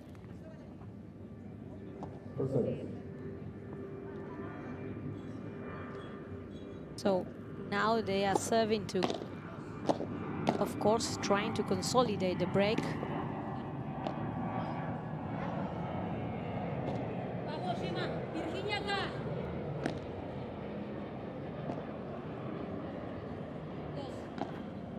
Wow, the passing shot on the backhand from Gemma Triay. Beautifully brought down by the woman from Menorca. What a talented player she is. She faked until the last moment that she was going to play a love, and finally she played down that bajada. Yeah, that bajada, a thing of absolute beauty. And the passing shot now from Virginia Riera as well. Yes, and another now the response from Riera saying, I can also play down, I can also play a passing. Nothing to do there for Osoro and Triay. 15-all.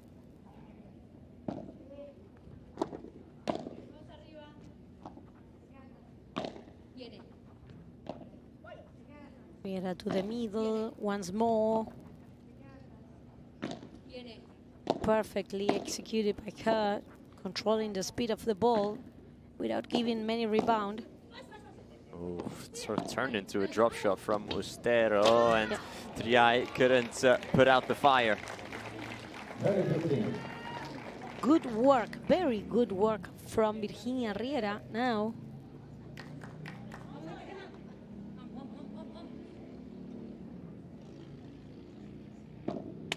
Virginia should know that if she plays to the middle of the court, to the forehand of Gemma, Gemma won't counter-attack her. But in the moment she plays a short bandeja to Gemma's backhand, she will be counter-attacked in the right moment.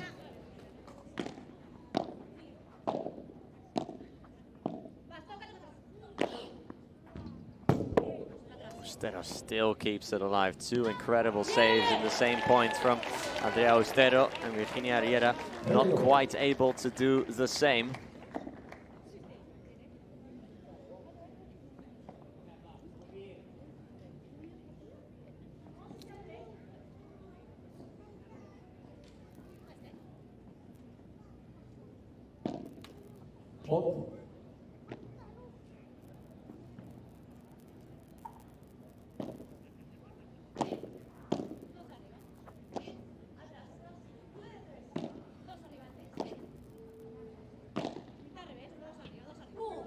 Oh, it just skipped away from Osoro there.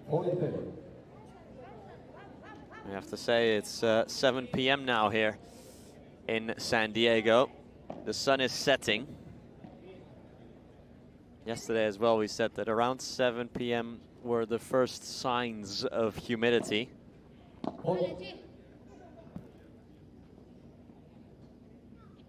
40-30, second serve.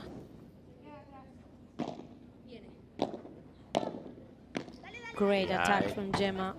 Austero gets a bit of help from the fence there. Triay still attacks, and Gemma Triay did not give up on the play. Brilliant move from Gemma. Very aggressive with the volley. Gemma will receive, I think. Yes, she will.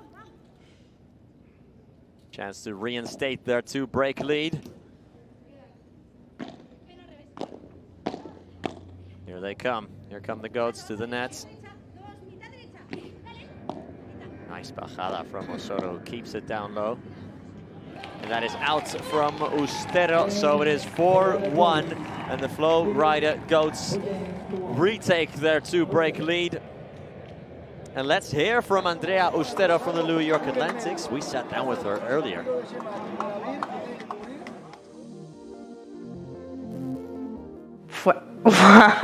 Como si me hablas en chino, ¿eh? Ni idea.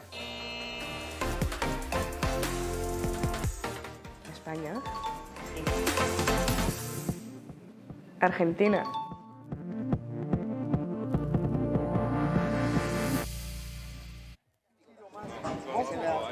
There you go, Andrea Austero being tested on her general sports knowledge. Still only 17 years old, remember. So she would have been 3 when Spain were world champions in soccer.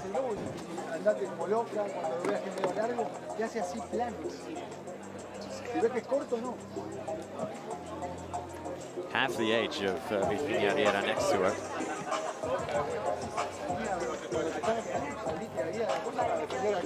Martin Diaz giving a lot of instructions to his players there. Let's see if they can convert it into another counter break. At least they have leveled the game, not in the scoreboard, but they have created some chances. They have played some good points, good rallies. They are not capable of keep that level all the time.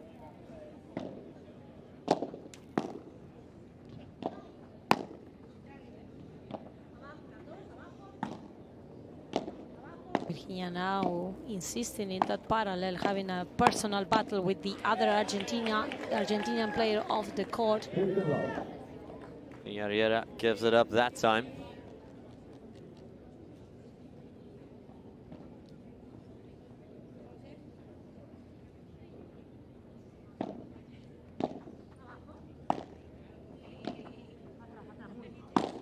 Triay hits it and gets it. Gemma Triay.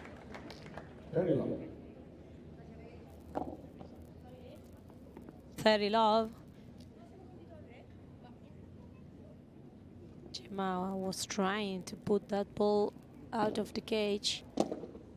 Wow, what a return! Brilliant oh my God. stuff from Andrea Austero, almost like a tennis forehand there. Taking a page out of Rafael Nadal's book.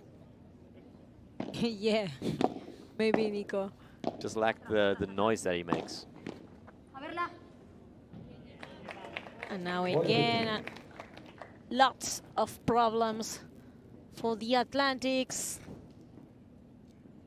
40-15. Again, the Gauts being very superior.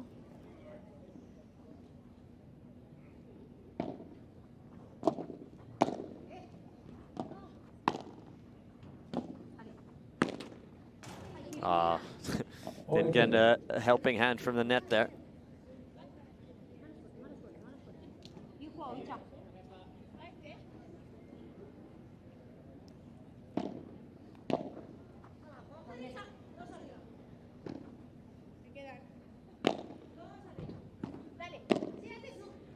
Nice backhand volley from Andrea Austero. Sharp as you like. And another goal point then, and another chance for the New York Atlantics to get a break back. We've already had 4 breaks in this encounter. Trying to add a 5th now. Yes, and again another chance for the Atlantis to stay in the game. Riera goes off glass. Triay will smash this back down. Off the net it goes, and Osoro on the third try finally does give it up. So it is 4-2 then, and the New York Atlantics once more get a break back.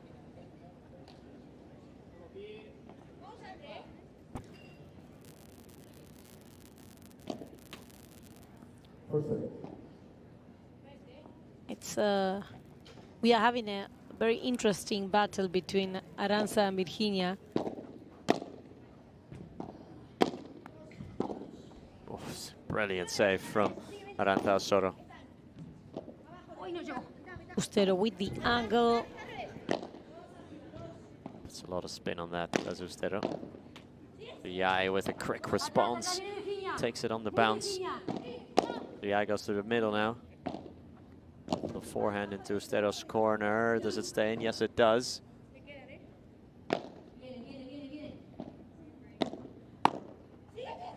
Yeah, the passing shot is nice. Virginia Riera kind of sold herself out there. Played it. She was forced in the middle, played it to Osoro's forehand and left her a massive gap.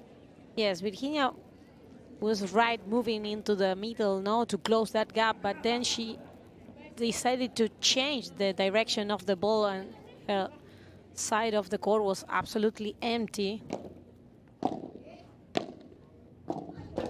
It's all about angles in this game. Yes, when you decide to open an angle, Nico, you have to be sure about winning the point, or at least putting the ball in some place where your opponent cannot attack you again. Absolutely. All kinds of angles being opened up here, and Riera finished it off brilliantly.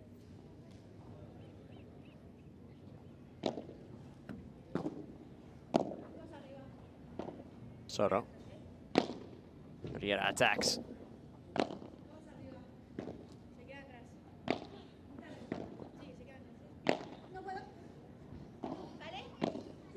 Drop shot from Ustero, who's moving Arantxa Osoro around loads, but then doesn't have the wherewithal to finish off the play. Too difficult what she tried to do. She was just champing from behind Riera's back, far away from her place. 15-30.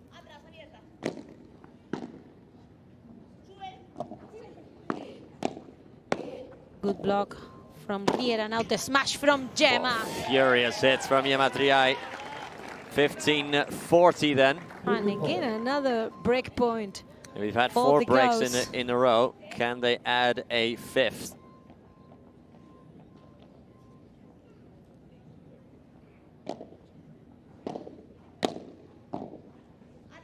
Crazy match with many, many breaks.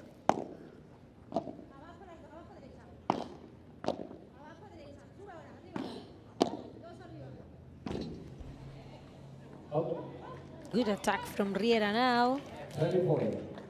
And it's 30-40, still 2 chances for the Florida Goats.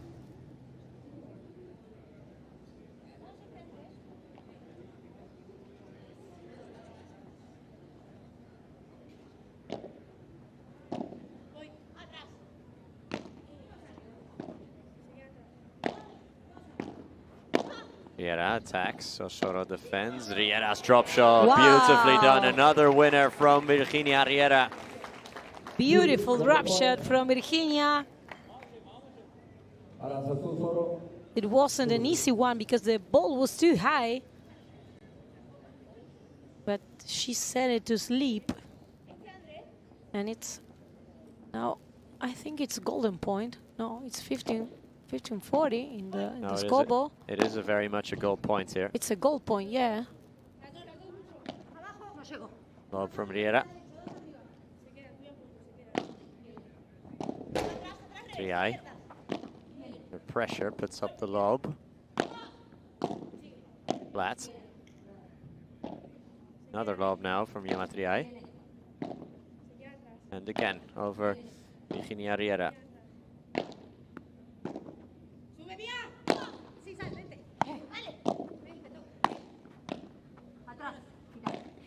Good defensive work. Now it was good, but not at last from Virginia. And the Florida Goats got another break. It's 5 games to 2. They'll serve for the sets when we come back.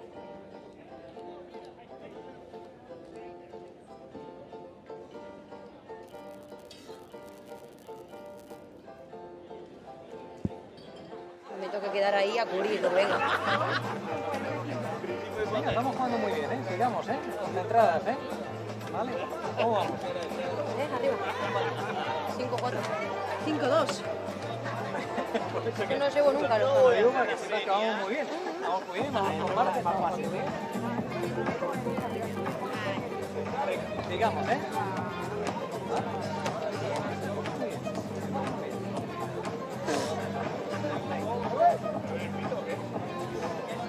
Cuando la abres un poquito por el centro, también repites que me sacas por aquí. Sí, sí, también hay bolas que ya jugaron bien. Sí, no.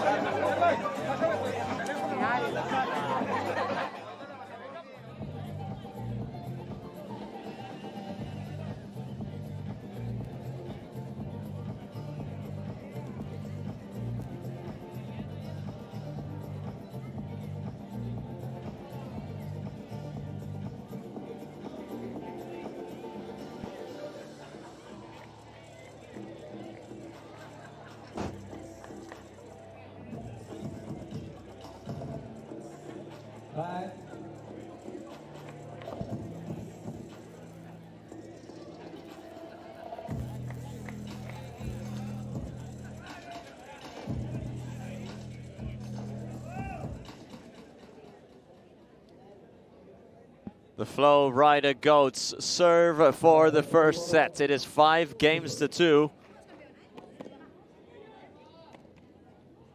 Yeah, despite the consecutive breaks, I think that the Flow Rider Goats are being a little bit superior. They are imposing their law.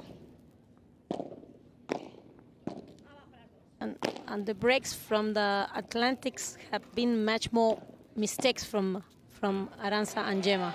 Again, we talked about opening up angles. There was a perfect one for Gemma Triay to attack behind Virginia Riera, who was forced to move close to the net. Gemma is another specialist in opening angles. Just ran out of room there, the Gemma.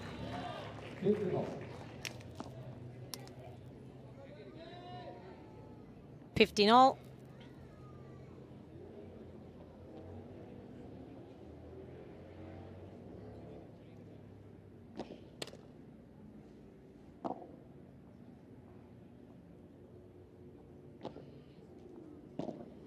Low from Mustero caught by Osoro.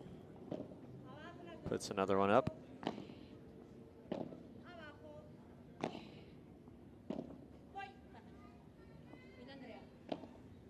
Another high love now from Gemma. Mustero puts up an extremely high lob. Good block from Osoro. Wow, what an angle from Gemma Triay, Nico. Gemma Triay has her geometry down to a T. Incredible shot from the Spanish player. The quick take as well, I think, caught Virginia Riera out completely. Yeah. It was absolutely unexpected.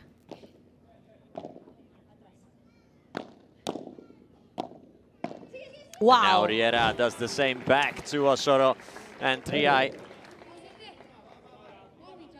It seems like in the moment Gemma plays a highlight, then comes Virginia for another one.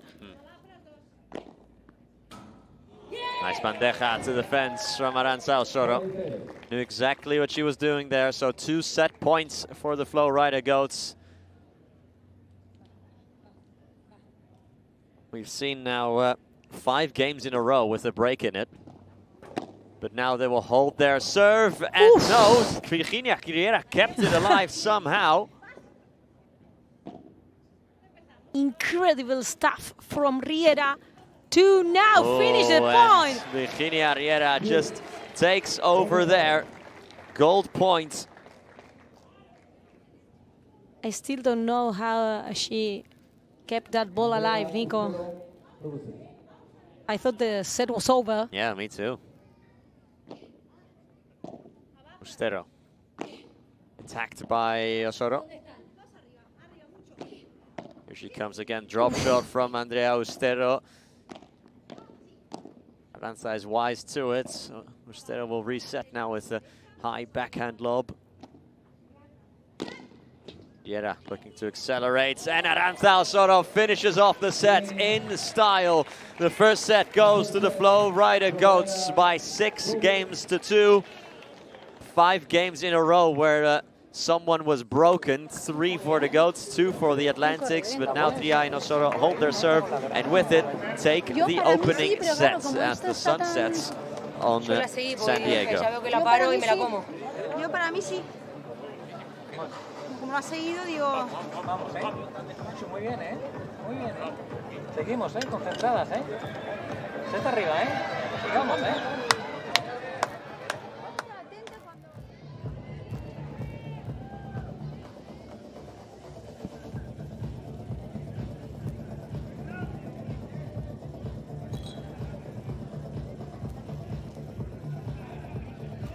Here we can have a look at the stats of the first set. 41 minutes, 31 points won by the Goats, only 19 for the Atlantics. We have many breaks, 4 of 4 for the Florida Goats, only 2 of 3 for the New York Atlantics. The game was much more tight than the results is telling us, Nico.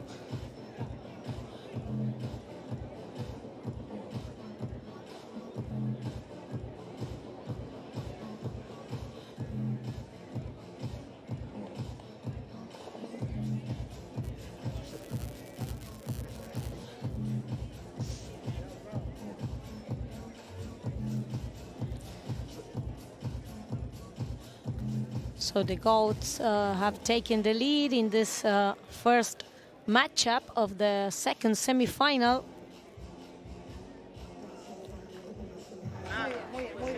We are listening to the advices from Jorge Martinez. He's asking Gemma and Aranza to keep concentrated and not getting relaxed because of winning the first set. The men now are starting to warm up. So Martín Dineno and Pablo Rijo on the men's side for the Flow Rider Goats. Lucas Campagnolo and Fede Cingotto for the New York Atlantics. Again, that is a couple minutes after this one concludes. Misunderstanding there between Andrea and Virginia. And it's love 15.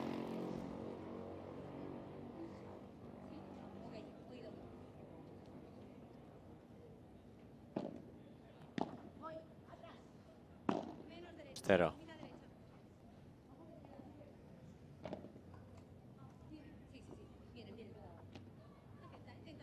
Short love from, wow, behind the back. Sort of turning on the style now. 2 blocks in a row. Can she make it 3? No, she cannot. Just goes out to Aranza Osoro, but she gets a little ovation from the crowds anyway. But she left us a beautiful highlight for her collection.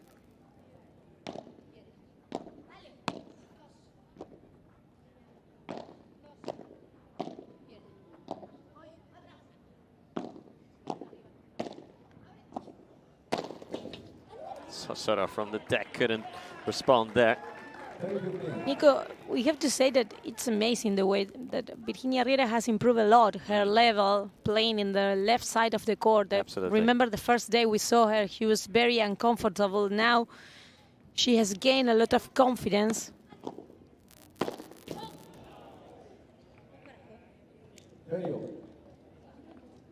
And it's 30-all now. Of course, I mentioned Virginia, and she immediately failed that ball.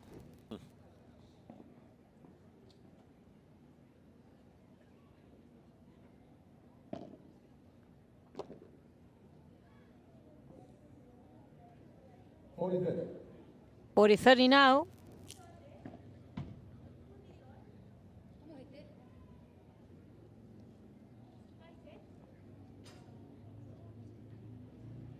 The Atlantics, they need to start the second set in an absolutely different way. They did it in the first one when they were broken several times. Instead of with the smash. Now with the mistake, she was too relaxed after playing the smash. And it's a golden point, the first one of the second set. First chance for the goats to break. Straight away at the start of the second set.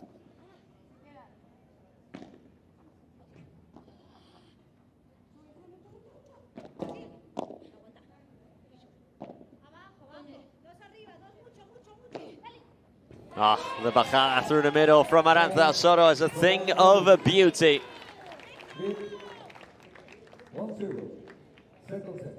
1-0 then to the goats straight away. Bien bola del medio, bien llegada, perdón yo. Mucho mejor Ru, aquí se nos queda, ¿eh?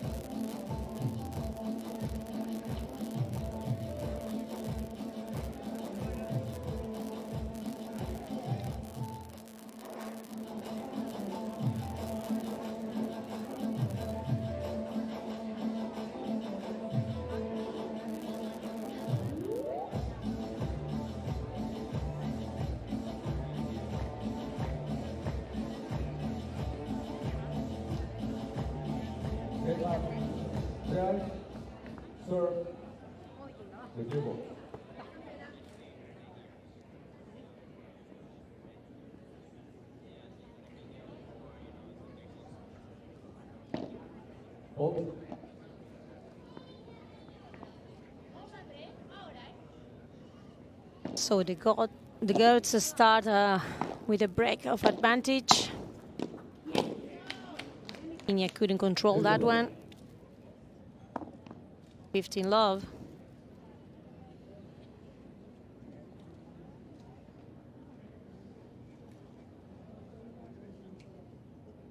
After this female match, we will have a huge matchup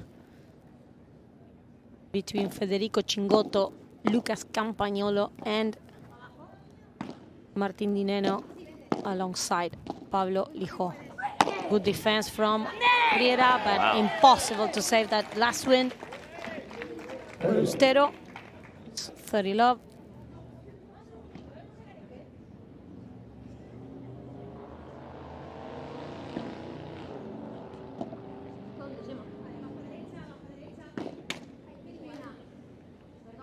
Now the easy mistake from Osorio. Perhaps she forced to match that bajada, and it's 30-15.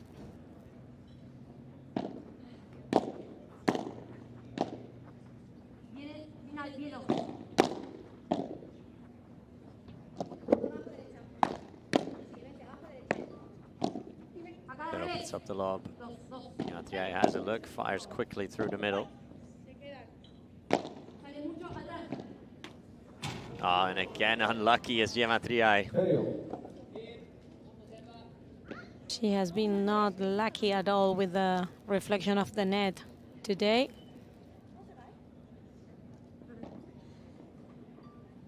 All.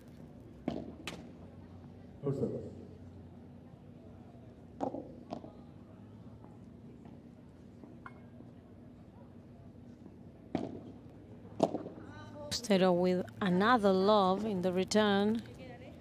This time it was Arantxa. Virginia with the bajada to the net. And it's 40-30. The Florida Goats just about to consolidate the break.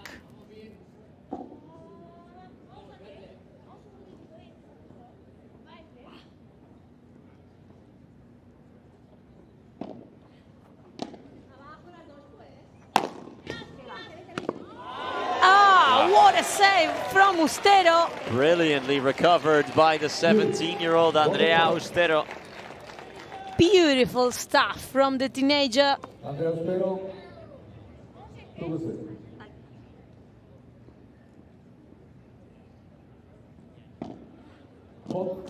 And it's a golden point, Nico, the second of the set, this time with the service of the goats.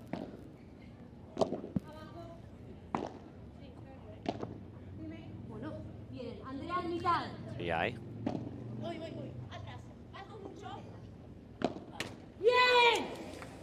And the bajada goes into the nets for Andrea Ustero. 2-0 then for the Flow Rider Goats. They confirm their break and open up a lead in the second set.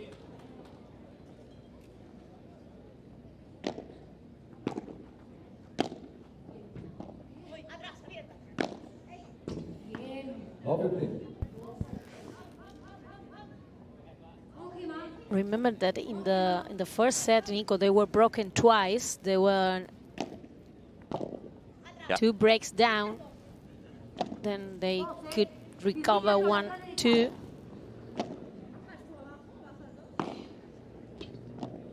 But of course, being a set down and 2 breaks down would be the worst scenario for the Atlantics.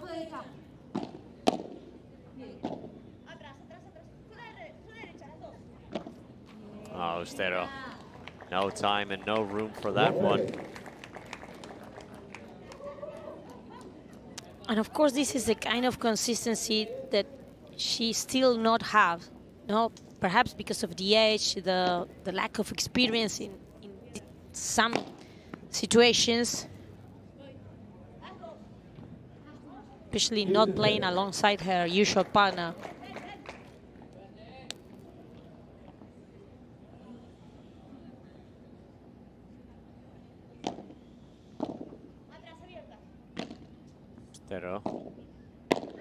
Riera attacks, somehow saved. Can Yematria save this one? Yes, she can. So shot up from the corner. The Goats stick with the play.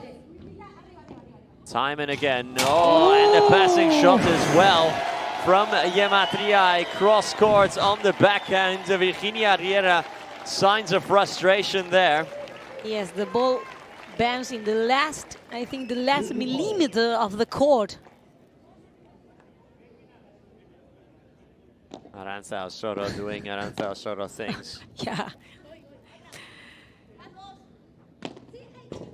Oh, and Ustero there nearly taking Osoro's head off. So it's another break for the Flow Rider Goats. It's 3-0 with service, and this is starting to look ugly for New York. Buenísima bola, mucho esa bola, mucho. Venga ahora, seguimos concentrados, estamos jugando perfecto ahora. Perfecto, ¿vale? Mantengamos la forma, muy bien, muy bien. ¿Vamos a mezclar los globos ahora? Sí. Eso.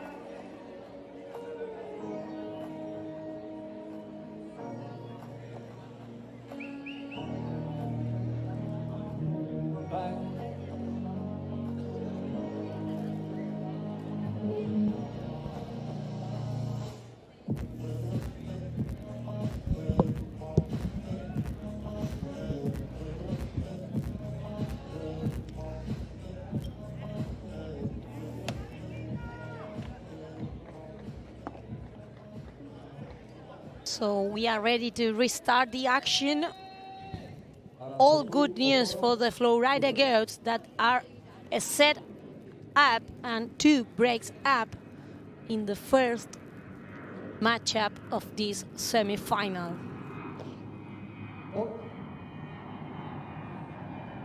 Let's see if the Atlantics can make such a game back as they almost did in the first set.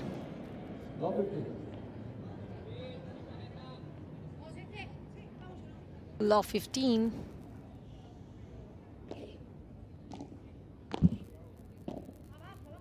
Austero with the love. Aranza returning it. And Austero with the bajada, well blocked by Osoro.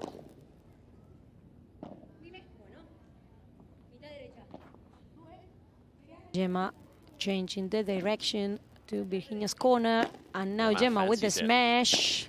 Austero lets her know about it. Andrea Austero.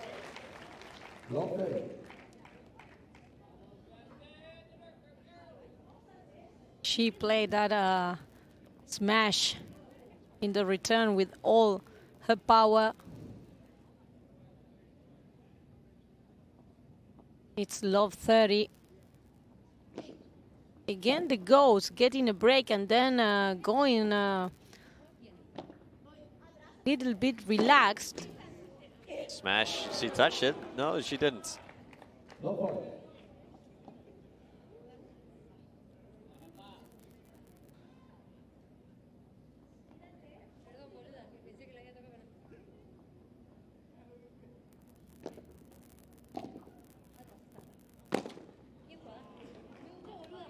Game, New York Atlantics.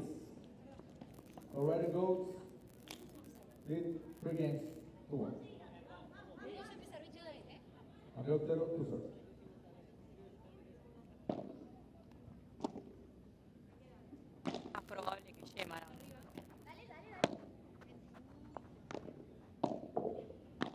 Gemma off the back glass it goes from Austero, and it uses every single inch of the court. Gemma Triay has just no place to put her racket.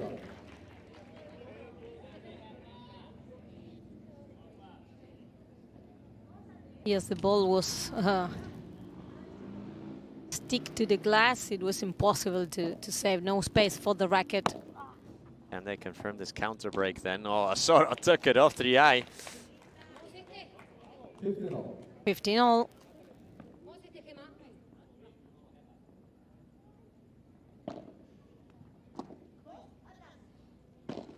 Austero with the Víbora.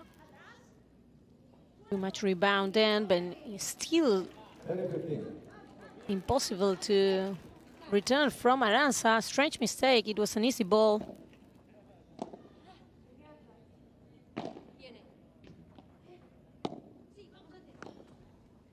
So I didn't want to take the chance of it hitting at the fence. GI.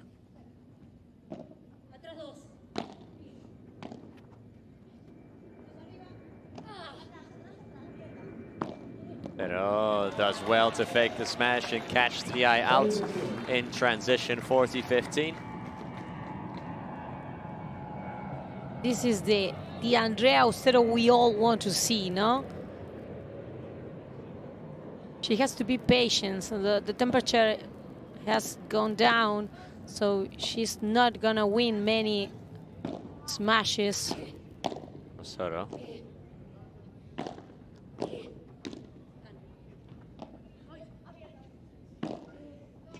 That's a good one from her. Perfect love from Gemma. Now not at all. Nico, strange mistake from Gemma Triay with that Víbora to the net. All right, so they confirm their counter break then. So this is 3-2 now to the Flow Rider Goats. One break still their advantage.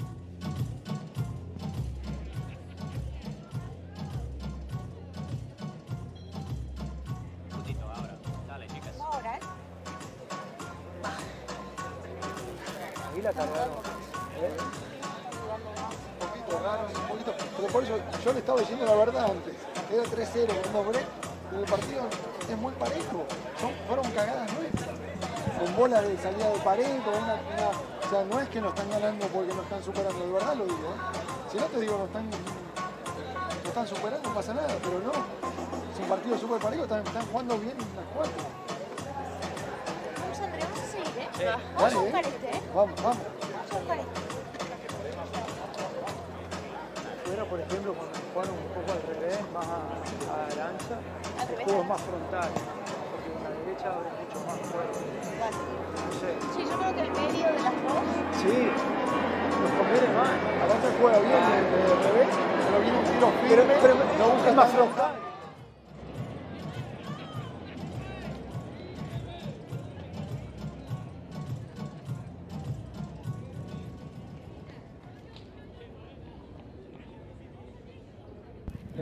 Interesting words from the legend, from Juan Martín Díaz to his players. He was saying, I'm not kidding, the game is really tight. We are having our options. We are not being dominated. And the breaks has come because of our own mistakes. So positive message from the coach of the Atlantics. 15 love now. Still one break up for the Florida Goats.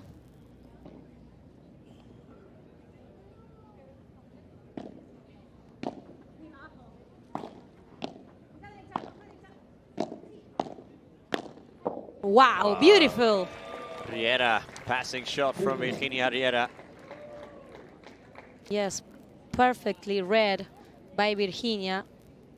In the moment she saw that the forehand from Ustero was going to make Aranza uncomfortable, she stepped forward the net. Oh, and the smash is perfect from Yamatriai.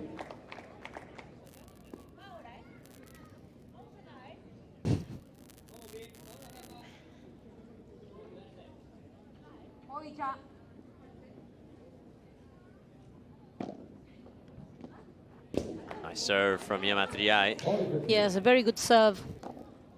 Lot of pressure in that service. And it's 40-15. The Goats are about to consolidate the break.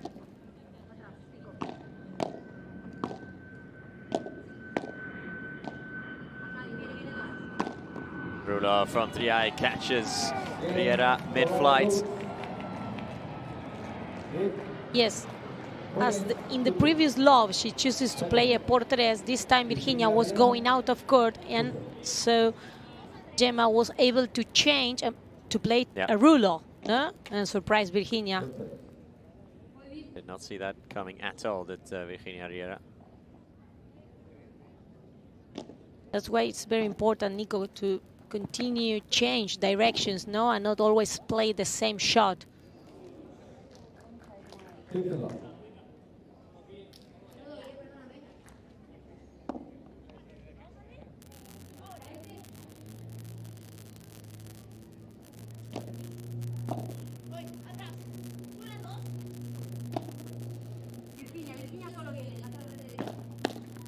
Ah, beautiful block again, Virginia Riera.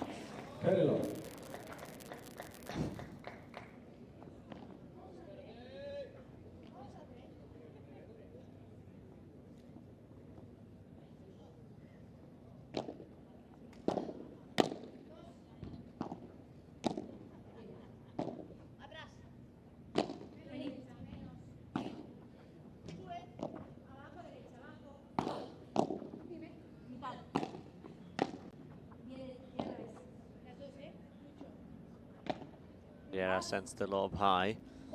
To the sky, almost, Nico. Is that saying it from 3i? Yes, it is. Riera already has 2 winners to her name this point, but that time she sold herself out. Again, changing the direction of that volley in a bad moment. Yeah.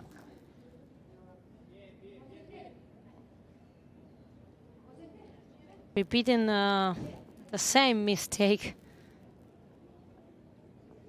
Just a copy of the previous play.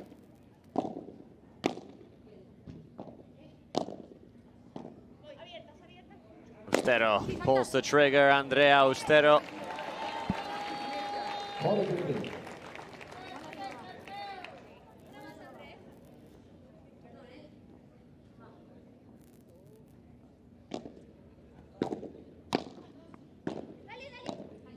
Oh, from Ustero is gorgeous. Normally that'd be a winner from Aranzao Soto, but Andrea Ustero with a bit of magic there at center court.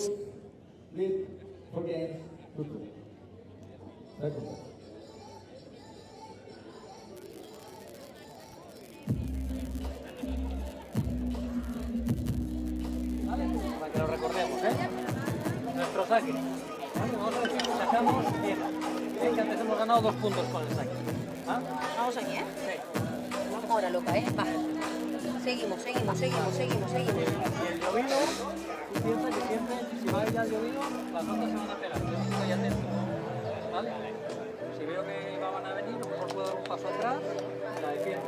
¿Vale? Si es que se te parecía un poco más cuadrada y se la va a poner, vale. Un poquito para atrás para que se Ok. ¿Vale? No, si de repente ves que está muy pegada, dime, deja botar. Porque es que yo no veo, estoy mirando la pelota y no veo las otras. No, pasa que te cante vos te acostumbras a que te cante la que está atrás, ¿sí? Y yo canto la que está delante. Entonces por ahí hay confusión. Porque ahí tiene que viene Virginia y ella, pero tenemos que resolver. ¿Vale? No es una excusa, seguimos. Va.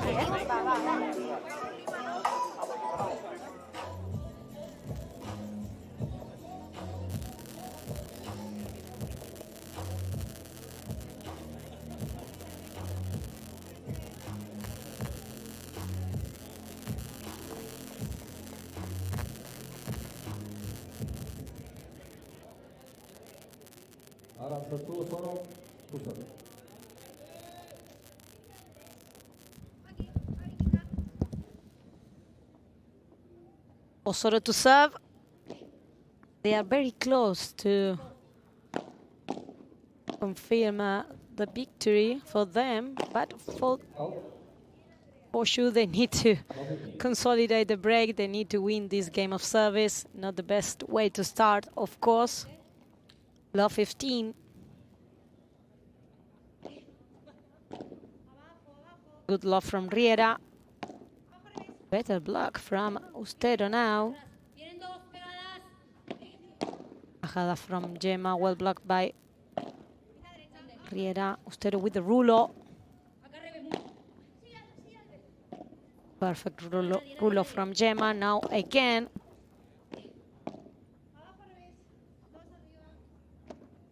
Aranza with the parallel love. Good response from Riera. This is the perfect rulo.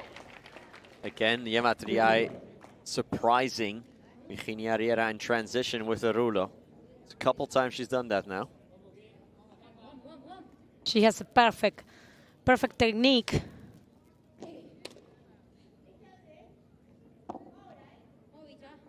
It's very difficult to predict what is Gemma going to do, because with the same preparation, the same movement, she can play a rulo or she can play a por tres.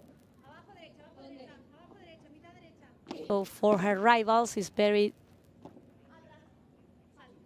difficult to read. Punts it out of the court. Andrea Ustero, huge strike.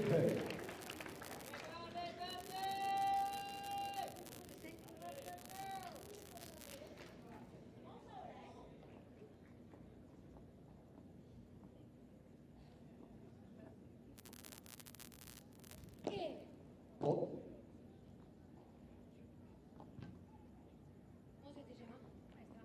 15-30. After that, por tres from Ustero.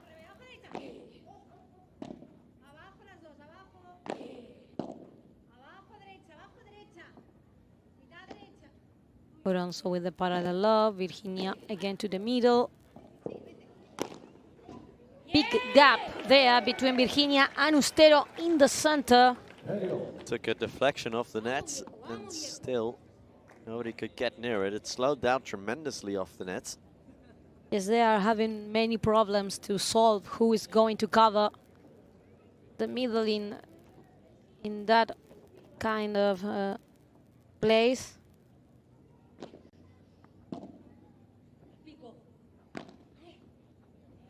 Oh, it just went through Riera there.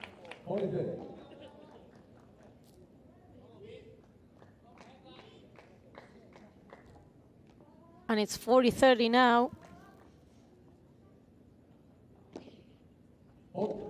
Second serve.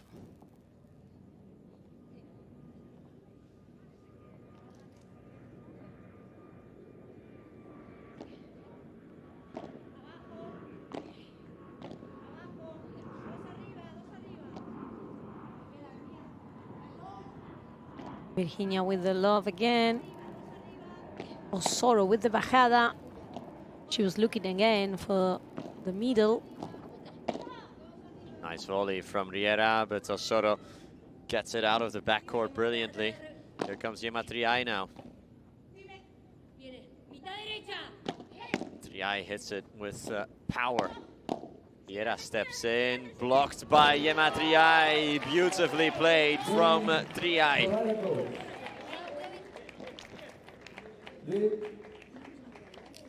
Again, 2-3. Second. Andrea Austero, 2-7. Gemma is one of the players that best anticipate the movements of her opponents. In this case, she perfectly read that Virginia was going to attack her.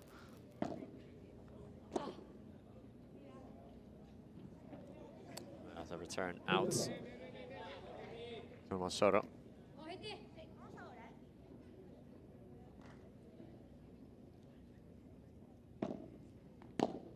Good return from Gemma with the backhand. Not a good one from Osoro now. Again, just running out of room.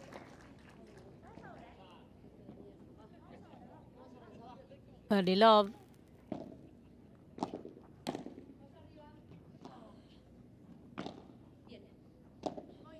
Yeah.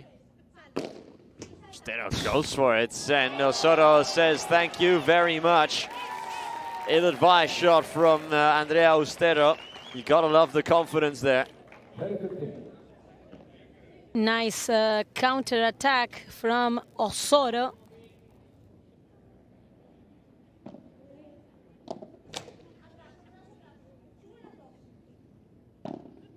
Ostero sends it flying high.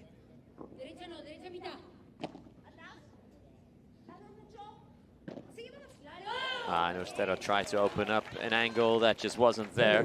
30-0, and careful now, because if they lose 2 more points, it is game, set, and match. Should be really careful right now. Not a moment to commit that kind of easy mistakes. Riera. Aggressive stuff from Virginia Riera. But Arantxa Osoro again is there on the counter-attack. As she's done a couple of times now, so 30-40, and therefore 2 match points for the Flow Rider Goats. That's more specifically for Arantxa Osoro and Gemma Triay. So this could be the end. Oh, but Not return. Yep. It won't be the end yet. So the Atlantics had they had one more chance to survive. It'll be Arantxa Osoro wants to receive this one. Second serve.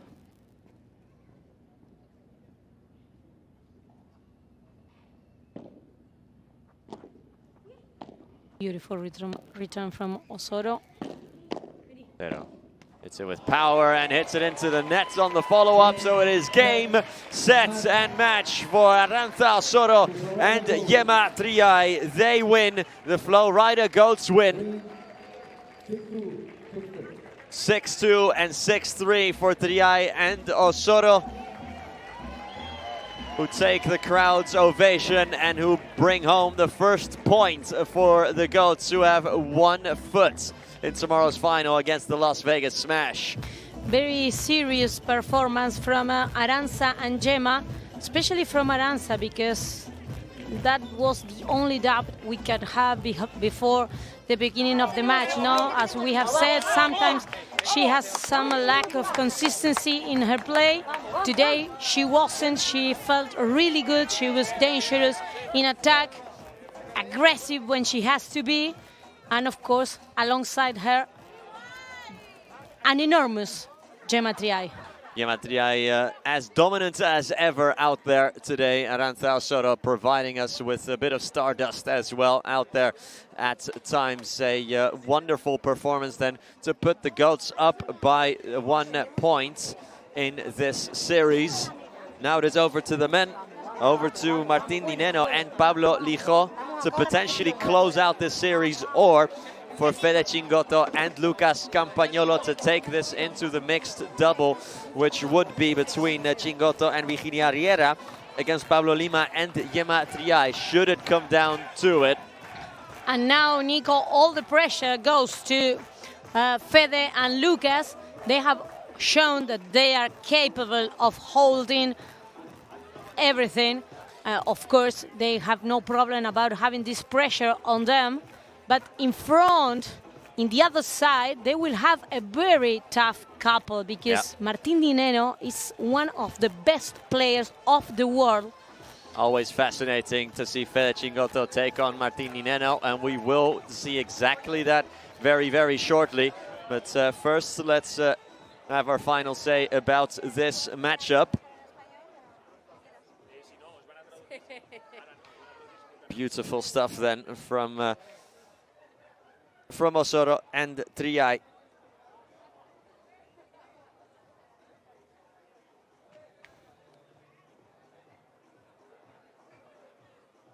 Let's go to courtside. Let's go to Javi Carrasco. He's standing by with Gemma Triay and Arantxa Osoro. El primer puntito ya está en el casillero de las chicas de Florida. Enhorabuena para ellas. Un aplauso enorme para Gemma Triay, para Arantxa Osoro, que han conseguido la victoria. Arantxa, ha sido un partido impecable. Creo que habéis hecho prácticamente todo perfecto. Y al lado de Gemma, que jugáis una barbaridad. Ya lo hicisteis en Miami, lo hacéis aquí en San Diego otra vez. Primer puntito para vosotras. Bueno, en primer lugar, muchas gracias a todos por venir a alentarnos y a vernos. Y como vos bien decís, jugar al lado de Gemma es un placer, es muy fácil, hace que sea todo muy fácil. Enfrente teníamos a dos grandes rivales, Andreita, que juega una fortuna, y Vir, que de revés, la verdad que juega mejor que muchas de nosotras que intentamos jugar de revés también. Así que nada, primer punto para Florida, estamos muy contentas. Así que alentar a los chicos ahora, a ver qué tal. So let's hope the boys can close it out now for us. You did a great job, good performance for you playing with Arantxa Osoro. How do you feel playing here in San Diego, winning the first game, and for maybe we can go tomorrow for the final? Well, good afternoon to everyone. Thank you all for coming. It's incredible to see this stadium full. Well, I'm really happy to play with Arantxa. Every day the feeling it's better. So happy to win this first match. Now we have a really tough match against Chingo and Campa, so we will try to do our best and we will try to cheer us. Congratulations, enhorabuena Gemma Triay y Arantxa Osoro por el primer partido. El primer puntito ya está en el casillero. No se pierdan que viene el partido de chicos.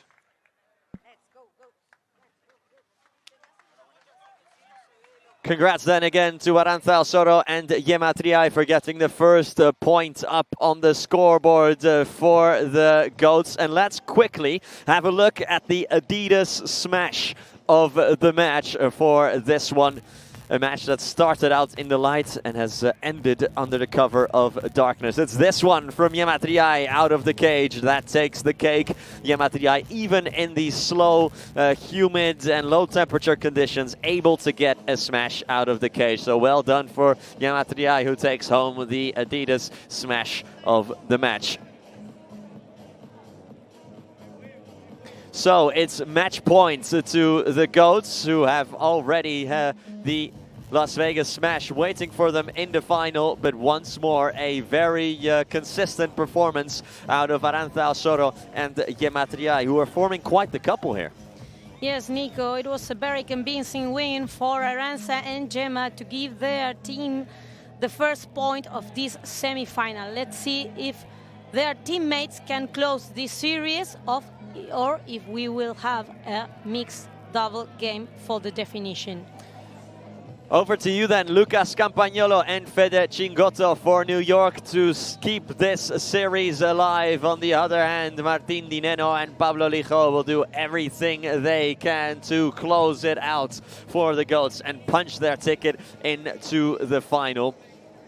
The Cancun Waves will also be looking who they will be taking on tomorrow, as we leave you with some of the many highlights we saw throughout this encounter. Virginia Riera and Andrea Austero are not quite up to the task of taking on the three-time #1 in Ye Magnifica, Ye Matriai. Here are the statistics from the match that took an hour and 14 minutes. 7 breaks on one side, incredible stuff from 8 break points. And then on the other side, 3, 4, 5. But we'll be right back in a couple of minutes' time with the men's double. Don't go anywhere.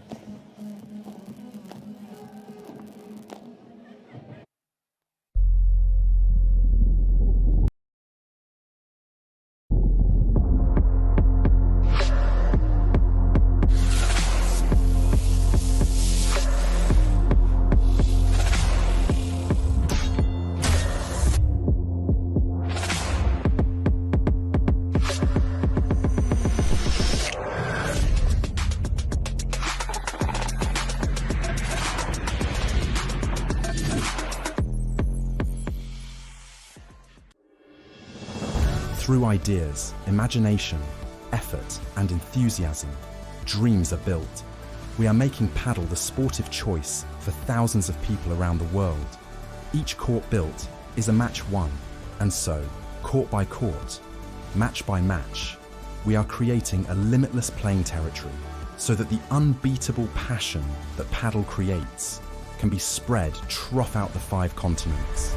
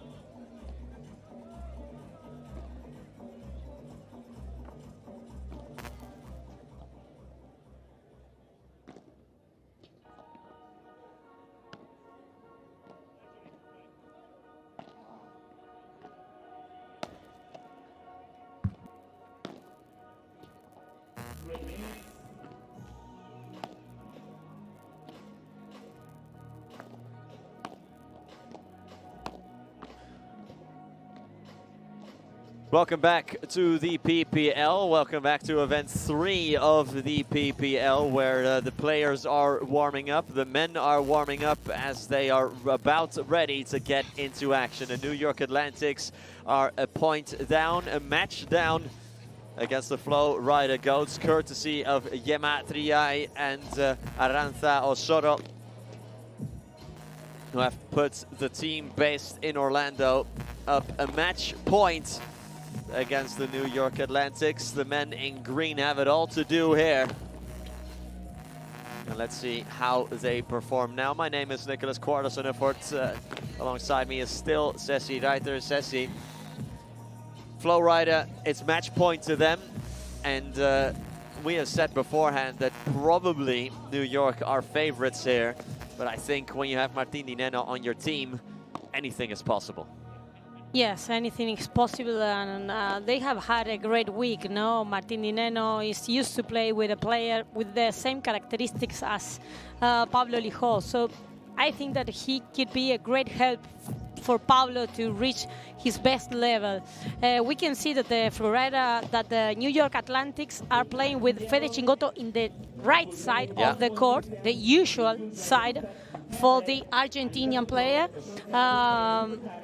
Let's see if Kempa can make a difference in that cross-court battle with Pablo Lijó, because if we see the ranking in the papers, Lucas Campagnolo is a better player ranked than Pablo Lijó. But in this kind of team competitions, it's almost impossible to predict how it could go.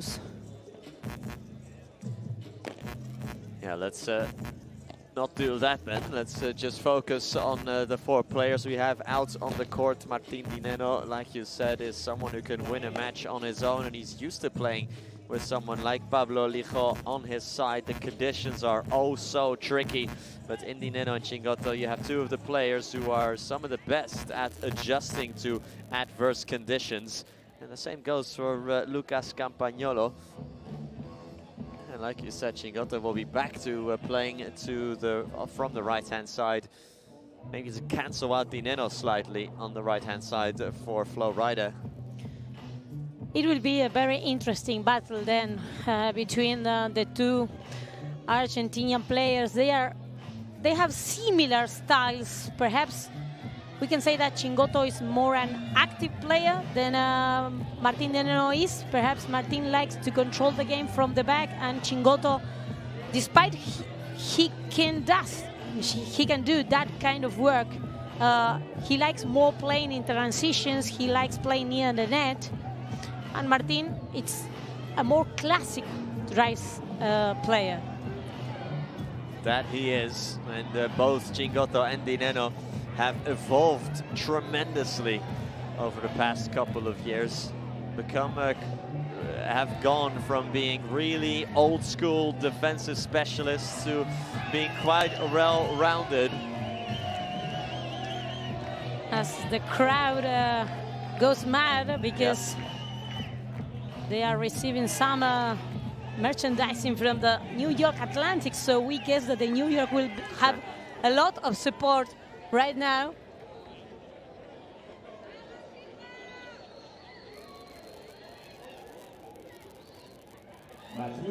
So the game is about to start, Nico. It's time to enjoy, because this surely will be an amazing match.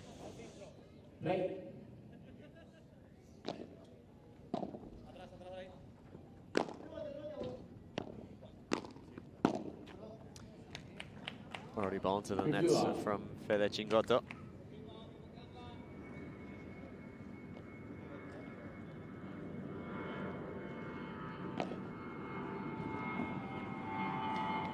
Sort of almost an ace from Martín Dineno there.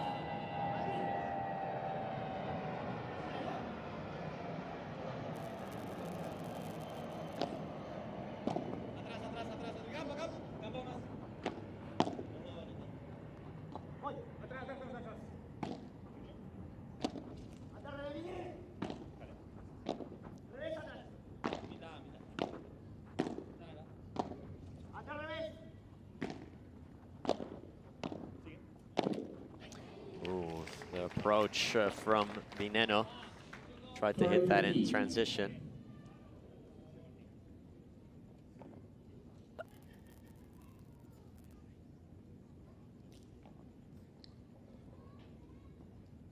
We have to say that Martín Dineno and Lucas Campagnolo have played together.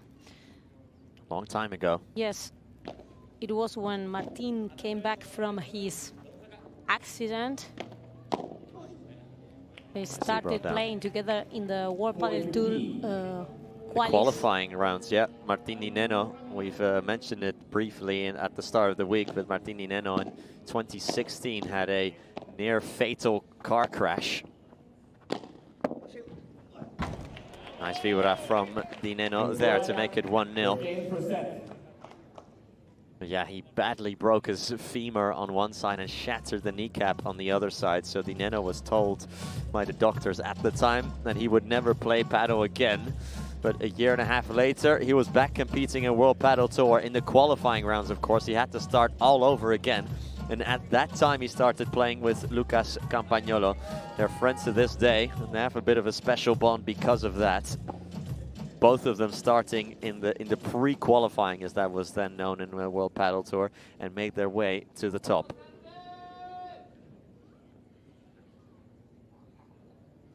For sure, they have great memories of that days. When you reach the top, no, it's very important to remember your beginnings. And I'm sure that they did.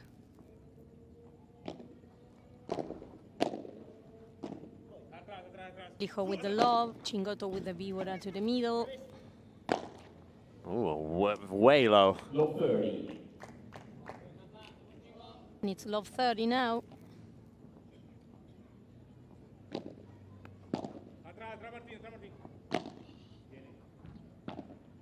Dineno with the parallel love.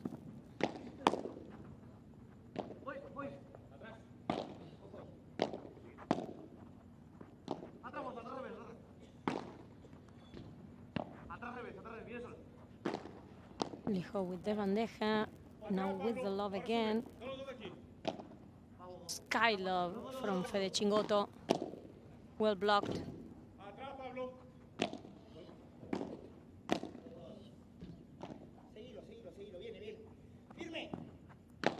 From Campa, and it's a winner. Not quite be blocked there by Martin Dineno. 15-30.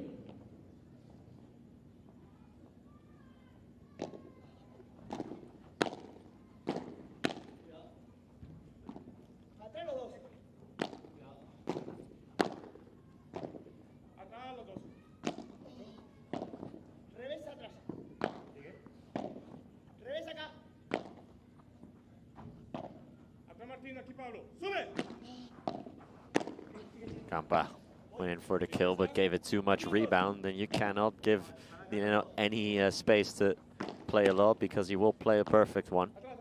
Chingoto. Chingoto and Dineno exchanging blows. What a love.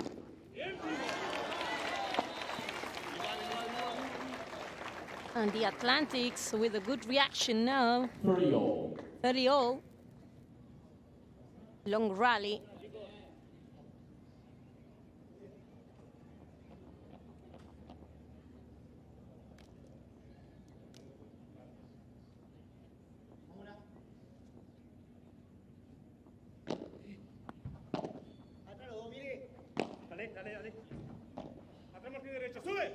Chingoto. Campagnolo again trying to come in for the kill. Dineno with some unbelievable defense. Lijo looking for the kill now, and out it goes from Fede Chingoto. Yes, but what a defense from Martin Dineno. I don't know how he kept that ball alive, Nico. It was almost a winner from Lucas Campagnolo, but somehow he managed to save it. Chingoto again tries to attack Dineno. Martin Dineno is ever present. Martin Dineno is impossible to beat. Defense, offense, you name it, he has it.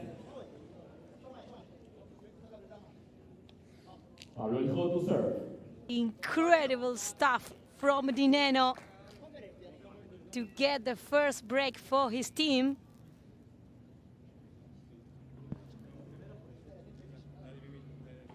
We have said, Nico, that it will be a great battle in that cross court. Two very good friends as well, Chingoto and Dineno. Also, they know each other very well from the Argentina national team.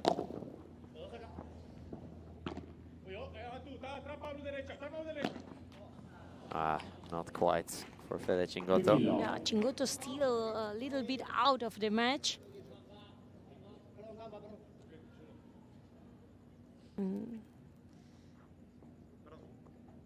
Of course, the Atlantics need the best version of Cingotto if they want to still battle for the spot in the final. Campa with the lob. Dineno again with the Vibora. Now the mistake, the first one from Martin Dineno. 15-all.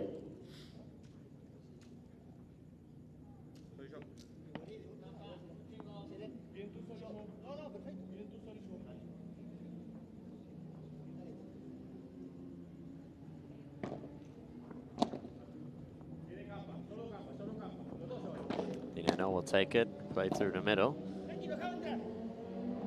Campa lets it fall, plays it at an angle of the back wall now from Lucas Campagnolo. It stays in, beautiful lob, very well measured.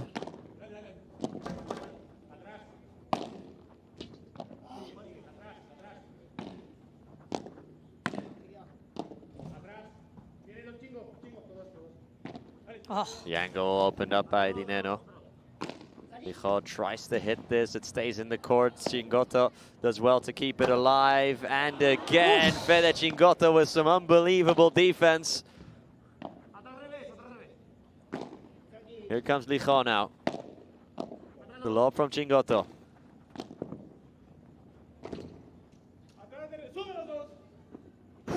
Using again every inch of real estate available to him. And that is out finally from Pablo Lijo. Well, Fede Cingotto take a bow. Some incredible defensive work earlier in the points. He's a genius. The way he saved that ball. 15-30.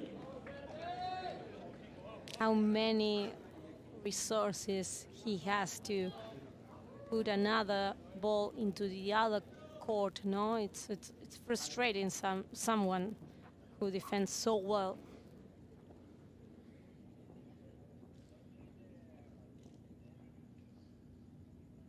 And it's 15-30 now.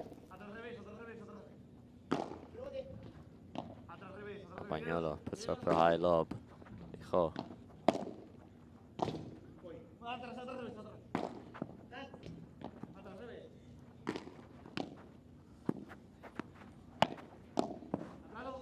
Nice lob from Cingotto over Lijo.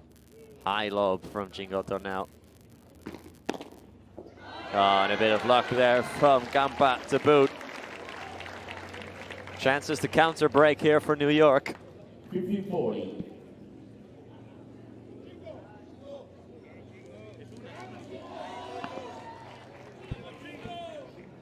We were just saying that the Atlantics need the best version of Cingotto, and now we are seeing it in this game. 15-40 and 3 break points.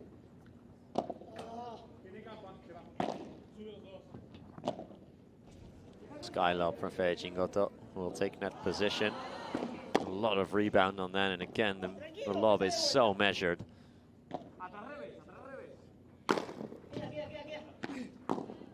Counter attack from Campa, and Lijo can't hold on to it, so New York are back in it. 2-1 in the opening set, 1 break apiece.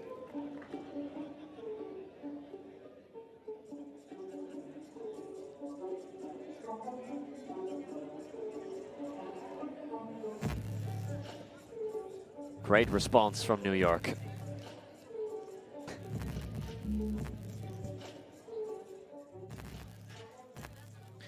The new Adidas high competition model, the paddle court, chosen as the exclusive official court for the next 3 years for all Pro Paddle League tournaments. It is, without a shadow of a doubt, the most suitable court for high competition.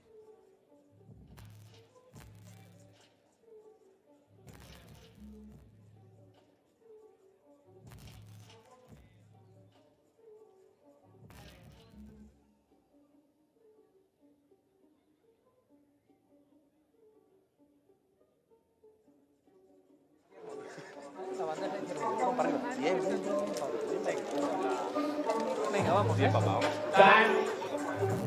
Vamos, Sí. Pero sobre todo lo que no quiero es lo que ha pasado en la última. No hay que perder la paciencia. Una más. Vale. Vamos, chicos, vamos, Pablito, vamos.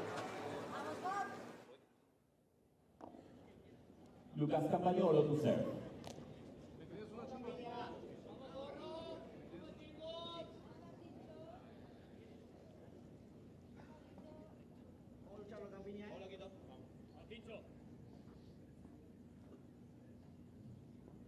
Campa to serve.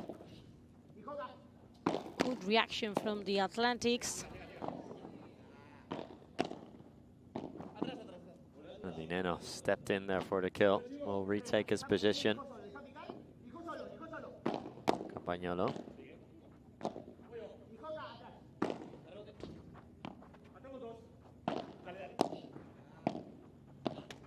Wow, that ball was well played, but finally stayed in the net from Dineno. So it's 15 love.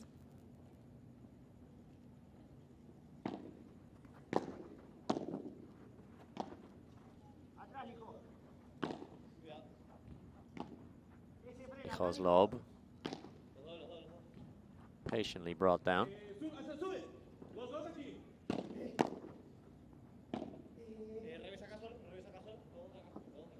Pablo Lijo will take this off the back wall and a little drop shot. Ooh, somehow kept alive. And wow! Dineno as well. Martin Dineno and Pablo Lijo linking up brilliantly. What a save from Dineno, but first from Pablo Lijo, because he saved an incredible drop shot. Nice volley now from Campagnolo with the smash. Chingoto in the blocking. This one is out, and it's 15-30. 15-30.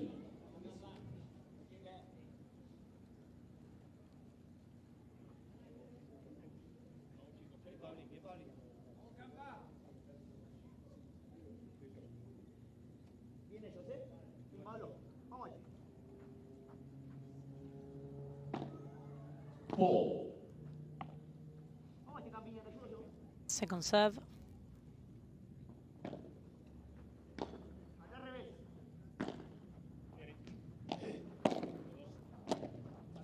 Good love from Dineno.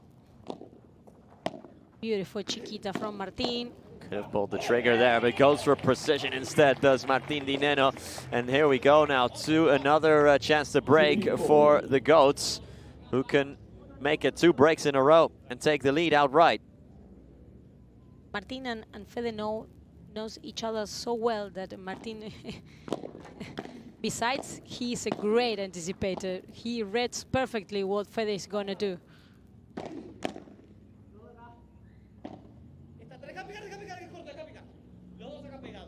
Lijo lets it fall. Plays to the forehand of Dineno. Oh, Chingoto can save. No, he cannot. So it is 3-1 Goats. New York now in trouble. Yes, little bit high volley from Chingoto. That's why Martin had the chance to counter-attack. And another break, it's 3-1. The Goats again taking the lead.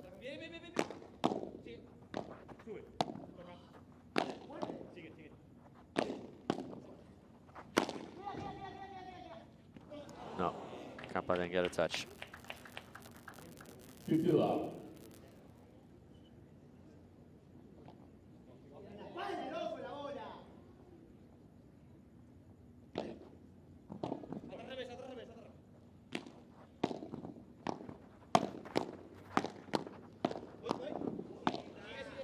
What amazing blocks from Lijo. Now going in for the kill is Pablo Lijo. Dineno, he can see this off, Martin Dineno, and he does. And again, it's Pablo Lijo doing all of the defending and Martin Dineno applying the finishing touch. Normally you think it would be the other way around. Yes, Nico, but this is a different game because, of course, they are trying to target on Pablo Elijó, so all the defensive work also is coming from him. But by now he's responding really well.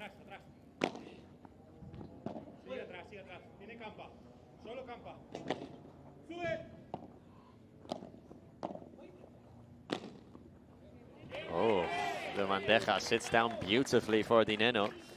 Went right through Campagnolo. And the goats absolutely dominating the first set, Nico. The only chance the Atlantics had was with that break.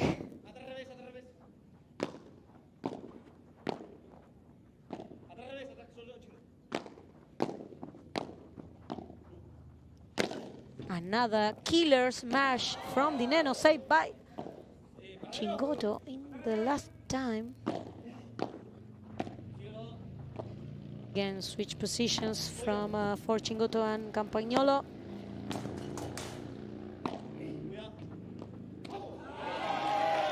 And it's 40-15, great effort from Chingoto. This one was the key ball of the rally.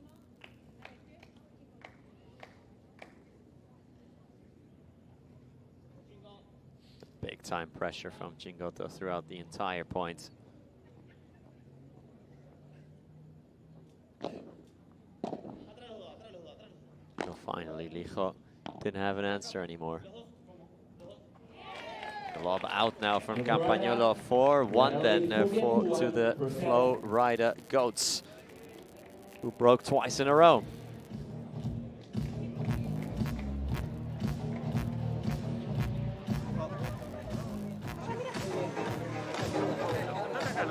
Eso, cantémonos ahí si va muy pinchado. Si la dejamos picar y lo quemamos de uno. Muy bien. Sí, por arriba lo partimos. Toca arriba con la pala, abajo no toca. Yo estoy mirando abajo y suena, pero suena arriba. En su lado puede tocar. No puede tocar de la mitad para allá. Seguimos, ¿eh? Bien. Está muy bien, Martín. Muy bien. Sí, yo intento jugárselo ahí un poquito por el medio, alguna capa no para.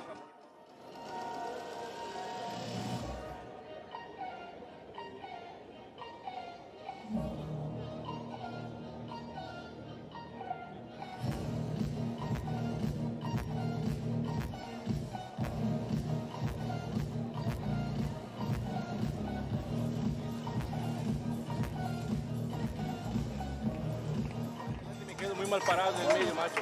Todavía Chingo tampoco no la movió mucho. No te hagas el choto vos, que él también no hizo nada tampoco. Ahí vamos. Dale, puro. ¡Vamos, Campa! ¡Vamos, Chingo!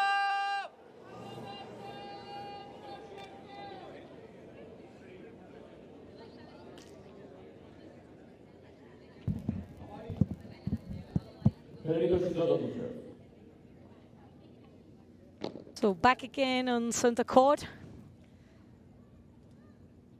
Chingoto to serve. They need to shorten the distance in the scoreboard. Lijó got a bit too far ahead of himself.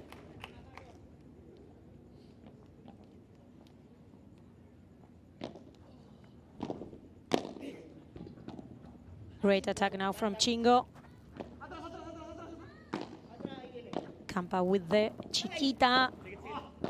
Good approach from the Brazilian. Dineno plays a perfect lob under that kind of pressure still.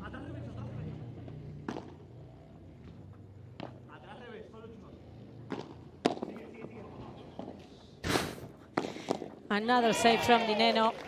And Lijó now coming in to finish off the points.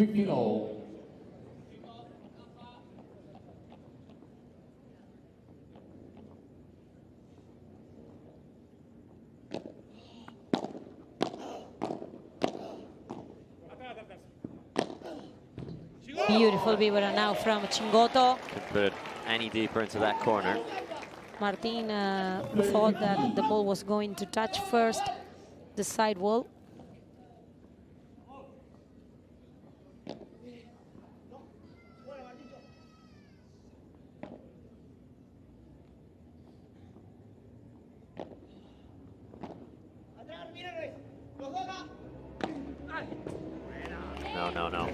had out from Campagnolo, and it's 30-all.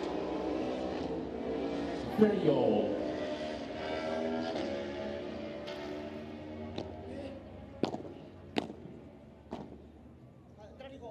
Campa with the bandeja, Lijó in the blocking.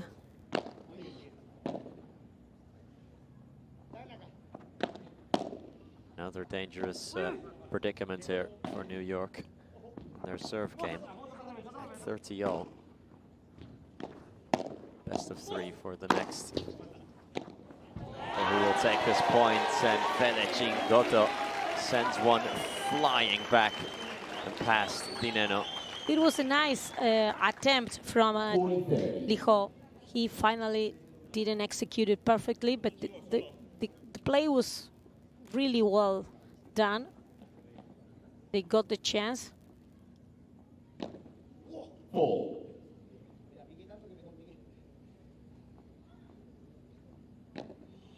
Cingotto now staying on the left again.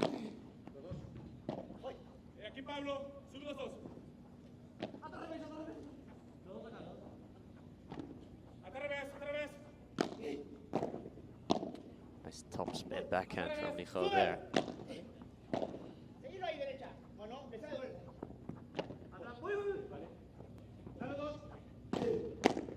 Good block from Campa. Oh, I thought he had an easy point there, but he was met by a wall. Cingotto with another incredible save on the bounce. Yeah. And again. Now Cingotto can attack. Oh, and Campagnolo just couldn't convert. So it is a goal point and another break point for the Flow Rider Goats. Campa couldn't finally block that one last ball. And Martin will receive. It could be a lethal break for the Goats. Campa with the bandeja. Good block again from Lijó. Those lobs from Dineno.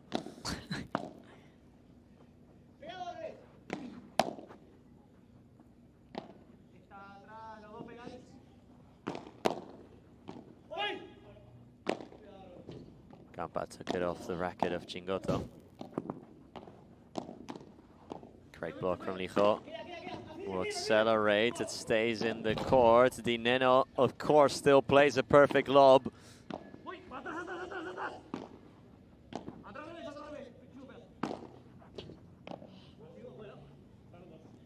Cingotto. High lob again. Martin Dineno plucked out of the sky by Felecingotto, who sends one back to Pablo Lijó. He will attack this. A lot of rebound on it, and out it goes from Campagnolo. So it is a double breaks advantage for the Flow Rider Goats. Dineno just showing us what he is all about.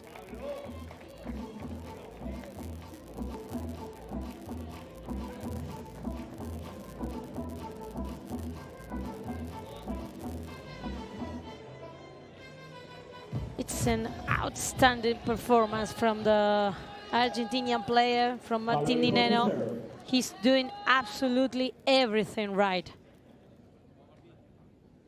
Defending, attacking, counter-attacking, playing lobs, covering all the court behind his partner.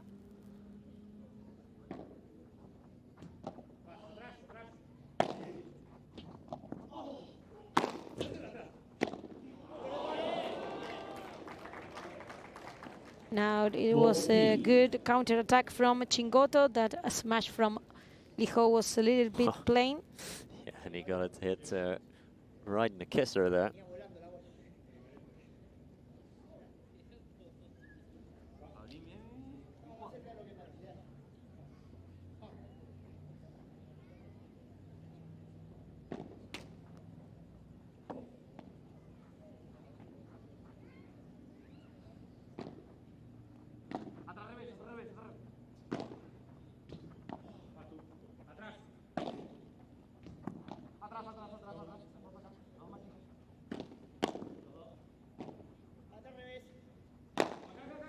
Campa doesn't quite go out of the cage for Lucas Campagnolo, but he does reset with an excellent lob. Here's Lijo. Dineno over Campagnolo, lets it fall, fires, and Lijo's block is out. That makes it love 30. Love 30.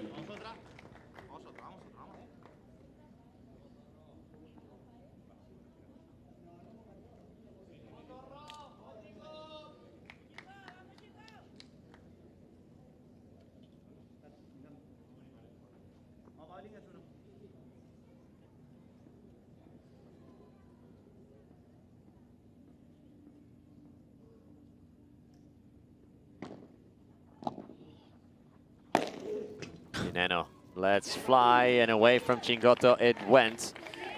Great hit from Martin Dineno. And he can also play with power. He can also win points with the smash.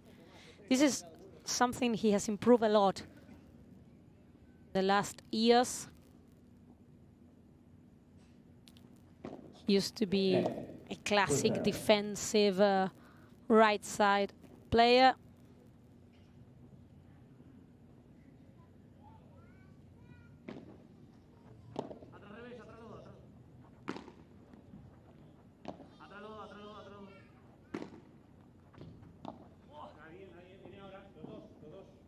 Dineno fires through the middle. And Lijo couldn't block there. 15-40. New York alive with 3 break points. They want to at least recover one of the breaks of disadvantage. The only game they won was breaking. A break, They yes. haven't held a serve game yet. Have New York.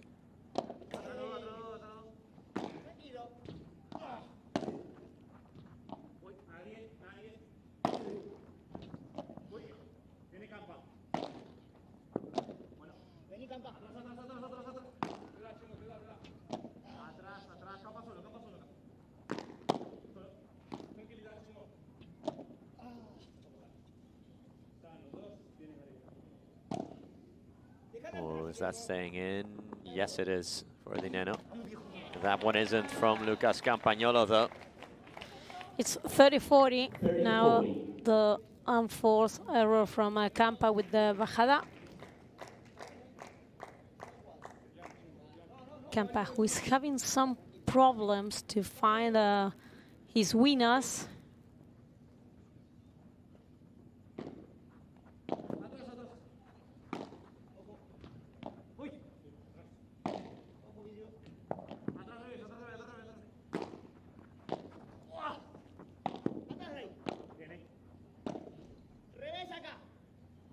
Dineno. Really good lobs again from Martin Dineno. That time, finally, he plays one out. Martin Dineno. So, New York get a break back. They are still alive and kicking in this opening set. 5-2. Goats. Muy bien, Pablo, ¿eh? Ahora estamos en el lado bueno, ¿eh? Sí, sí. Insistir ahí, lo está haciendo bien. Bien activo, las salidas de pared, las bajadas, ¿vale? ¿Eh? ¿Vale? Se me quedó esta pegada y me venía fácil. Eso, insistir ahí, bien.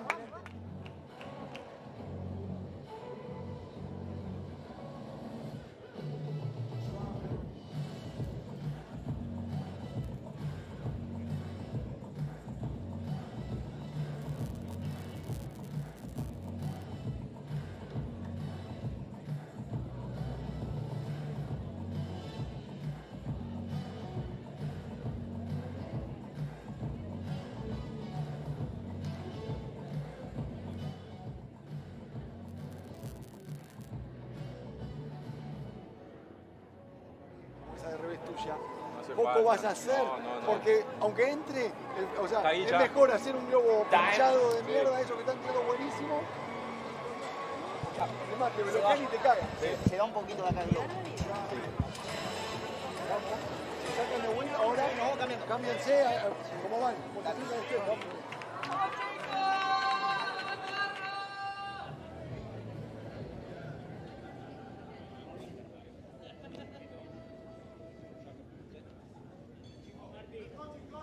Lucas Campagnolo to serve. Lucas Campagnolo serving to keep New York alive in the set.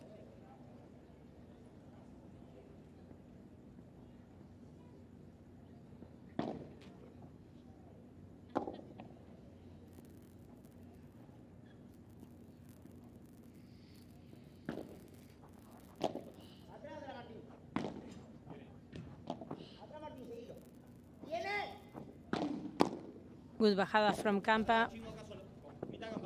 Lijo now with the bajada.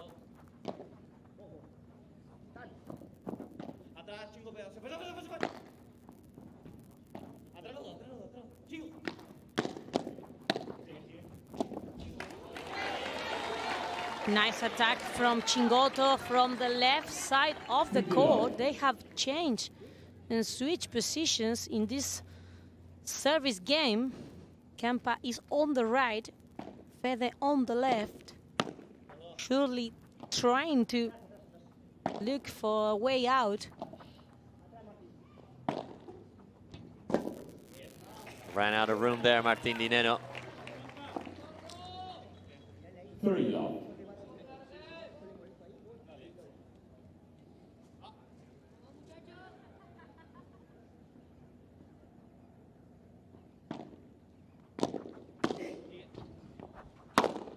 Well recovered and then smashed back at him by Lucas Campagnolo. And it seems like the change of positions is working for them now. Yep. Chingoto back to the left-hand side. Change the dynamic of the match completely. 5-3. Take two then. Martín Dineno will serve for the set. Of course, now as they will be receiving, Campa must return to the left side and Chingoto to the right one. In this set, they can only switch positions when they serve.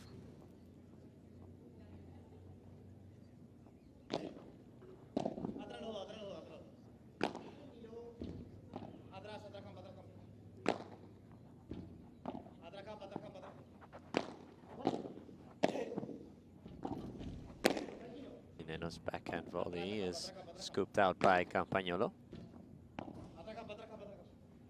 Lijo. Pablo Lijo again. High lob from Chingoto. Yeah, that's way out from Fede Chingoto. 15-love. 15-love. Easy point now from Chingoto. That lob was way out.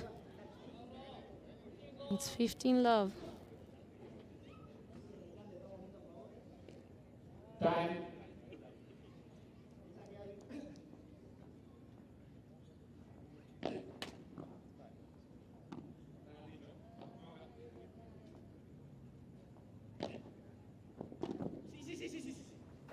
Lijo with the smash.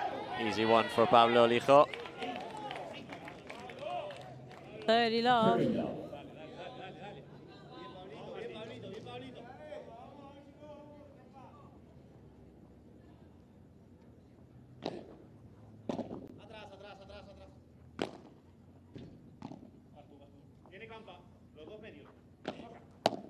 That's an angle from Dineno, who went in for the kill.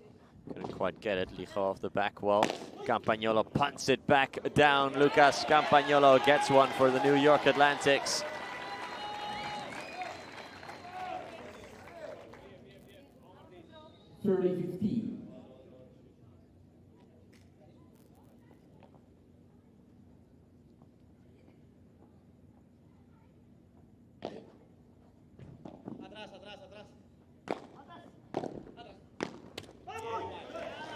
Lijo's transition play is lacking there.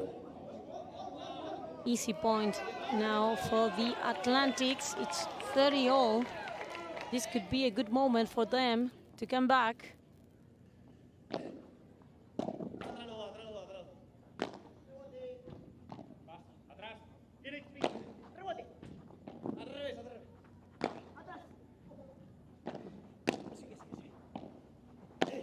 Dineno tried to bury it backcourt.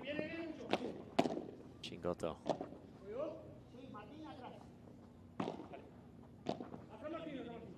Well, from Dineno over Fede Chingotto. Here comes Campagnolo now. And Martin covering all the court in the back. Nice block. Dineno slowly coming forward now. Lijo saves. Dineno resets with the lob. Chingotto going in for the kill. Lijo with another fantastic block. Pablo Lijo keeping the goats alive in this rally.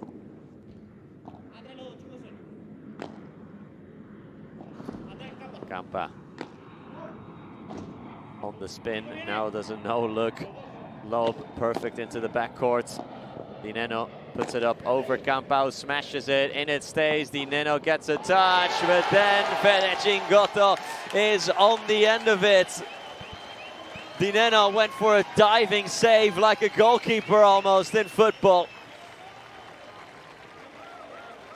Amazing stuff from the 4 players. Dineno doing everything he could to keep that ball alive. And it's 30-40. The Atlantics has 2 chances. Tied up the things here in the first set. We'll have a quick cleanup on one of the glasses because, yeah, Campagnolo got it quite dirty.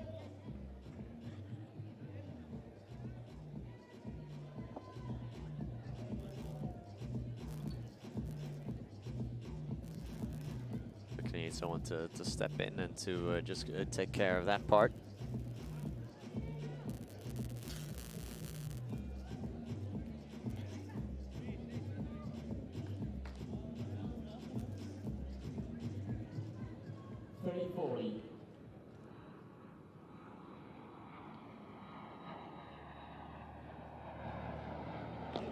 Two break points again.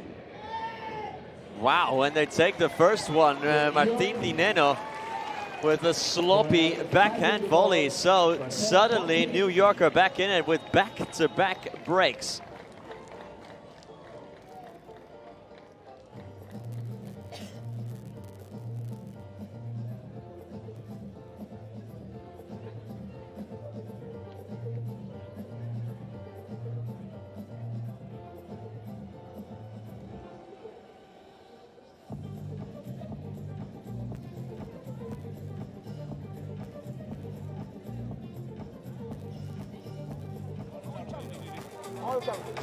Es más difícil lo de ahora que lo que hicimos, así que dale.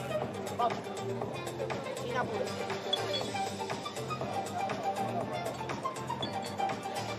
Aparte, en algún momento, Martín va a querer ayudar un poco más y va a tirar. Fue raro. El otro con la figura así no está haciendo nada ahí atrás. Entonces, seguimos hasta la casa. Vamos aquí, che. Vamos.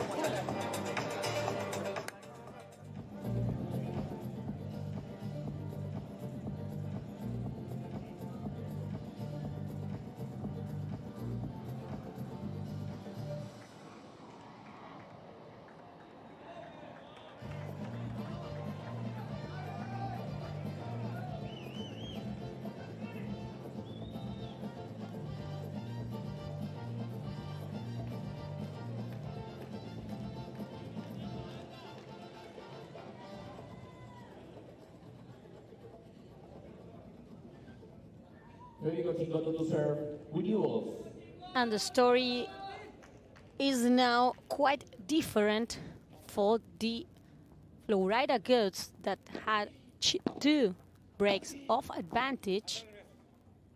They were serving for the set, and now everything again is really tied up. Momentum has changed from one side to the other one. And now the Atlantics are the ones who are dominating and controlling the game. That switch of positions between Chingotto and Campagnolo perhaps has been the key of this comeback. Chingotto pressing with the volley, Campa holding that ball. Finally, a winner from Lijo, 15-0. Good return from Dineno. Lijo with the love.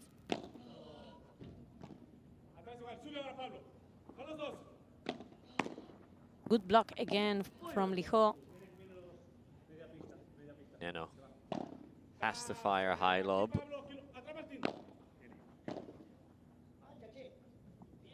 And that one is out on the backhand from Martín Dineno, who's suddenly showing signs of weakness.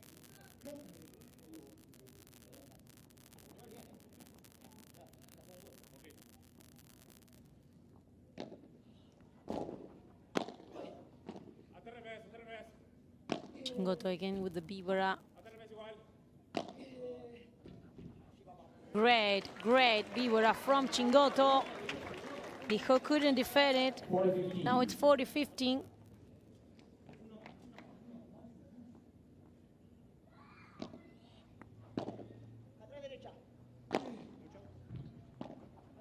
Another one. Campagnolo. Oof, in it stays, and Lijo had to improvise, and that is going onto the back glass. We are tied at 5 games apiece. New York have come back from 5-1 down. Yes, incredible stuff from the Atlantics. Great comeback from the men in green. Now we can see how Chingoto tries to keep activated himself.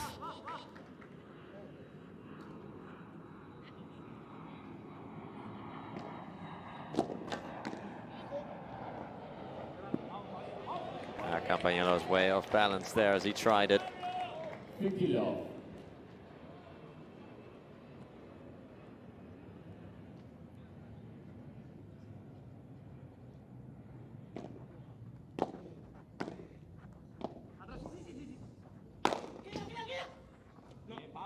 No, didn't get on the end. Of course, that now the goats are willing to stop the bleeding, to stop the momentum of the Atlantics.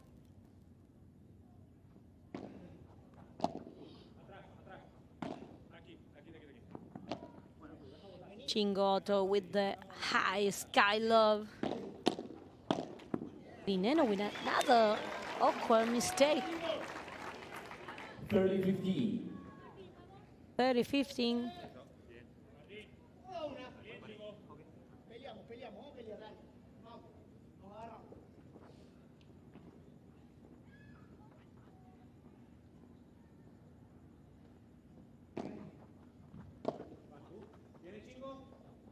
Deep lob from Campa, brought down by Dineno onto the back glass. Martín Dineno is suddenly now out of it almost. Yes, something weird, because he has been playing at a tremendous level, but right now he's not having a good moment.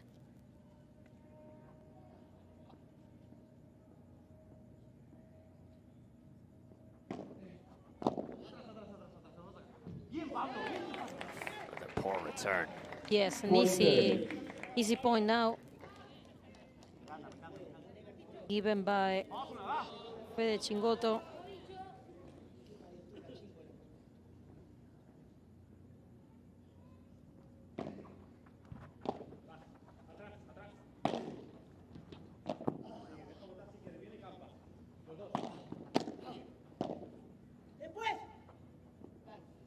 Lob stays in, Campagnolo.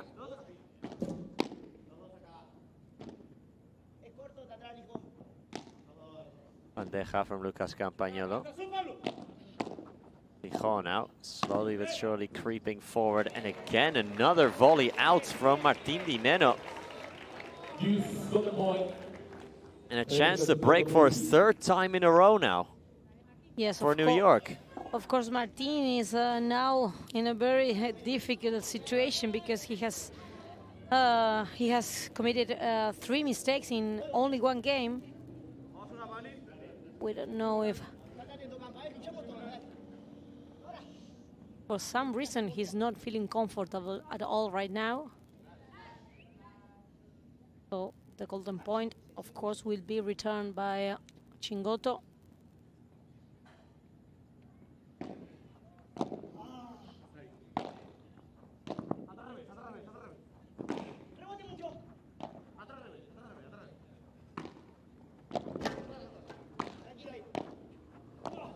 Good effort now from Lijó. Playing across with Campagnolo.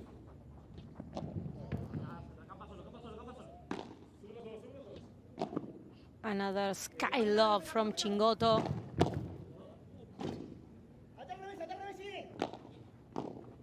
Oof. Great save from Lijó again. Oof, the lob stays in. Campagnolo punches it right through the middle.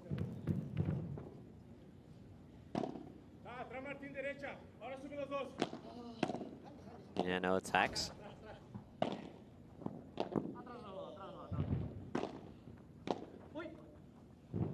Dineno sets, fires. Chingoto does not get on the end of it. Just lacks an inch there, does Chingoto. So 6-5 Flow Rider, who barely, but they do, hold on to their serve.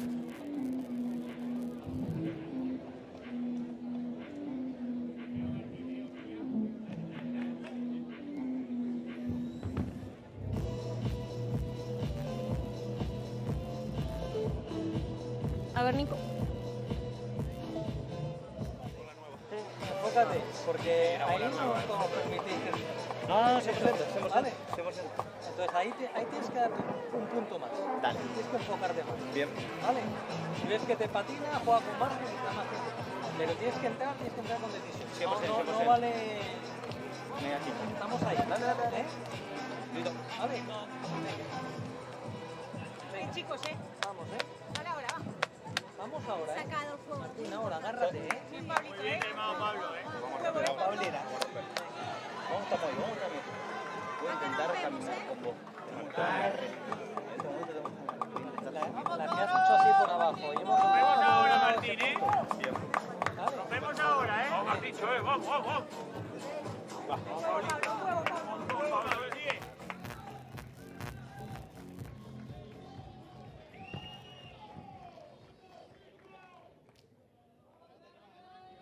Lucas Campagnolo to serve.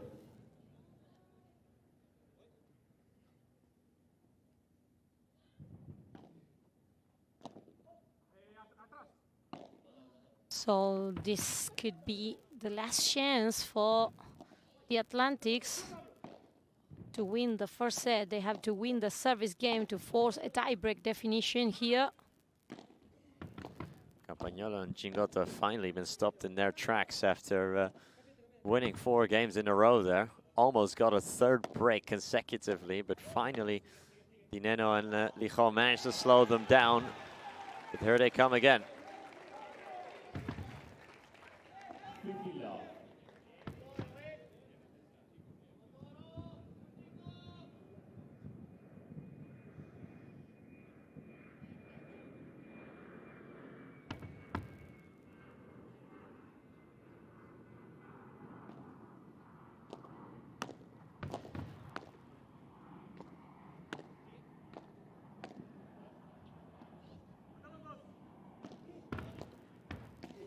Chingoto lobbed up by Lijó. And Chingoto plays it expertly to the feet of the transitioning Pablo Lijó. And it's 30 love.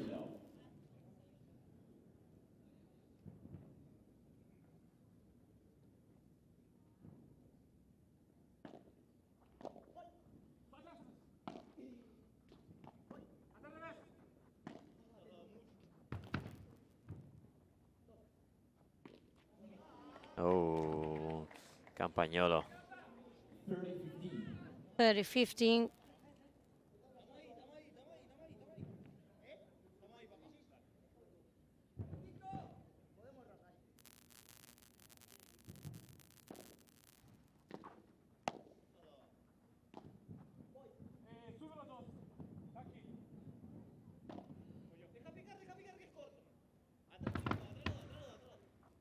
Lijó. Still Pablo Lijó. A nice switch of directions from Lijo there.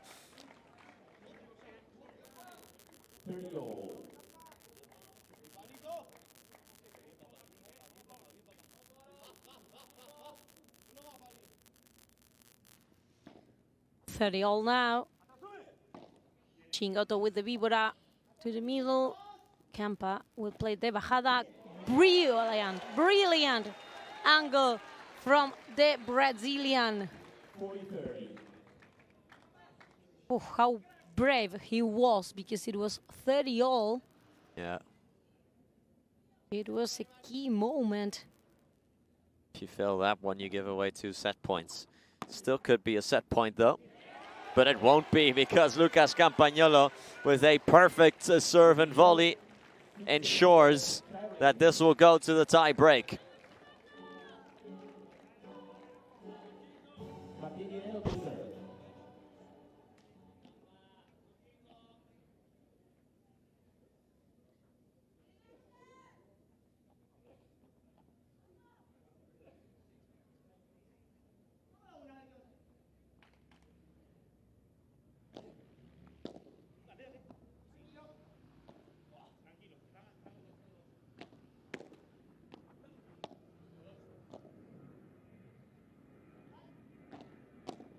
And the first point of this tiebreak goes for the Atlantics. Straight away, getting a mini break.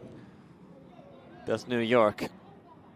And if they finally win this tiebreak, Nico, it would be one of the best comebacks of the week. Yep. Wow! Wow, the passing shot from Dineno. We're not out of this just yet. Incredible passing shot from Dineno.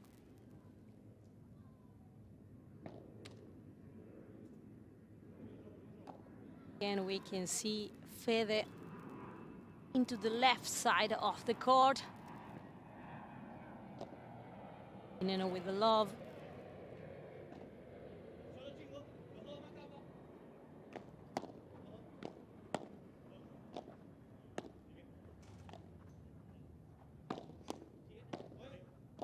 Another great block from Lijo.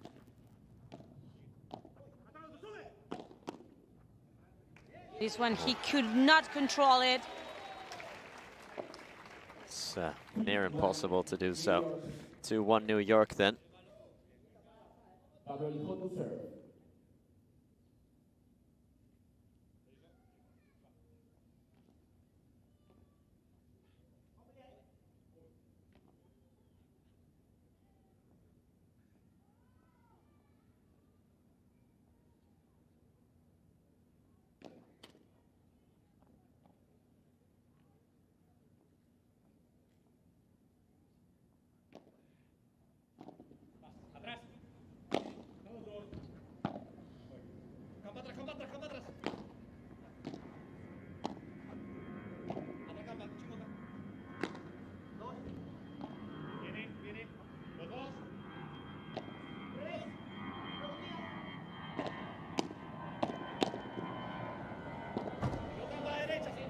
Wow, what a save from Campagnolo. Oh, and Lucas Campagnolo just couldn't convert the play.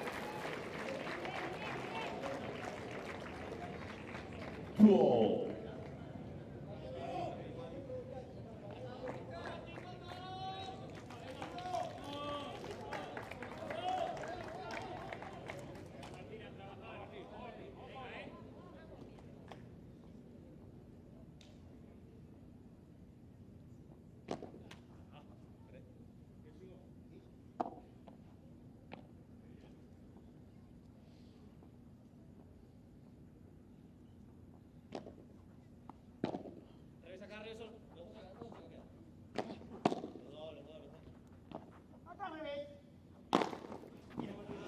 The smash from Campa. Dineno, I think, trotted over it without knowing about it.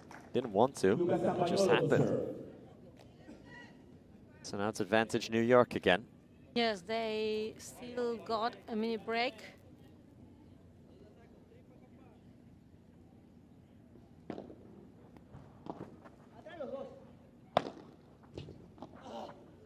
Great adjustments from Dineno, and then the hard body shot from Lucas Campagnolo to Pablo Lijó. 4-2 then to New York.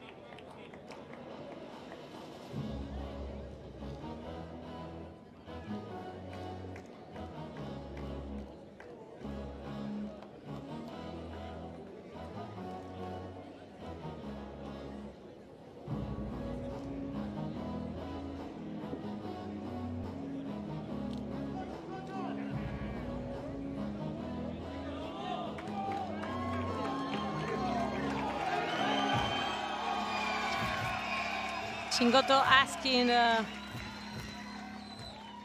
asking for the support of the crowd.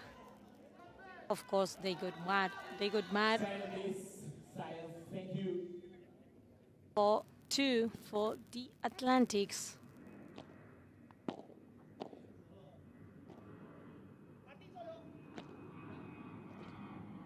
Off the wall from Lijó.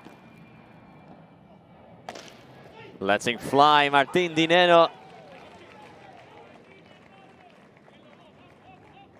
Big one for the Goats, who again are back.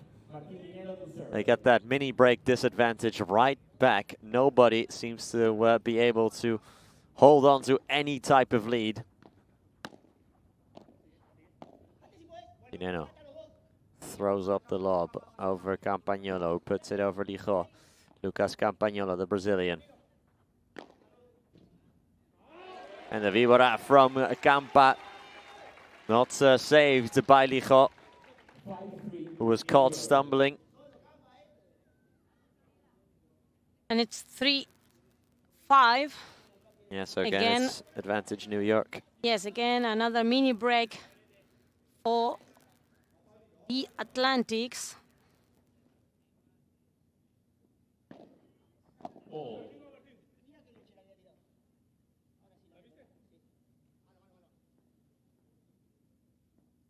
Martín Dineno serving. Campa ran out of room. Nice volley from Pablo Lijó. Lijó pushing a little bit hard there with that volley. And now Fede Chingoto serves to close out the tiebreak. Yes, they will have the chance to close the tiebreak with their service, Nico, but they need to win these 2 points in a row, of course. Nice return from Lijó, and the unforced error from Lucas Campagnolo. Yeah.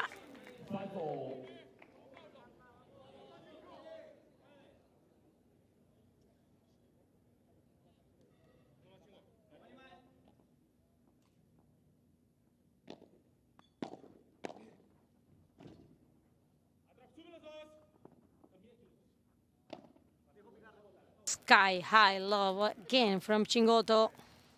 Dineno brings it down. Campa flips it back up. And again, goes parallel to the Lijó, so he's avoiding Martín Dineno here with his overhead shots. Keeps insisting on playing with Pablo Lijó. 5 in a row, I do believe, from Campa. Dineno saves it. Can Chingoto keep it alive? Yes, he can. And again, Fede Chingoto on the block. Lijó tries, fires away. Oh, and it catches Chingoto on the wrong side of the racket. And now suddenly the Goats have a set point. Pablo Lijó on his service can close it out now. Yes, Nico, incredible. It looked like it was twist advantage. Again. It looked like it was advantage New York. Back come the Goats.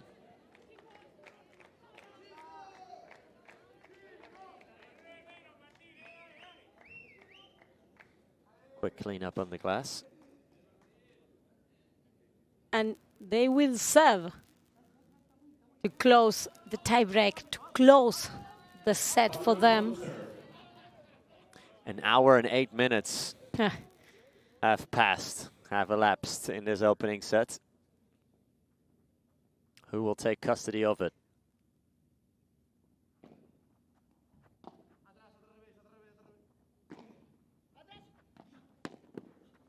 Incredible save from Dineno, and they have done it. The Flow Rider Goats have taken the first set in the tiebreak. Unbelievable stuff. They served for a set twice, at 5-1 and at 5-3. They were broken 4 games in a row from New York. Then we went to the tiebreak. It looked like New York had it, and then back came the Flow Rider Goats. An amazing first set. We have seen absolutely control game in first time for the Goats, then for the New York Atlantics. Now the Goats are taking the opening set, so it's been a roller coaster of emotions. Absolutely, a roller coaster of emotions.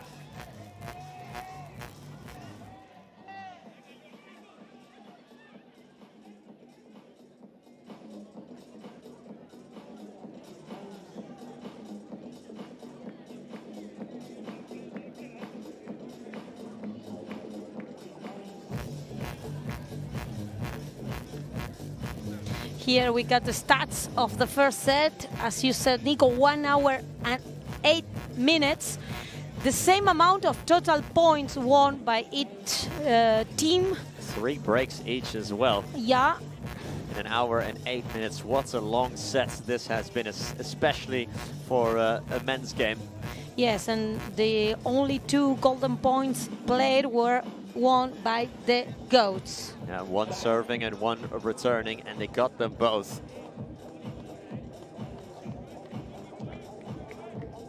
The Goats won the first game, and now somehow they have won the tiebreak as well. So they're 1 set away now, the Flow Rider Goats are, from booking their place in the final against the Las Vegas Smash tomorrow at 2 p.m. Nico, the Flow Rider Goats, that if they want to today, this semi-final, they will keep this week unbeaten. So perhaps tomorrow we can have a great matchup between Las Vegas and the Flow Rider, of course, but still too much to play here. Yeah, the Goats swept their group, so they won all 4 series. They didn't win every single game. In fact, Dineno Lijol didn't win all of their games. They lost against Alex Chozas and Ivan Ramirez. Yes, and also Gemma and Aranza lost one of their matches. Yeah. But in the end, they managed to win the series, all of them this week.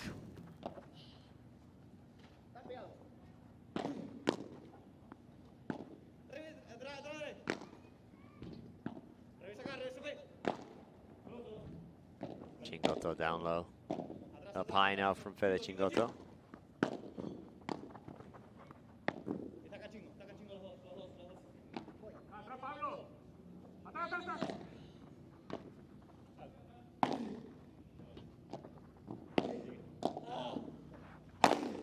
Campa smashes, blocked by Dineno. And out the Vibora from Lucas Campagnolo. Yes, and it's lob 30. The Goats again threatening the service of the Atlantics in the first game of the second set.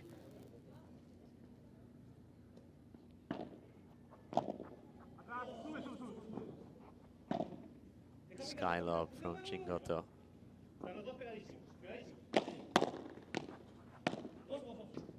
Out from Fede Chingoto. Love 40. 4 break points for the Flow Rider Goats.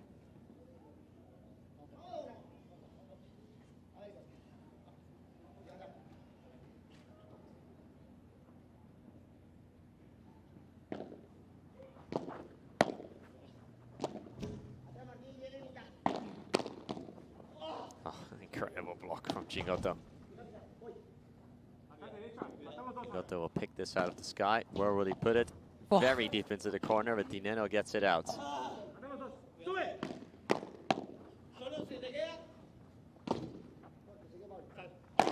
Campa pulls the trigger, and Lijol couldn't get out of the way. 15-40. Tells him, don't worry about it.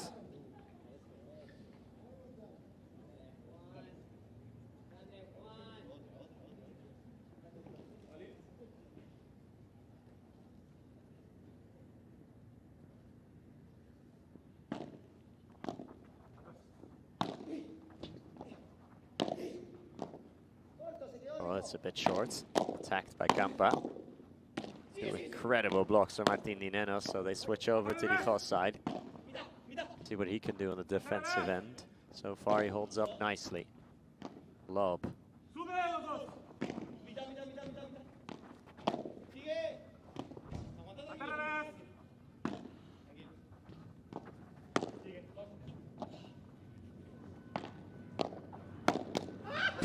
Chingoto came in for the kill there.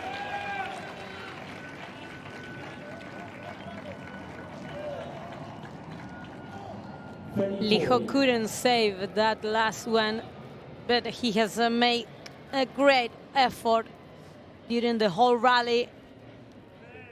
He's playing at a real high level. Let's see if he can resist the whole game.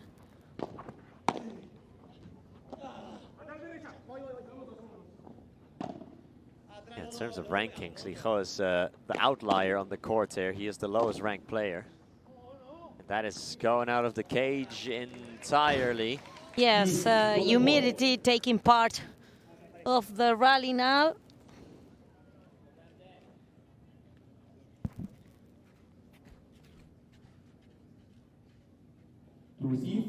And it's a golden point now.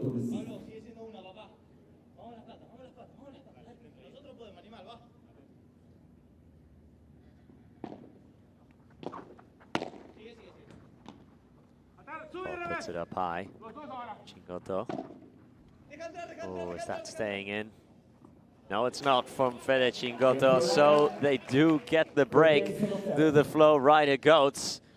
They needed all 4 break points, but they do find a way through. So after taking that opening set, it is now advantage Flow Rider in the second.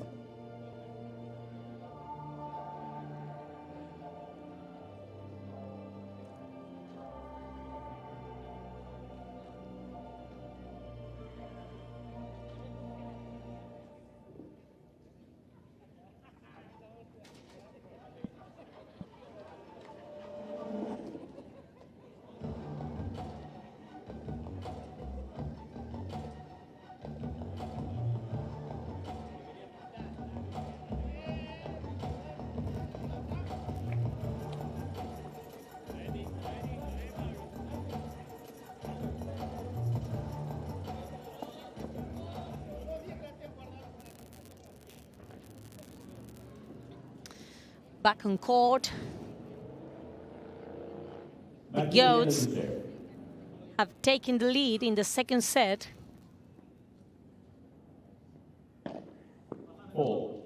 Second serve for Dineno.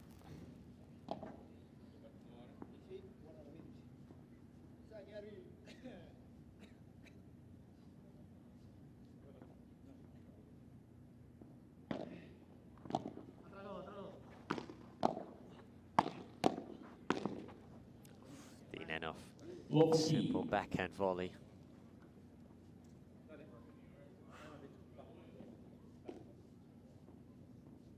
Block 15.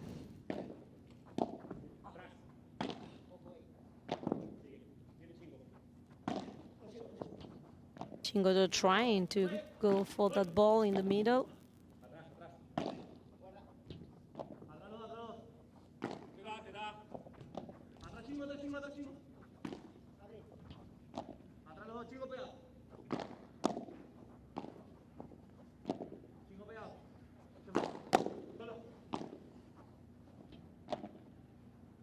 I love from Campagnolo.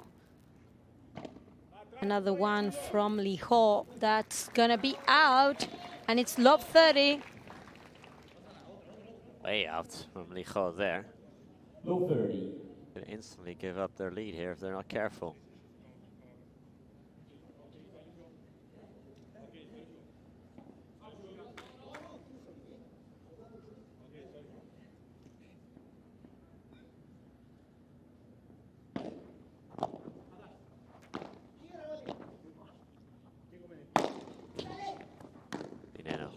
Campa was equal to it. Bit of help from the nets for Martín Dineno.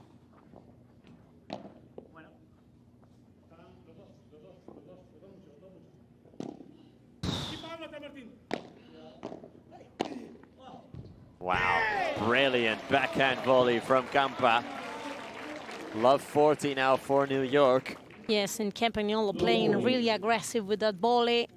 It's very difficult to win a point into that corner because Martín always has a response. This time he couldn't save it.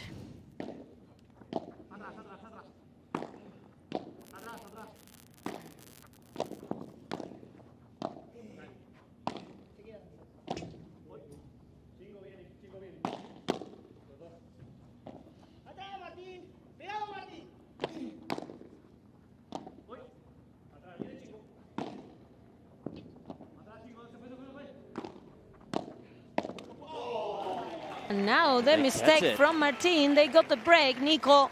Right back in it, our New York. And again, the actions here are tied up between the Atlantics and the Goats.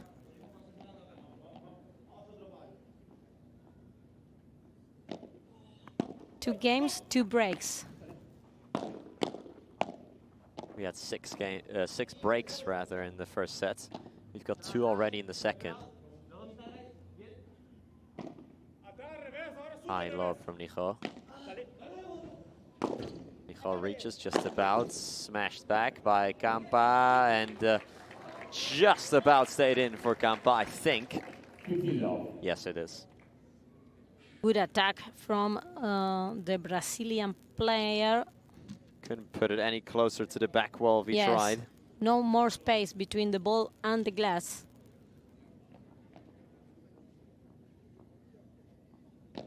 Fifteen love. Again, Campagnolo taking the best of Dineno.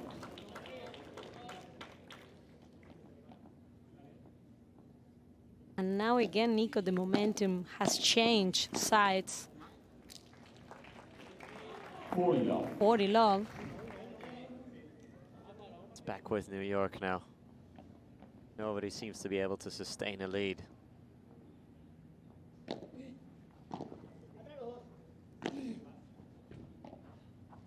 Kita.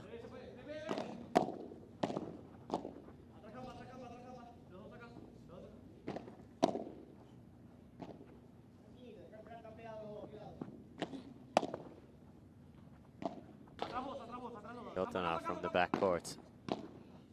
Nice chiquita from Fede Chingotto. The switch of sides from Lucas Campagnolo. That is brilliant combination play from New York, who take a 2-1 lead in the second set.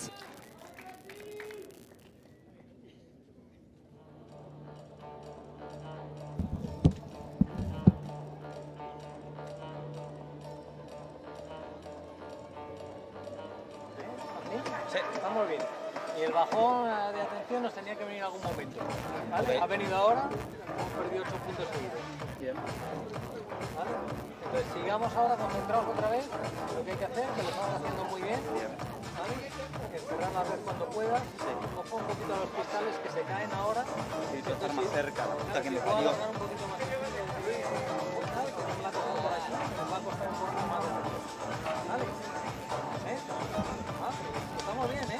Sí, sí, sí, estamos saque a saque, Pablo. Movemos ahora con tu saque, dale, dale, dale, dale. Luego eso, lo buscamos, ¿eh?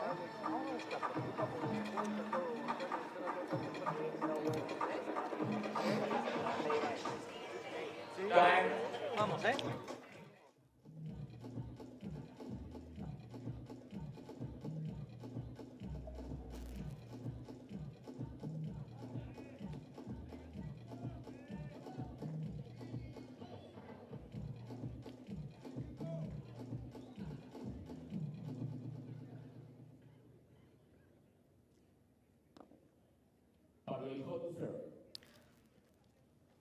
We could clearly listen the positive message from Dineno and from Jorge Martinez, the Florida Goat coach, to Pablo Lijo. They were saying, okay, Pablo, we are with our service. There has been no break yet. Not at least one that they can, they need to recover.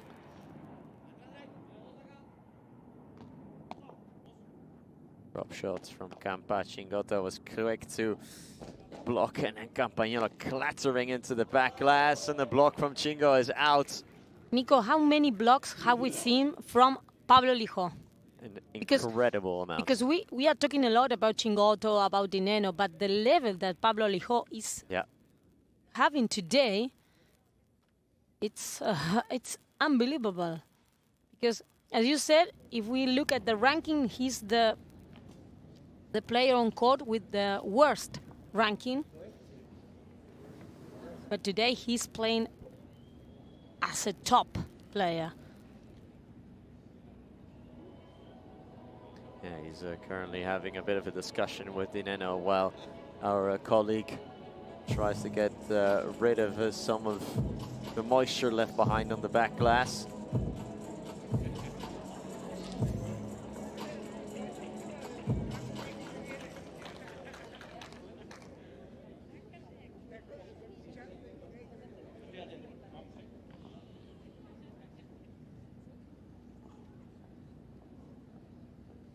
Close to an hour and a half into the contest.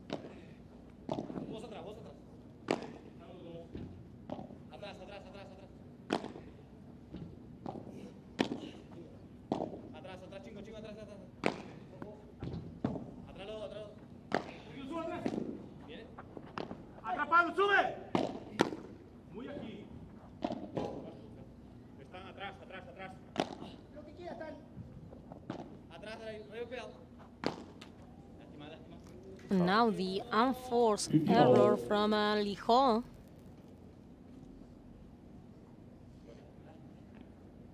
Who perhaps is starting to look a little bit tired. Yeah, we saw it earlier in the week as well that Lijó faded as the match progressed. Nice serve from him there, though.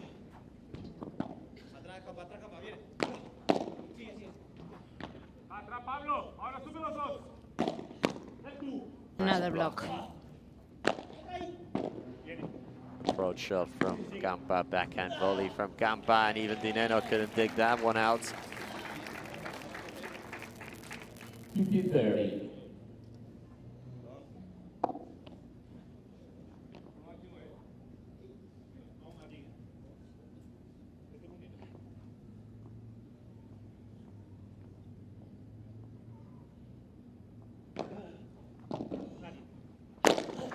Dineno lets fly. Campa sends it back, but it stays in the courts.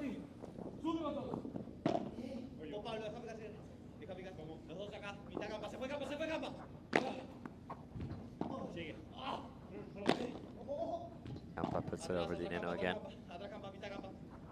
Lijó with the bajada, well blocked by Campa. Oh, Dineno. Another wonderful save. Campa lets fly, wow. And Pablo Lijó sends it back at him.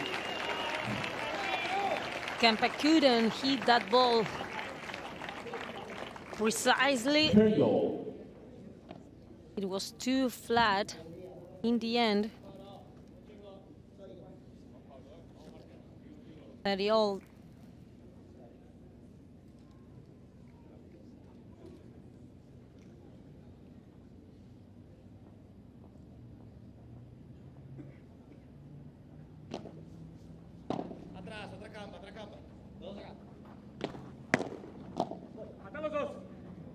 Chingotto. Dineno now. A rare sight, so Dineno hitting a lob out. That means New York have 2 break points. Yes, for the very first time, they are willing to take the lead.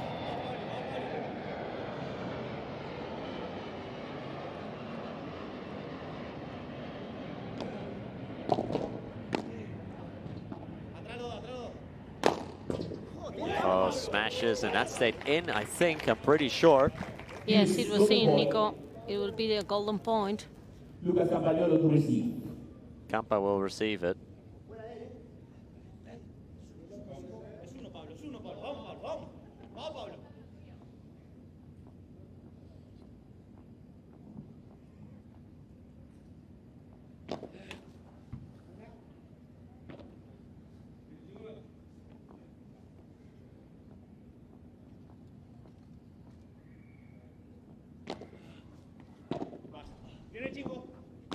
Dineno.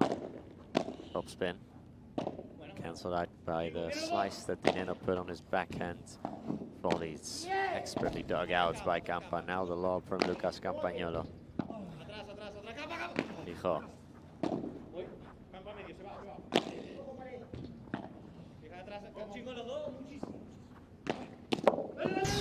Oh, it stays in for Chingoto. What a block from Federico Chingoto. And Campagnolo wins it on the follow-up.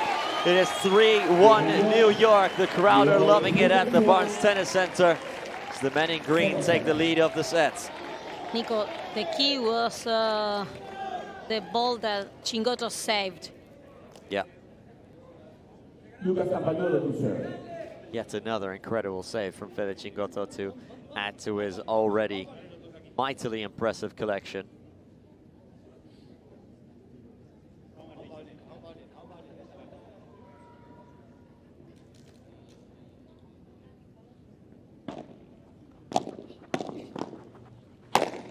Well played again from Chingoto, who stepped in and then let Campa finish the point off after.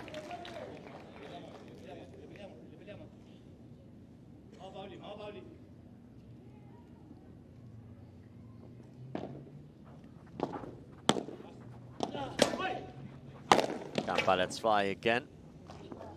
He gets it to go again. Yes, it's 30 love now.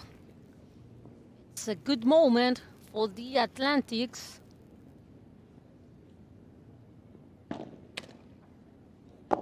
We have no doubt that the change of sides between Campa and Chingoto has been decisive for them. Nice lob over Lijo. Chingoto watched it drop onto his racket, and then Lijo with the poor block. Is that another sign of fatigue? It could well be. Surely, Nico. We can see that he's not moving in the same way that he was doing at the beginning.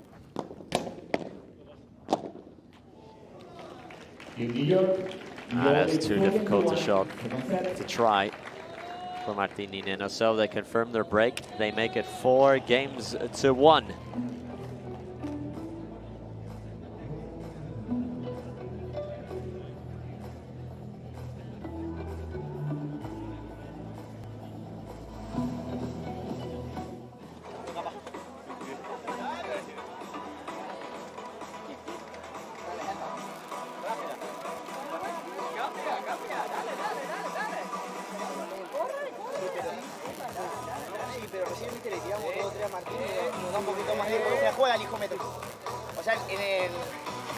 Después de que viene de dos buenas él. Sí, pero la que metió Pablo allá fue un límite. Fue muy al límite.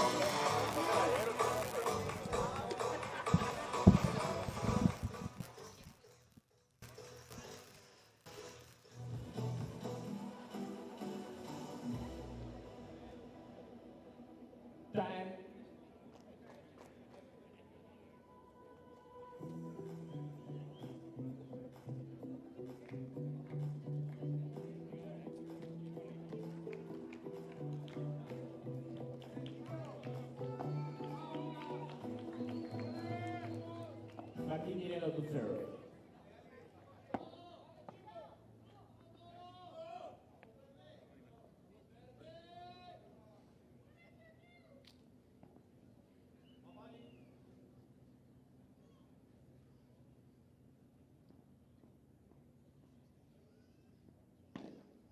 Fold.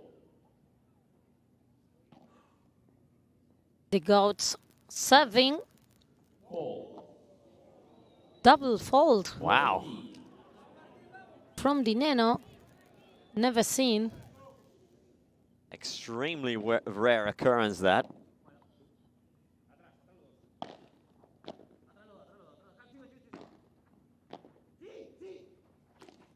Oh, and now Lijo completely misfiring on the smash. Two odd mistakes there. First from Dineno at the double fault, and then Lijo missing the ball altogether. Yes, very weird situation for the goats. And it's love 30.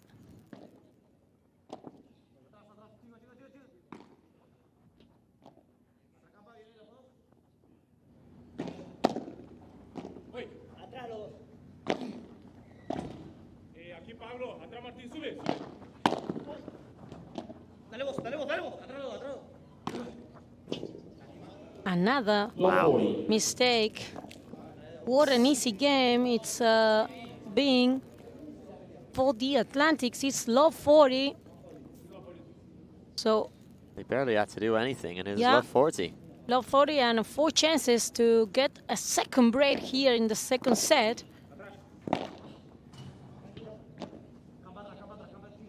So we are barely close to having a super tie-break definition. And there it is, another unforced error, this time from Martín Dineno. Just like that, it's 5-1. Just like that, New York will serve for the set and to take us into the super tie-break. Yeah, it seems like we are going to have it, Nico, because it's absolutely... It would be absolutely weird to have another came back from a 5-1 in the same match. Yeah. I'll never say never, but it would be very odd. Chingotto. Drop shot from Fede Chingotto. Lijo, nice chiquita from Pablo Lijo.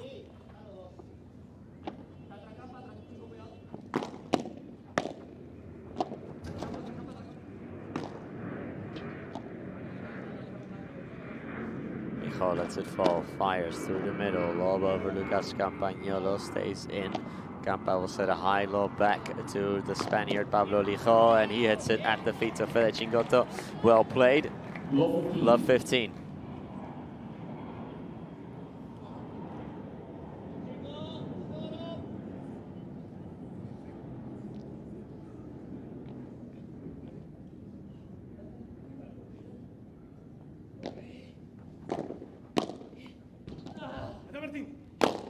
Chingotto accelerates, Dineno equal to it. Chingotto will reset with the high lob.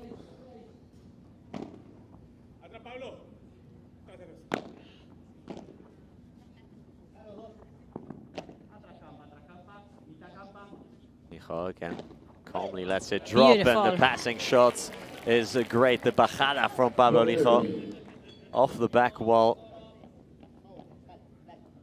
Beautiful bajada. Now it's love 30 to the goats again.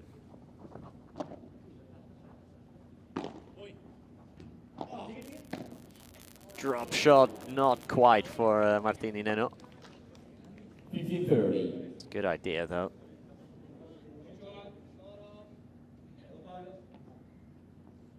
$15-30. Campagnolo fakes the smash, doesn't get a helping hand from the fence as it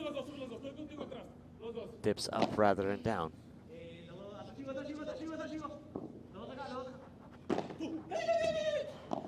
Chingotto scoops it back out, but onto the back glass, so 15-40.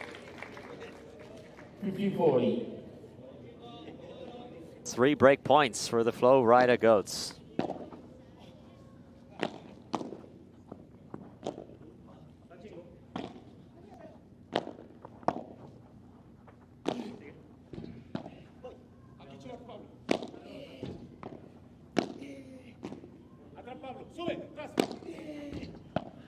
Chingotto with the Víbora. Time parallel.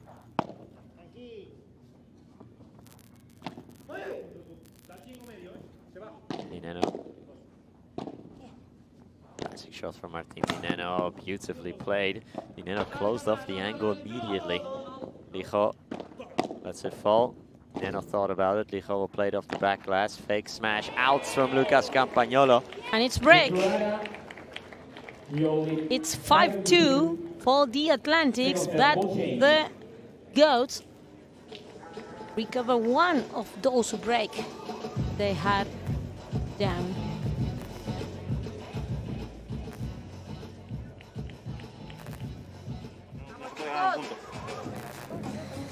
No, más que nada yo creo que estamos jugando demasiado largo. Los vagos están jugando con rebote. Sí. Y nos están tirando buenos globos. Yo voy a intentarlo, te digo que no tengo un tiro como para hacer un poquito de daño. Es jodido, es jodido. No quiero jugar de ahí, que no sea tonto.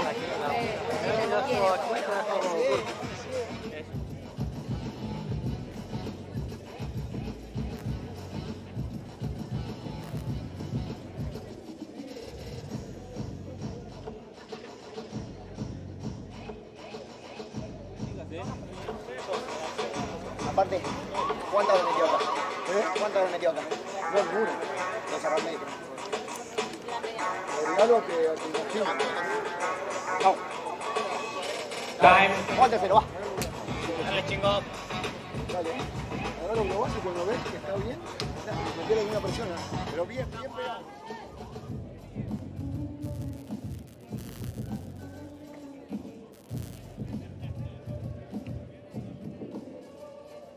So Dineno and Lijo will serve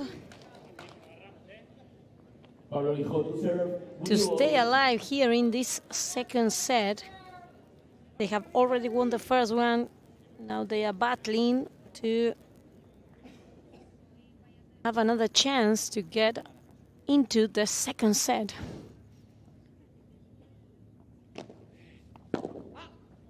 And not the best way to start for Campagnolo. Easy return out. It's a long way back, but it's a good start. For Flow Rider. Ooh, wow. What a way to bring it down by Lucas Campagnolo. Now he looks happier.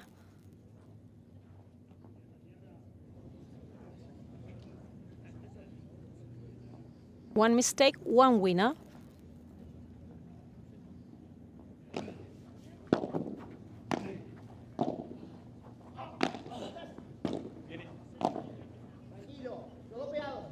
Stays in just about for Martín Dineno. Here comes Lijo attacking with the bandeja, approaching the net.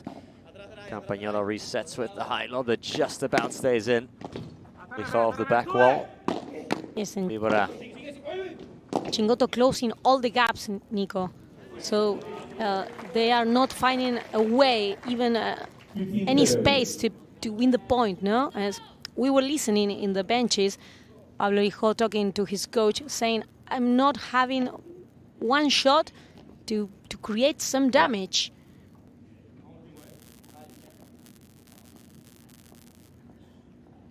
That's why also he's suffering, no? Because he's not finding winners and he's getting tired and tired.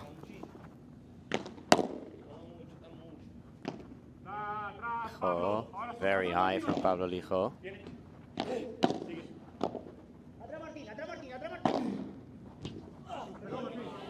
And the Vibora was expertly placed by Lucas Campagnolo into that corner, making it 15-40. So now 3 set points for New York on their opponent's serve. We see it sometimes that it's sometimes easier to close a set out on your rival's serve because you don't have that pressure. Sometimes it is, Nico.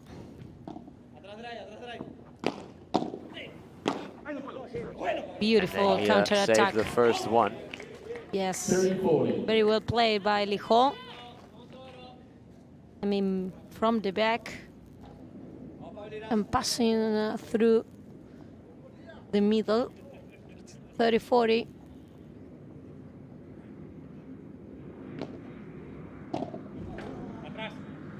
And wow, goes for it from deep, blocked by Chingoto, but not that one. Lijo on the second try, gets it to go, gold point then.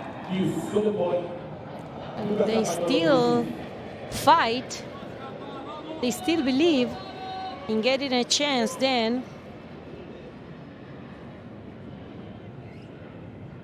Campagnolo receiving.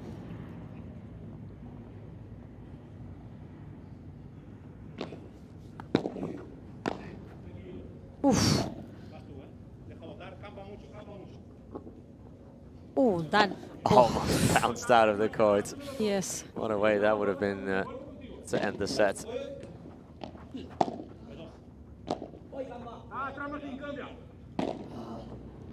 It's a beautiful bandeja from Chingotto. Campagnolo now. Dineno under all kinds of pressure. Campa fires into Dineno's corner, and even Martin Dineno couldn't save that one. New York are still alive, they are still kicking. We will have a super tie break to decide this men's double and whether we will need a mixed double after.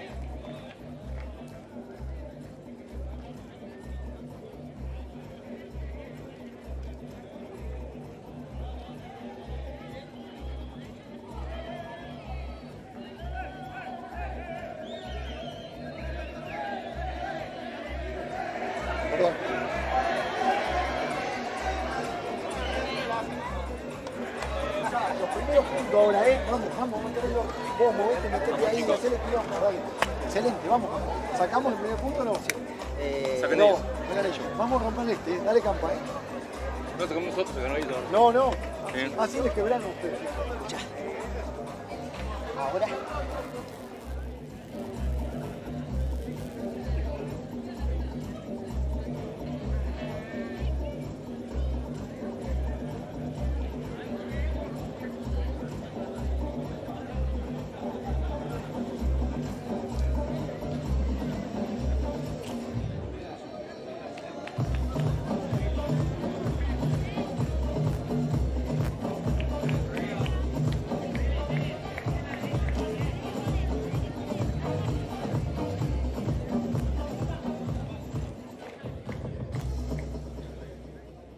And here we get the stats. 33 minutes of the second set, absolutely controlled by the New York Atlantics. 29 total points won against only 14.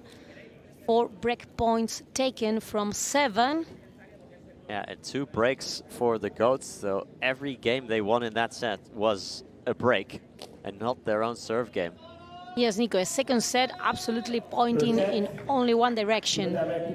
So we've had 12 breaks in 2 sets.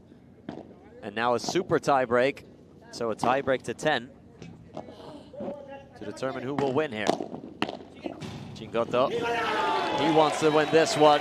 1-0 New York. And they start with a great movement from Chingotto. Again, Chingoland near the net.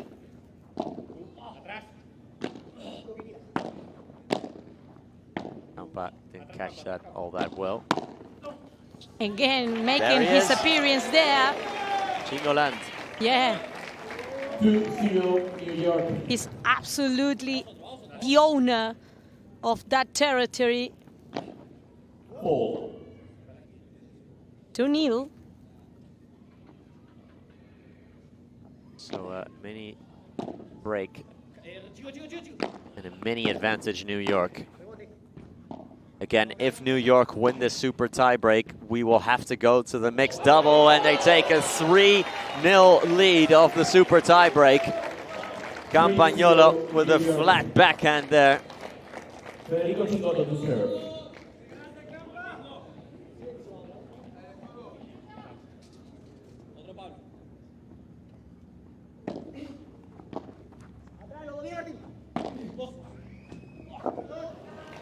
Make it 4. Make it 4.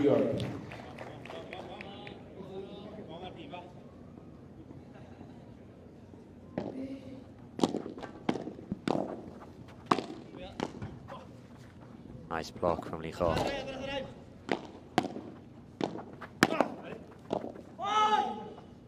Stay in for Dineno. No, it does not stay in for Martin Dineno. And Nico, the supremacy of the New York Atlantics in this super tie break is surprising, because it was everything really tight. But right now they are dominating the game as they wish. Again, if it goes to the mixed double, it would be Fede Chingotto and Virginia Riera against Pablo Lima and Gemma Triay. Yes, an incredible matchup. Great smash from Martín Dineno, who does not want this to go to that mixed double. But it's still 5-1 New York. Yes, of course that the goats will try their best to change the story of this super tiebreak. But far from now, everything is pointing to the Atlantics.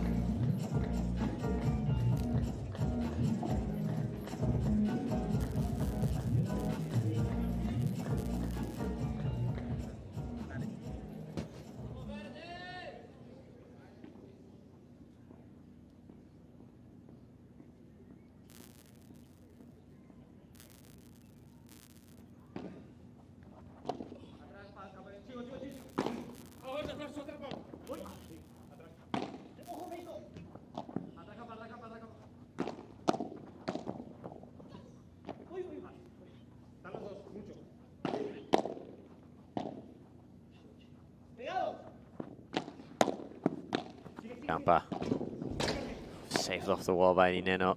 He will get to this one as well. Put up the lob. Campagnolo will bring it down. Raising over the net, just about. And Dineno again putting one more ball in the other side. It's like a wall.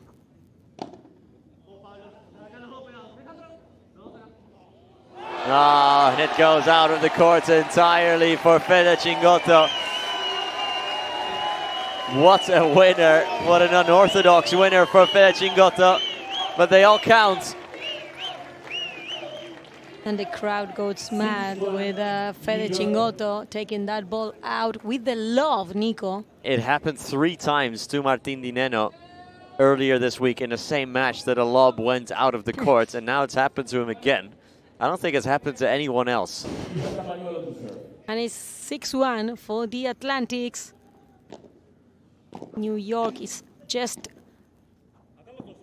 a few steps from forcing the definition with the mixed double game, and it's 7-1 now. New York.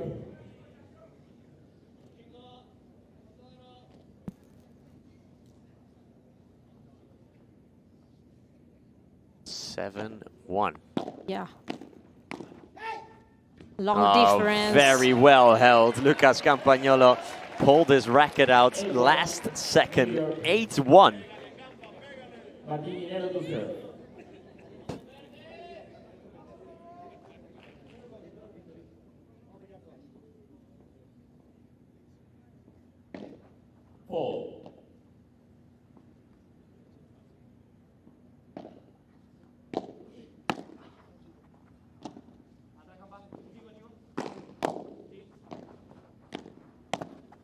Ah, nice passing shot from Dineno. Saw the gap that Chingotto left. 8-2 New York.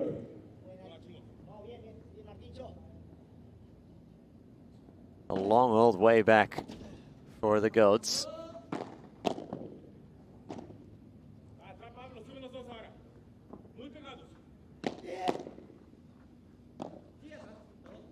Outs from Fede Chingotto.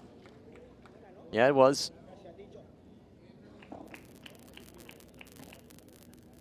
9-2 New York. Oh, it was in. Was it? It's been given as in. Yes, it is. So it's a match point for the Atlantics, Nico. I am not sure that ball was in, but either way, here it is. 7 match points. Lijo saves. Oof.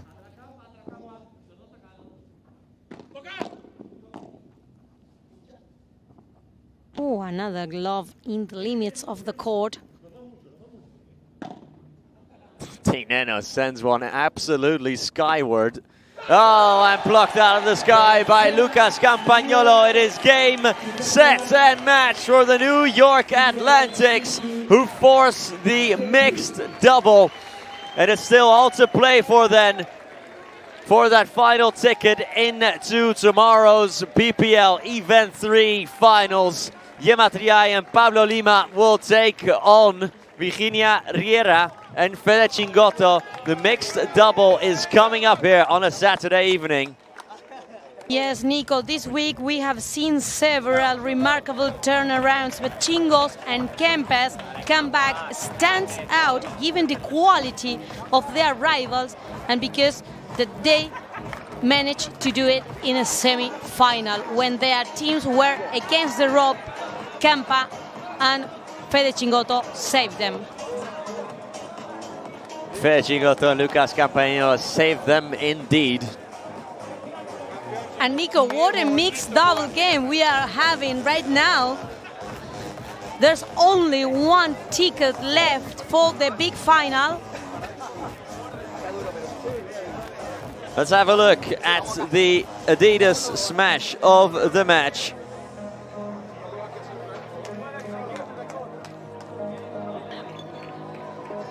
It's this one from Lucas Campagnolo. Beautiful strike from the Brazilian for the New York Atlantics.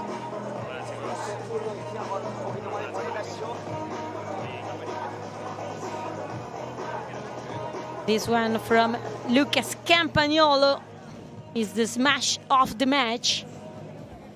And I think we can go courtside and hear from the winners, hear from Lucas Campagnolo and Fede Chingotto after an impressive win.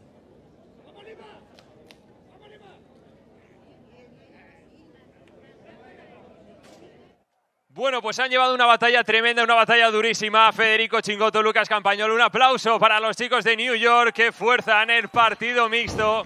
Ha sido tremendo, Federico Chingotto, el partido que hemos visto. Una batalla durísima, un partido y un nivel de pádel estratosférico. Enhorabuena.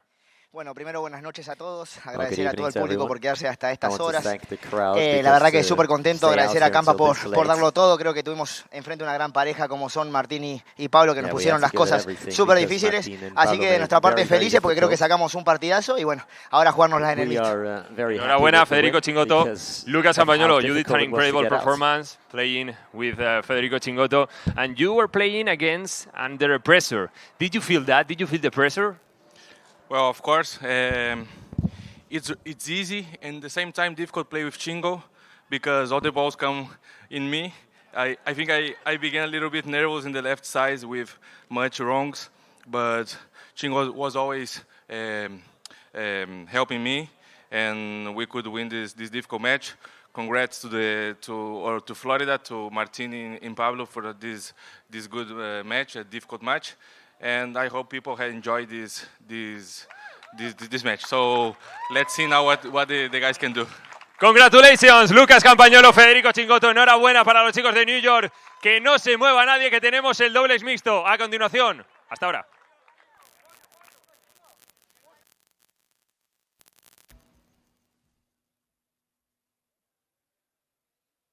Congratulations then to the New York Atlantics, who have forced a mixed double. They have forced a final match between these two titans of the PPL to decide who will go on to tomorrow's final, who will join the Las Vegas Smash in that final at 2 p.m. on a Sunday, and who will have to play in that losers final against the Cancun Waves.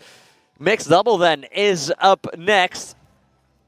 Having a look at some of the highlights here, and boy, were there plenty of highlights throughout this match. Fede Chingotto and Lucas Campagnolo fighting like lions. Remember, in the first set, they were 5-1 down. They got it back to 5-0, forced the tiebreak, lost that tiebreak, then came back in the second set, won it 6-2. And then in the super tiebreak, well, they took that momentum and ran with it, absolutely dominating in the super tie and forcing the mixed double. Incredible stuff from Lucas Campagnolo and from Federico Chingotto. Pablo Lijó and Martín Dineno, it wasn't meant to be for them. Neither of them will play in the mixed double. Will be Pablo Lima who steps in, so fresh legs there for the Flow Rider Goats. He joins Yema Triay on the other side, Virginia Riera and Fede Chingotto, who holds his place out on center court. Here's a look at that match point. Nice bandeja from Lucas Campagnolo, wasn't it? Here is the match summary. The super tie with 11 breaks on one side, 5 breaks on the other. Incredible stuff. And when we come back, it is time for that mixed double to decide who will go to the final of event 3 of the PPL. We hope you'll be back with us in a couple minutes' time. See you then.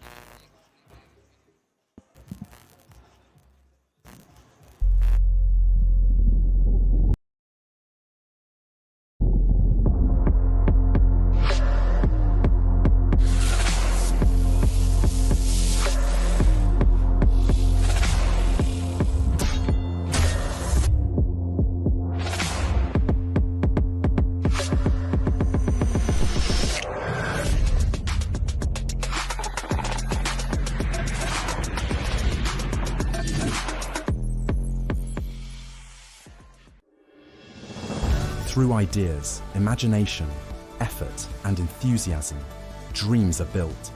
We are making Padel the sportive choice for thousands of people around the world. Each court built is a match won, and so, court by court, match by match, we are creating a limitless playing territory so that the unbeatable passion that Padel creates can be spread throughout the 5 continents.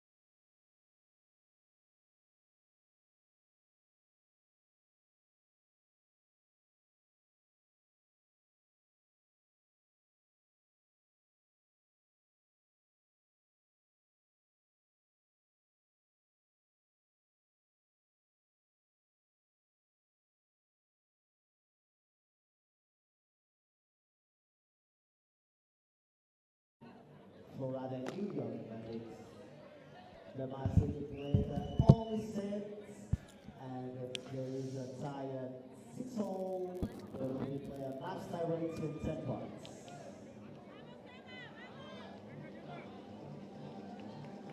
We don't know how lucky we are. This Saturday evening has gone down to the mixed double here at the Pro Padel League Event 3 semi-finals. The Flow Rider Goats and New York Atlantics could not be separated after 2 matches, so it all boils down to one more set of action between Yema Triay and Pablo Lima, Fede Chingotto and Virginia Riera on the other side.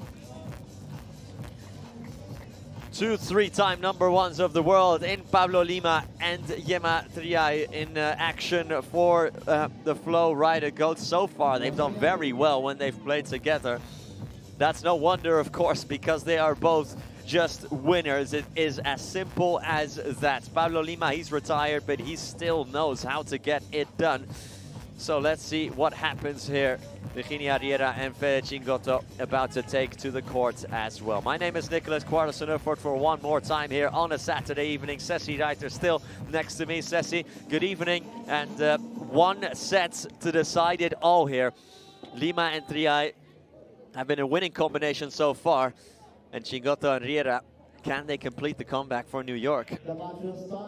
Yes, of course. The challenge for Chingotto and Virginia Riera is huge, facing two former #1s of the world. It's not easy, but I think that perhaps the fact that Chingotto has just finished his game can be an advantage for him, because he's the one who is really warm up. The other three players were really cold outside. They only have 5 minutes to warming up. Yeah. He's already adapted to these conditions of humidity, low temperature.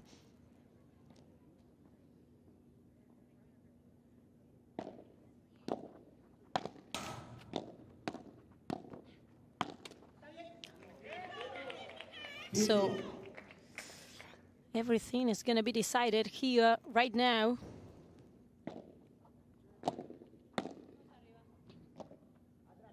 Lima puts up the lob over Virginia Riera, who's back to her more trusted right-hand side. Passing shot is beautiful for Gemma Triay there.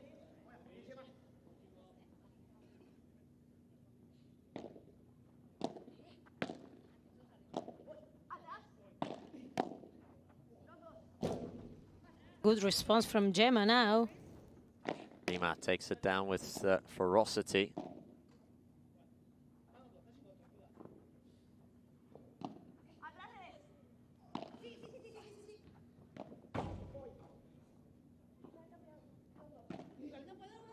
Oh, nice right bajada. through Lima and Triay there.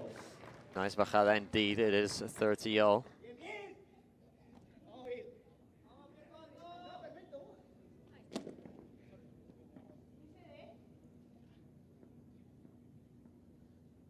all 10. Good service from Riera. Yeah, Lima clearly not equal to it. So these are two teams that can reach their first final of the year, I think, Nico. Surely for the New York Atlantis would be their first final. Oh, Virginia Riera places that one perfectly for New York. It is a 1-0 then to the Atlantics. They started with the right foot. Yeah, Virginia Riera starting on her serve. Let's see how the Goats now attack this. The Flow Rider Goats, they have already played one final. It was in the second event of the PPL this season. The New York Atlantics were defeated in the first one in the semi-finals. So that's why this could be a great opportunity for the green team to fight for the title. Pablo Lima to serve.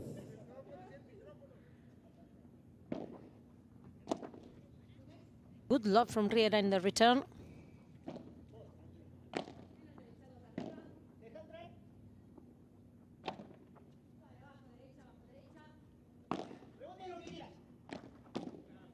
Nice Again, a good attack from Virginia Riera. The bajada had a lot of rebound, but she attacked it well on the backhand. Yes. Good start from Virginia Riera. She has returned to her usual side of the court, so she may be feeling better and more confident about her playing. Remember, she has been all week playing on the left side.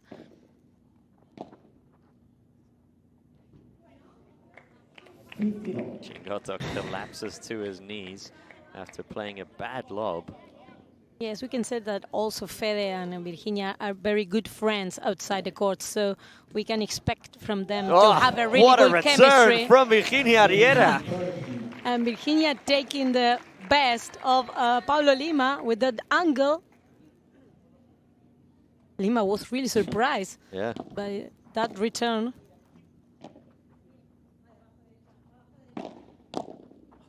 Good block now again from Riera.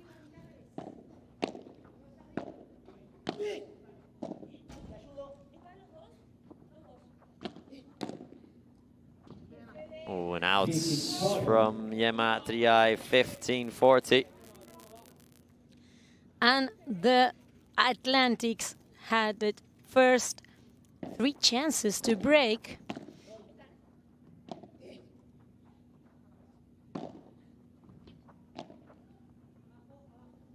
Nice lob from Riera again. Lima hits it. Chingoto helping Virginia there. Riera. Transition for Chingoto. Nice save from Yema Triay. Can she get to this one? No, she cannot. 2-0 New York.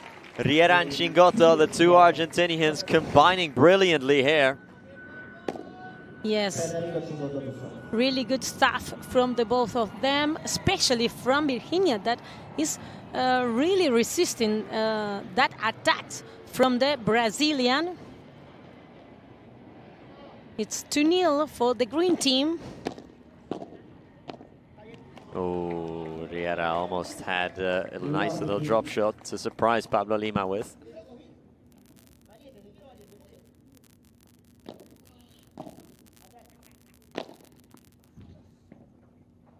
Chingoto.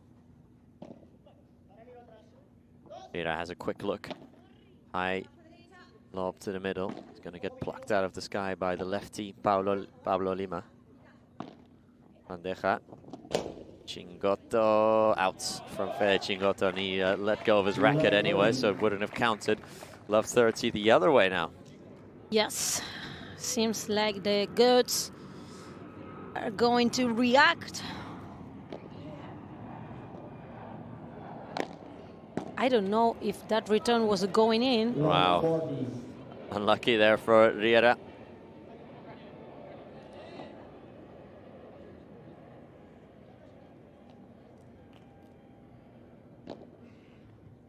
Low 40, 15-40.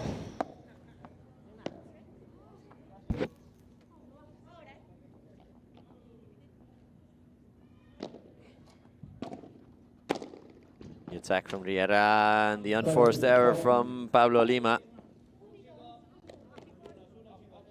2 break points disappear.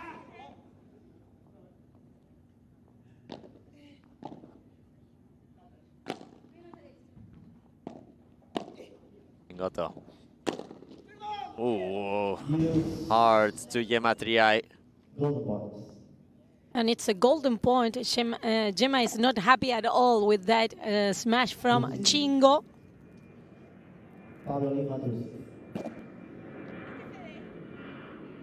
Pablo Lima returning this one. Well held by Yema Triay. Now Pablo Lima. Sky love from Chingoto.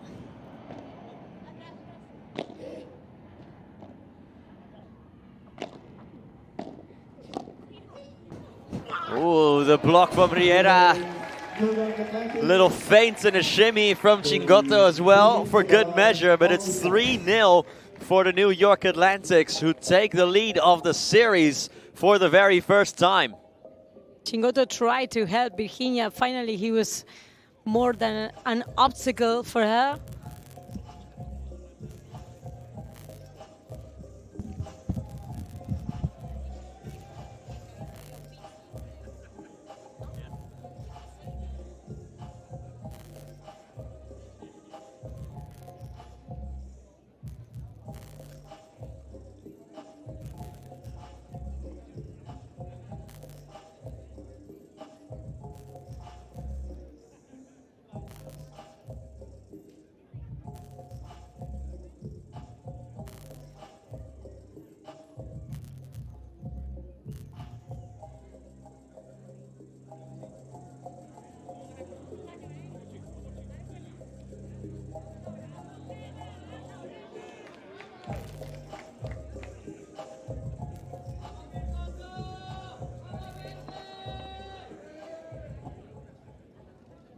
Triay to serve.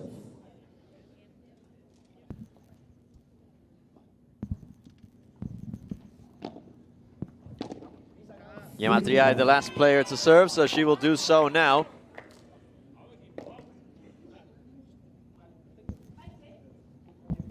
The Goats chasing 3-0. Second serve.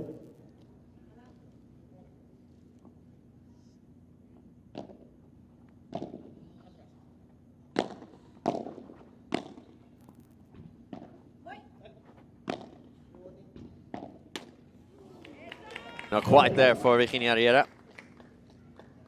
And it's 30 love for the Goats.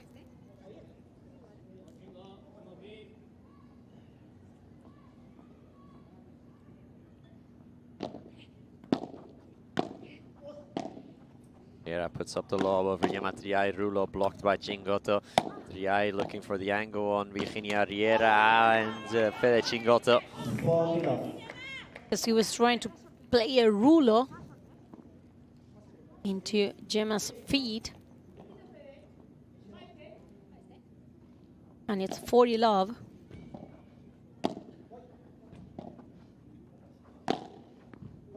Another rulo from Gemma. This time, this... Wow, it stays in for Cingotto, that lob. Or does it? No, it doesn't. No, it didn't.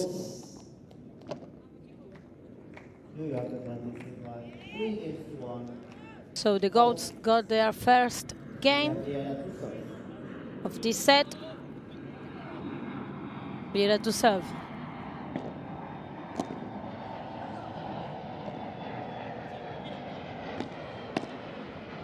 Ah, nice block from Fede Cingotto. Yes, a beautiful movement from the Argentinian player. Perfectly anticipating Gemma's bandeja. Now a winner with the service from Riera, 30 love.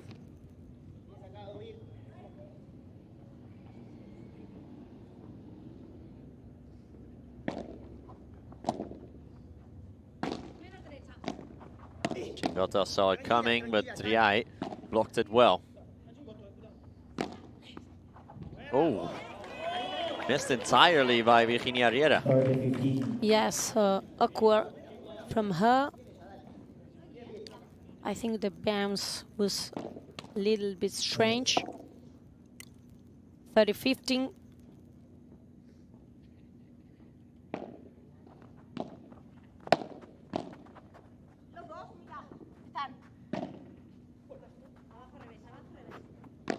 Lima with the bandeja. And Lima here with the you smash. got in a smash. Cingotto touched it, but also touched the net, so it will not count, and this is 30 all.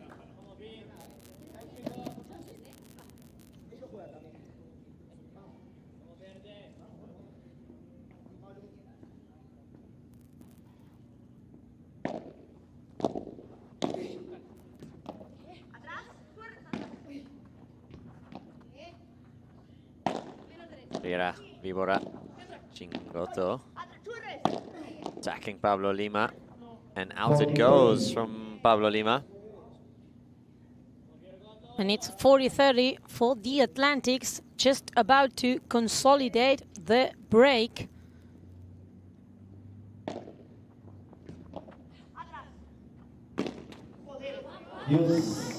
How strange that mistake from Cingotto is. Perhaps he is starting feeling a little bit tired, no, Nico? Because he has been playing for more than 2 hours.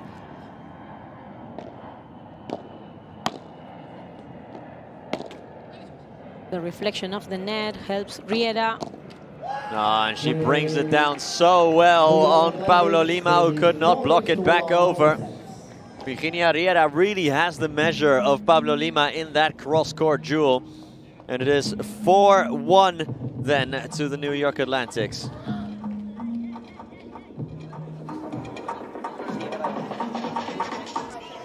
Muy bien. ¿A Pablo también le puedo sacar la derecha o...? Qué difícil, ¿no?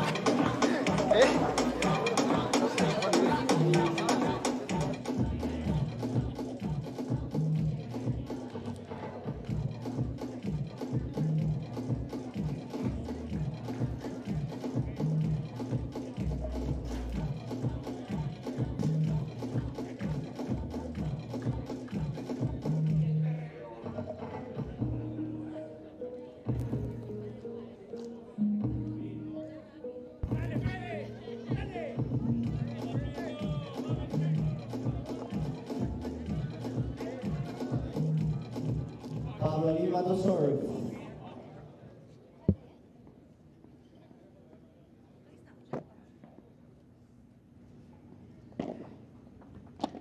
So the New York Atlantics are leading 4-1 in this decisive set.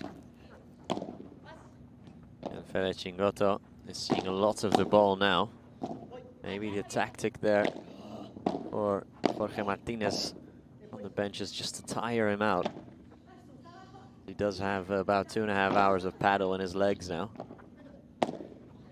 No, but look where Fede is standing. Almost inside Virginia Riera's side of court.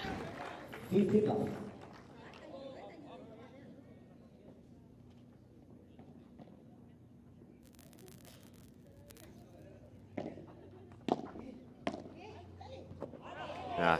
Triay with another good volley. Back-to-back winners from Yema Triay now.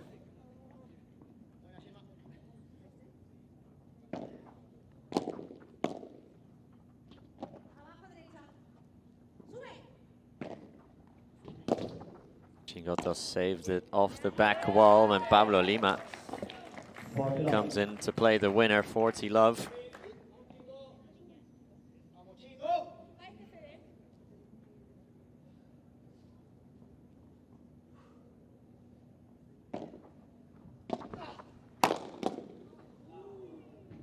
Game for the goats.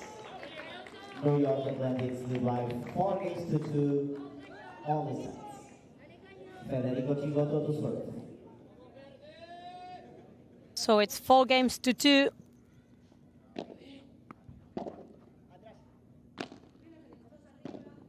There has not been more breaks, only one. Now Virginia couldn't control that one.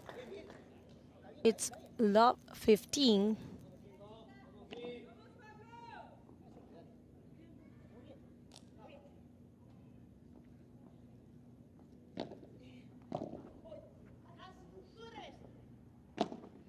Chingoto just plays an extremely high lob.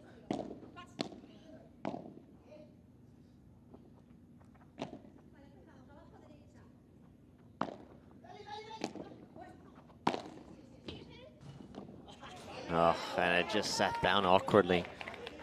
And it's lob 30. Now all the alarms are on in the side of the Atlantics.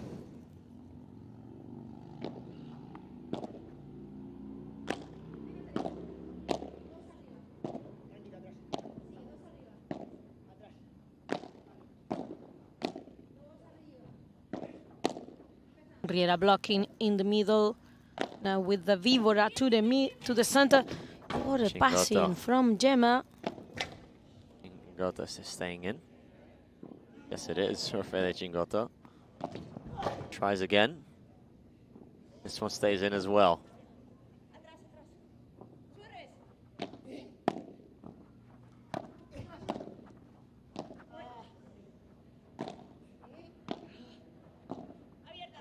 Long rally, Nico. Chingoto is just looking to find an opening here. Rulo, Riera, can Lima save? Yes, he can. Riera attacking now. And switching of the angles from Chingoto, but Lima still holds on. And finally it goes out from Fede Chingoto. Incredible mistake now from Fede Chingoto. It's lob 40. And the goats are just about to get a contra break.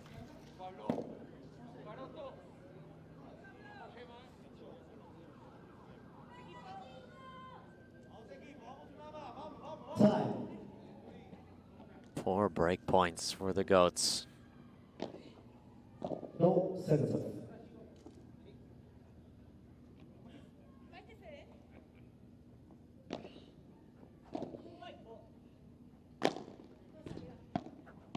Chingoto blocking in the middle. Now Virginia attacking the corner of Gemma. Beautiful Vivora. Chingoto cannot get it out of the cage, but Lima cannot get it over the net. 15-40.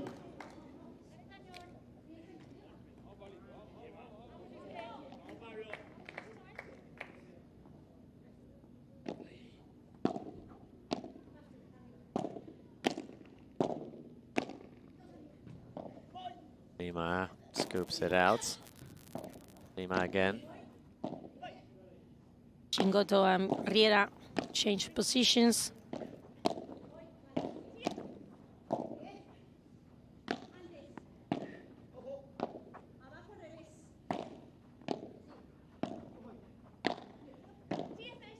Passing shot from Pablo Lima, scooped out by Chingoto, and that is out from Virginia Riera. 4-3, and the Flow Rider Goats are back in it. 1 break each, 7 games in.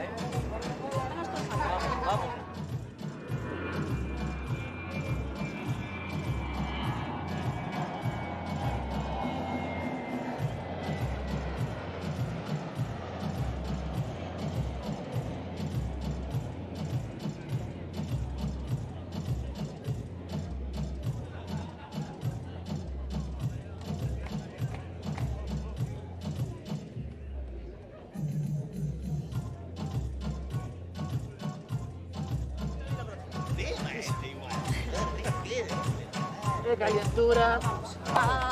Dale presente.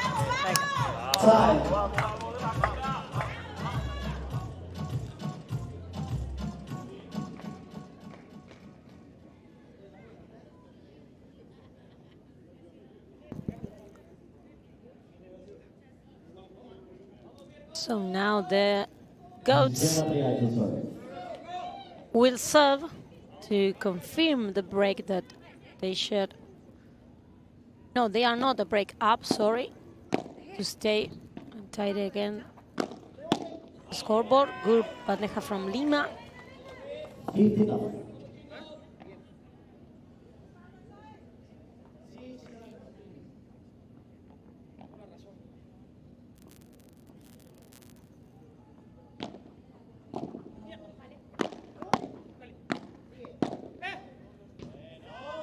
Riera now being targeted.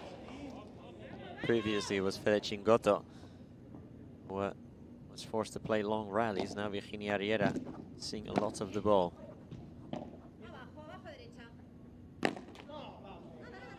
Incredible mistake from Lima with the bandeja. 30-15.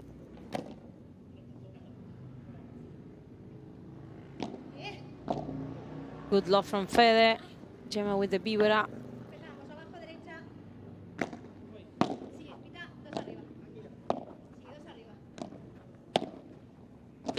Good work from Riera near the net.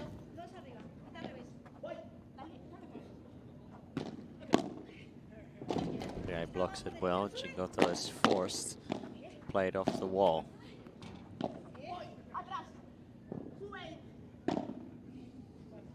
Sky high lob from Fede Chingoto. Normal height on these two ones. Riera passing shots on 3i. Jumping smash from Fede Chingoto.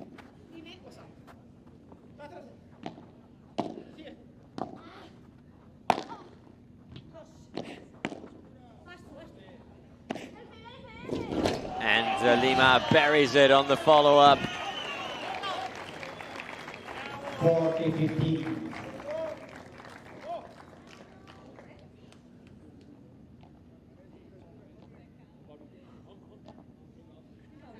And it's 40-15 for 3i and Lima. All the advantage that the New York Atlantics had, it's gone.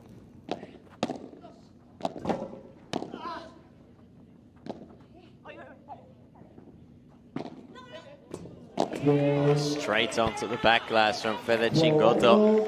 4-all then. Yes, they were leading 4-1, Nico. And now it seems like they are in trouble. Especially for the body gesture of the body language of Chingoto. Yeah, Chingoto now looking absolutely knackered.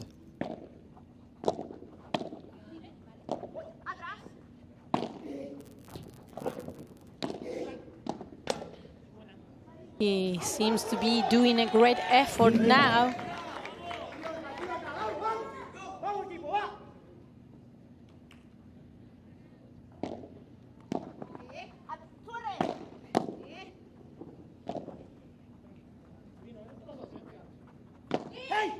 Outs from 3i.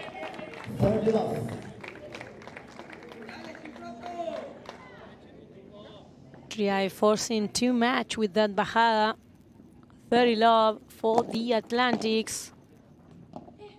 Good volley from Riera. And Chingoto taking the better of Gemma Triay. 40 love. Great hit this from Chingoto. Deep into 3i's corner. Here's the way he crossed all over the net.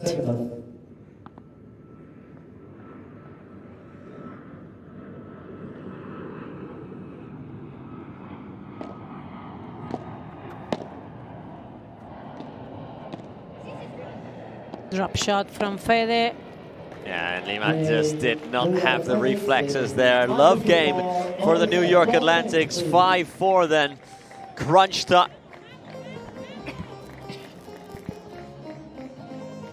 Crunch time in this set.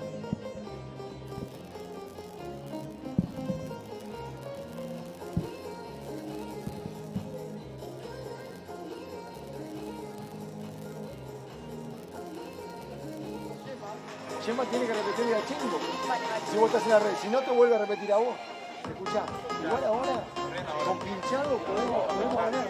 Solo pinchado. Cuando vos puedas meter la primera. Dale, mire, largalo, es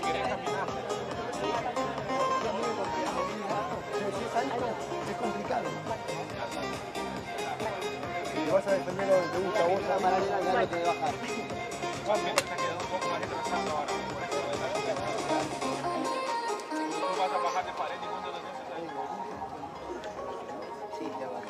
Sí, porque como la Gemma ¿Cómo me jugás a mí acá? Sí, sí. Si llega a jugar ese tío, te va a quedar acá, vos entrás. Vamos,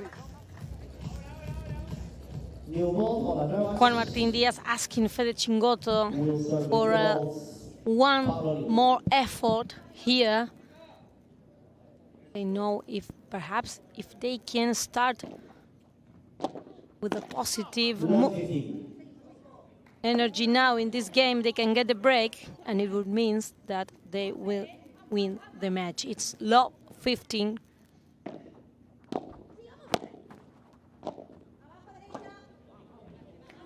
Out now from Virginia Riera. Too long, that love. 15-all. Second service.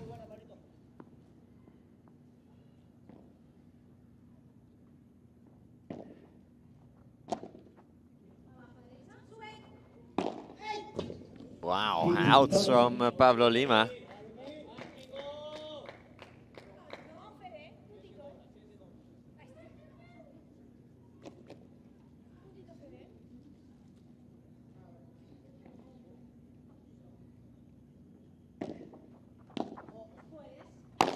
Lima smash. Riera got on the end of it. Great recovery from Riera. Chingoto with insane court coverage. Lima with a couple of quick reflexes. Riera with a high lob. Plucked out of the sky, and oh, the idea was exactly the right one from Pablo Lima.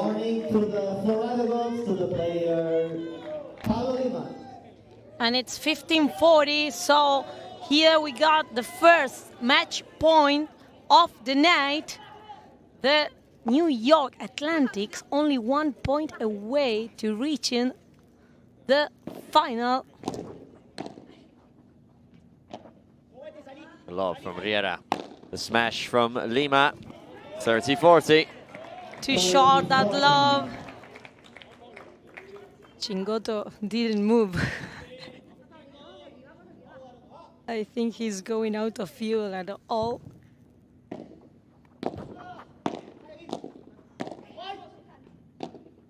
High lob from Fede Chingoto.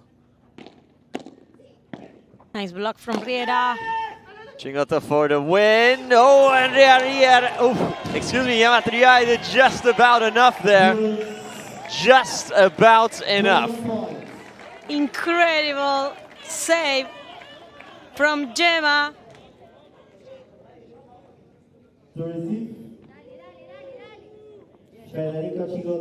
And it's a golden point.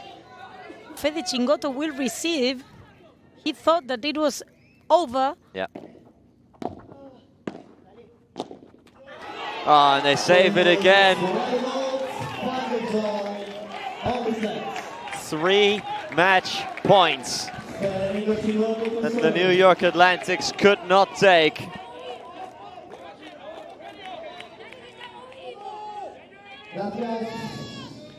And it's 5 games also. The New York Atlantics could not take one of those match points. Fede got the win in his own hands.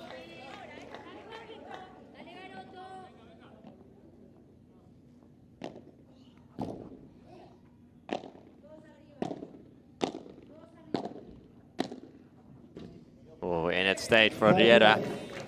Beautiful attack from Riera.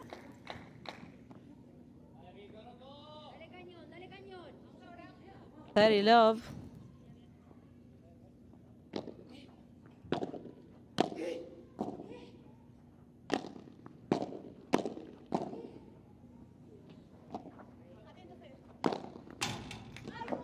Oh, Riera almost had it. 30-15.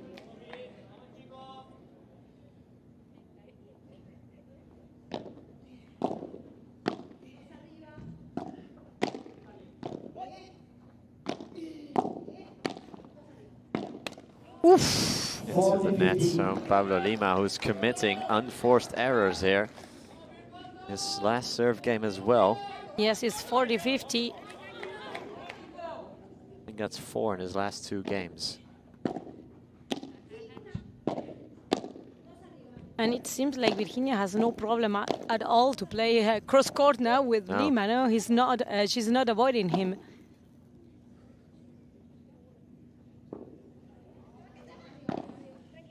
Lima. Nice lob from Pablo Lima.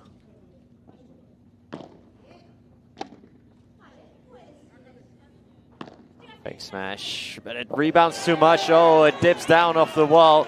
Unlucky for Fede Chingoto. 40-30.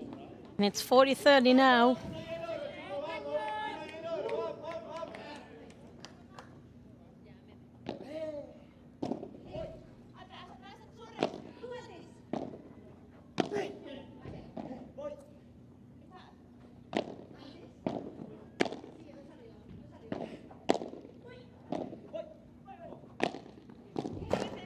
Now Riera goes parallel.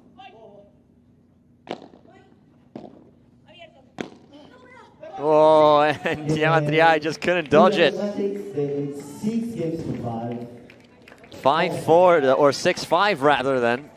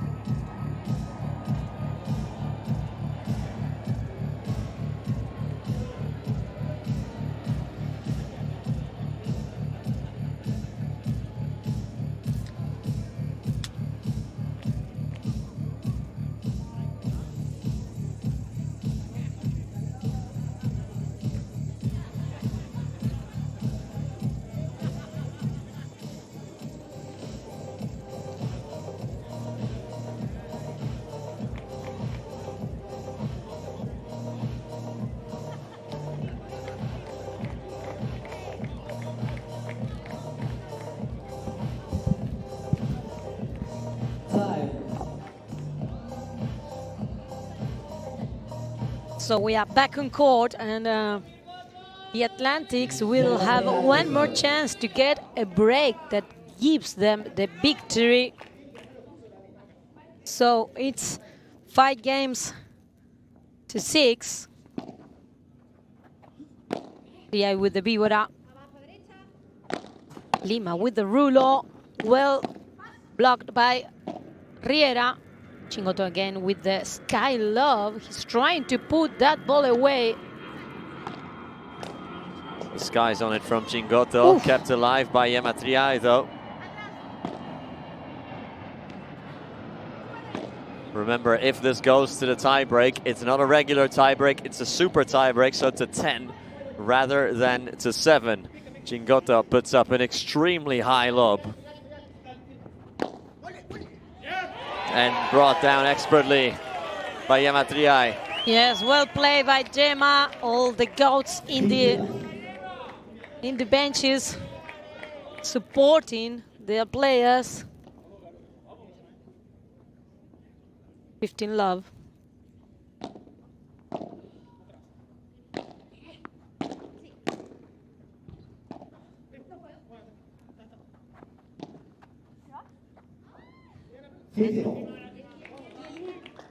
Now the arrow from Gemma is 15 all.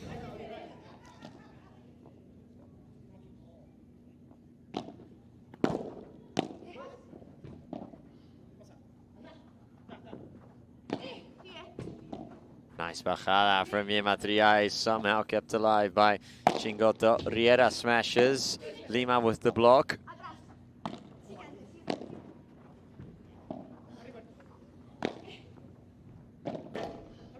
That's too strong from Chingoto. No, it's not.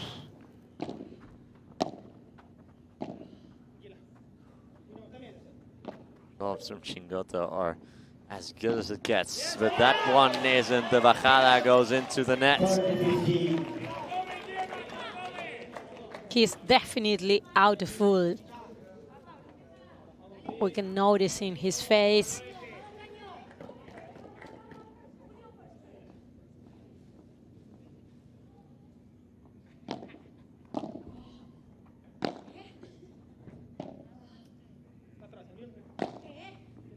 Again with the ruler to match rebound.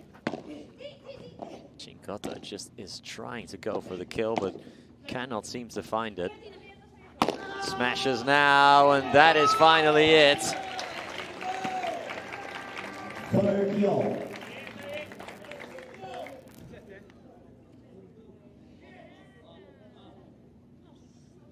And it's 30 all. Best of 3 then to determine if we're going to the tiebreak or if the New York Atlantics are through. Lima lifts it out of the cage. No, Riera. Good block from Riera. Oh, and Chingoto comes in, and this time he does get the kill. 30-40, 2 match points for the New York Atlantics. Only 1 point away from the final. High lob from Fede Chingoto. Here comes Chingoto.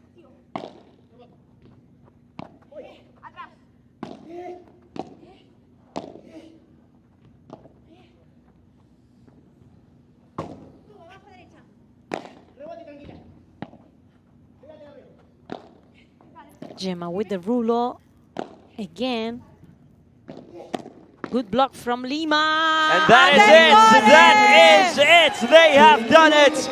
The New York Atlantics are through to the final of the 3rd event of the PPL season. 7-5. Virginia Riera and Fede Chingoto have completed the comeback for New York. The men and women in green through to the final, where they will meet the Las Vegas Smash. So the first final of this regular season for the New York Atlantics. What a comeback from the Atlantics today. They have lost the first match, the female match. Then they made a great comeback in the men's match, where they were one set down, and then finally they won the mixed double match. Virginia Riera with a tremendous effort as well in this mixed double. In that cross court with Pablo Lima, really had his measure for most of that match. And in the end then, New York comes up with the goods. Chingotto and Virginia Riera come up with the goods. Incredible stuff. Let's have a look at the Adidas smash of the match. Came late in the game, and it is this one from Fede Chingotto. Not seen a lot of smashes in this match. Of course, it is late, it is humid. It's cold as well. The conditions aren't there for smashing, but still, we saw a couple of them. Not least of which, that one from Fede Chingotto, who is a finalist himself, and Virginia Riera are finalists. Great semi-final, Nico, and tomorrow what a final we got. Let's see if we can hear from the winners, from Virginia Riera and from Fede Chingotto, who are standing by courtside with our courtside reporter, Javi Carrasco. I'm sure they have some interesting things to say after that. Ha sido una batalla durísima, tremenda. Ya están en la final los chicos de New York Atlantics. Un aplauso para ellos. Enhorabuena para Virginia Riera, para Federico Chingotto. Chingo, tiene la camiseta que es que podríamos estrujar y saldría mucha agua. Estás muerto, has ido casi 3 horas jugando al pádel seguidas. Una batalla tremenda, durísima. Enhorabuena que estéis en la final. Bueno, buenas noches. Agradecer nuevamente a la gente por quedarse hasta último momento. Agradecer a Vir por darlo todo. Lo vino a cerrar ella, que yo no pude en el game anterior. Y nada, déjame felicitar al equipo de Florida que nos pusieron las cosas hasta el final súper difíciles. Y nada, vamos a ver de mañana, vamos a intentar ganar este campeonato. Así que nada, feliz de estar acá. Galanchu, estoy entero. Vuelvo con más ganas que nunca. El mensaje para Alejandro Galán. Virginia Riera, ¿cómo es jugar al lado de un fenómeno como Federico Chingotto? Es que lo corre todo el campo, abarca muchísimo. La verdad que Fede lo hace muy fácil, hace parecer que el pádel es fácil y no es tanto. Y nada, la verdad que para mí fue un placer haber compartido con él este partido y también haber dado un punto al equipo. Y nada, estar mañana en la final. Mañana es la final, mañana os espera una batalla tremenda, ¿eh? Mañana nos espera otra batalla dura, así que nada, ahí estamos con muchas ganas. Enhorabuena a los chicos de New York Atlantic que ya están en la finalísima de mañana, se verán las caras con Las Vegas 6 más. Esto ha sido todo, mañana más y mejor con la final.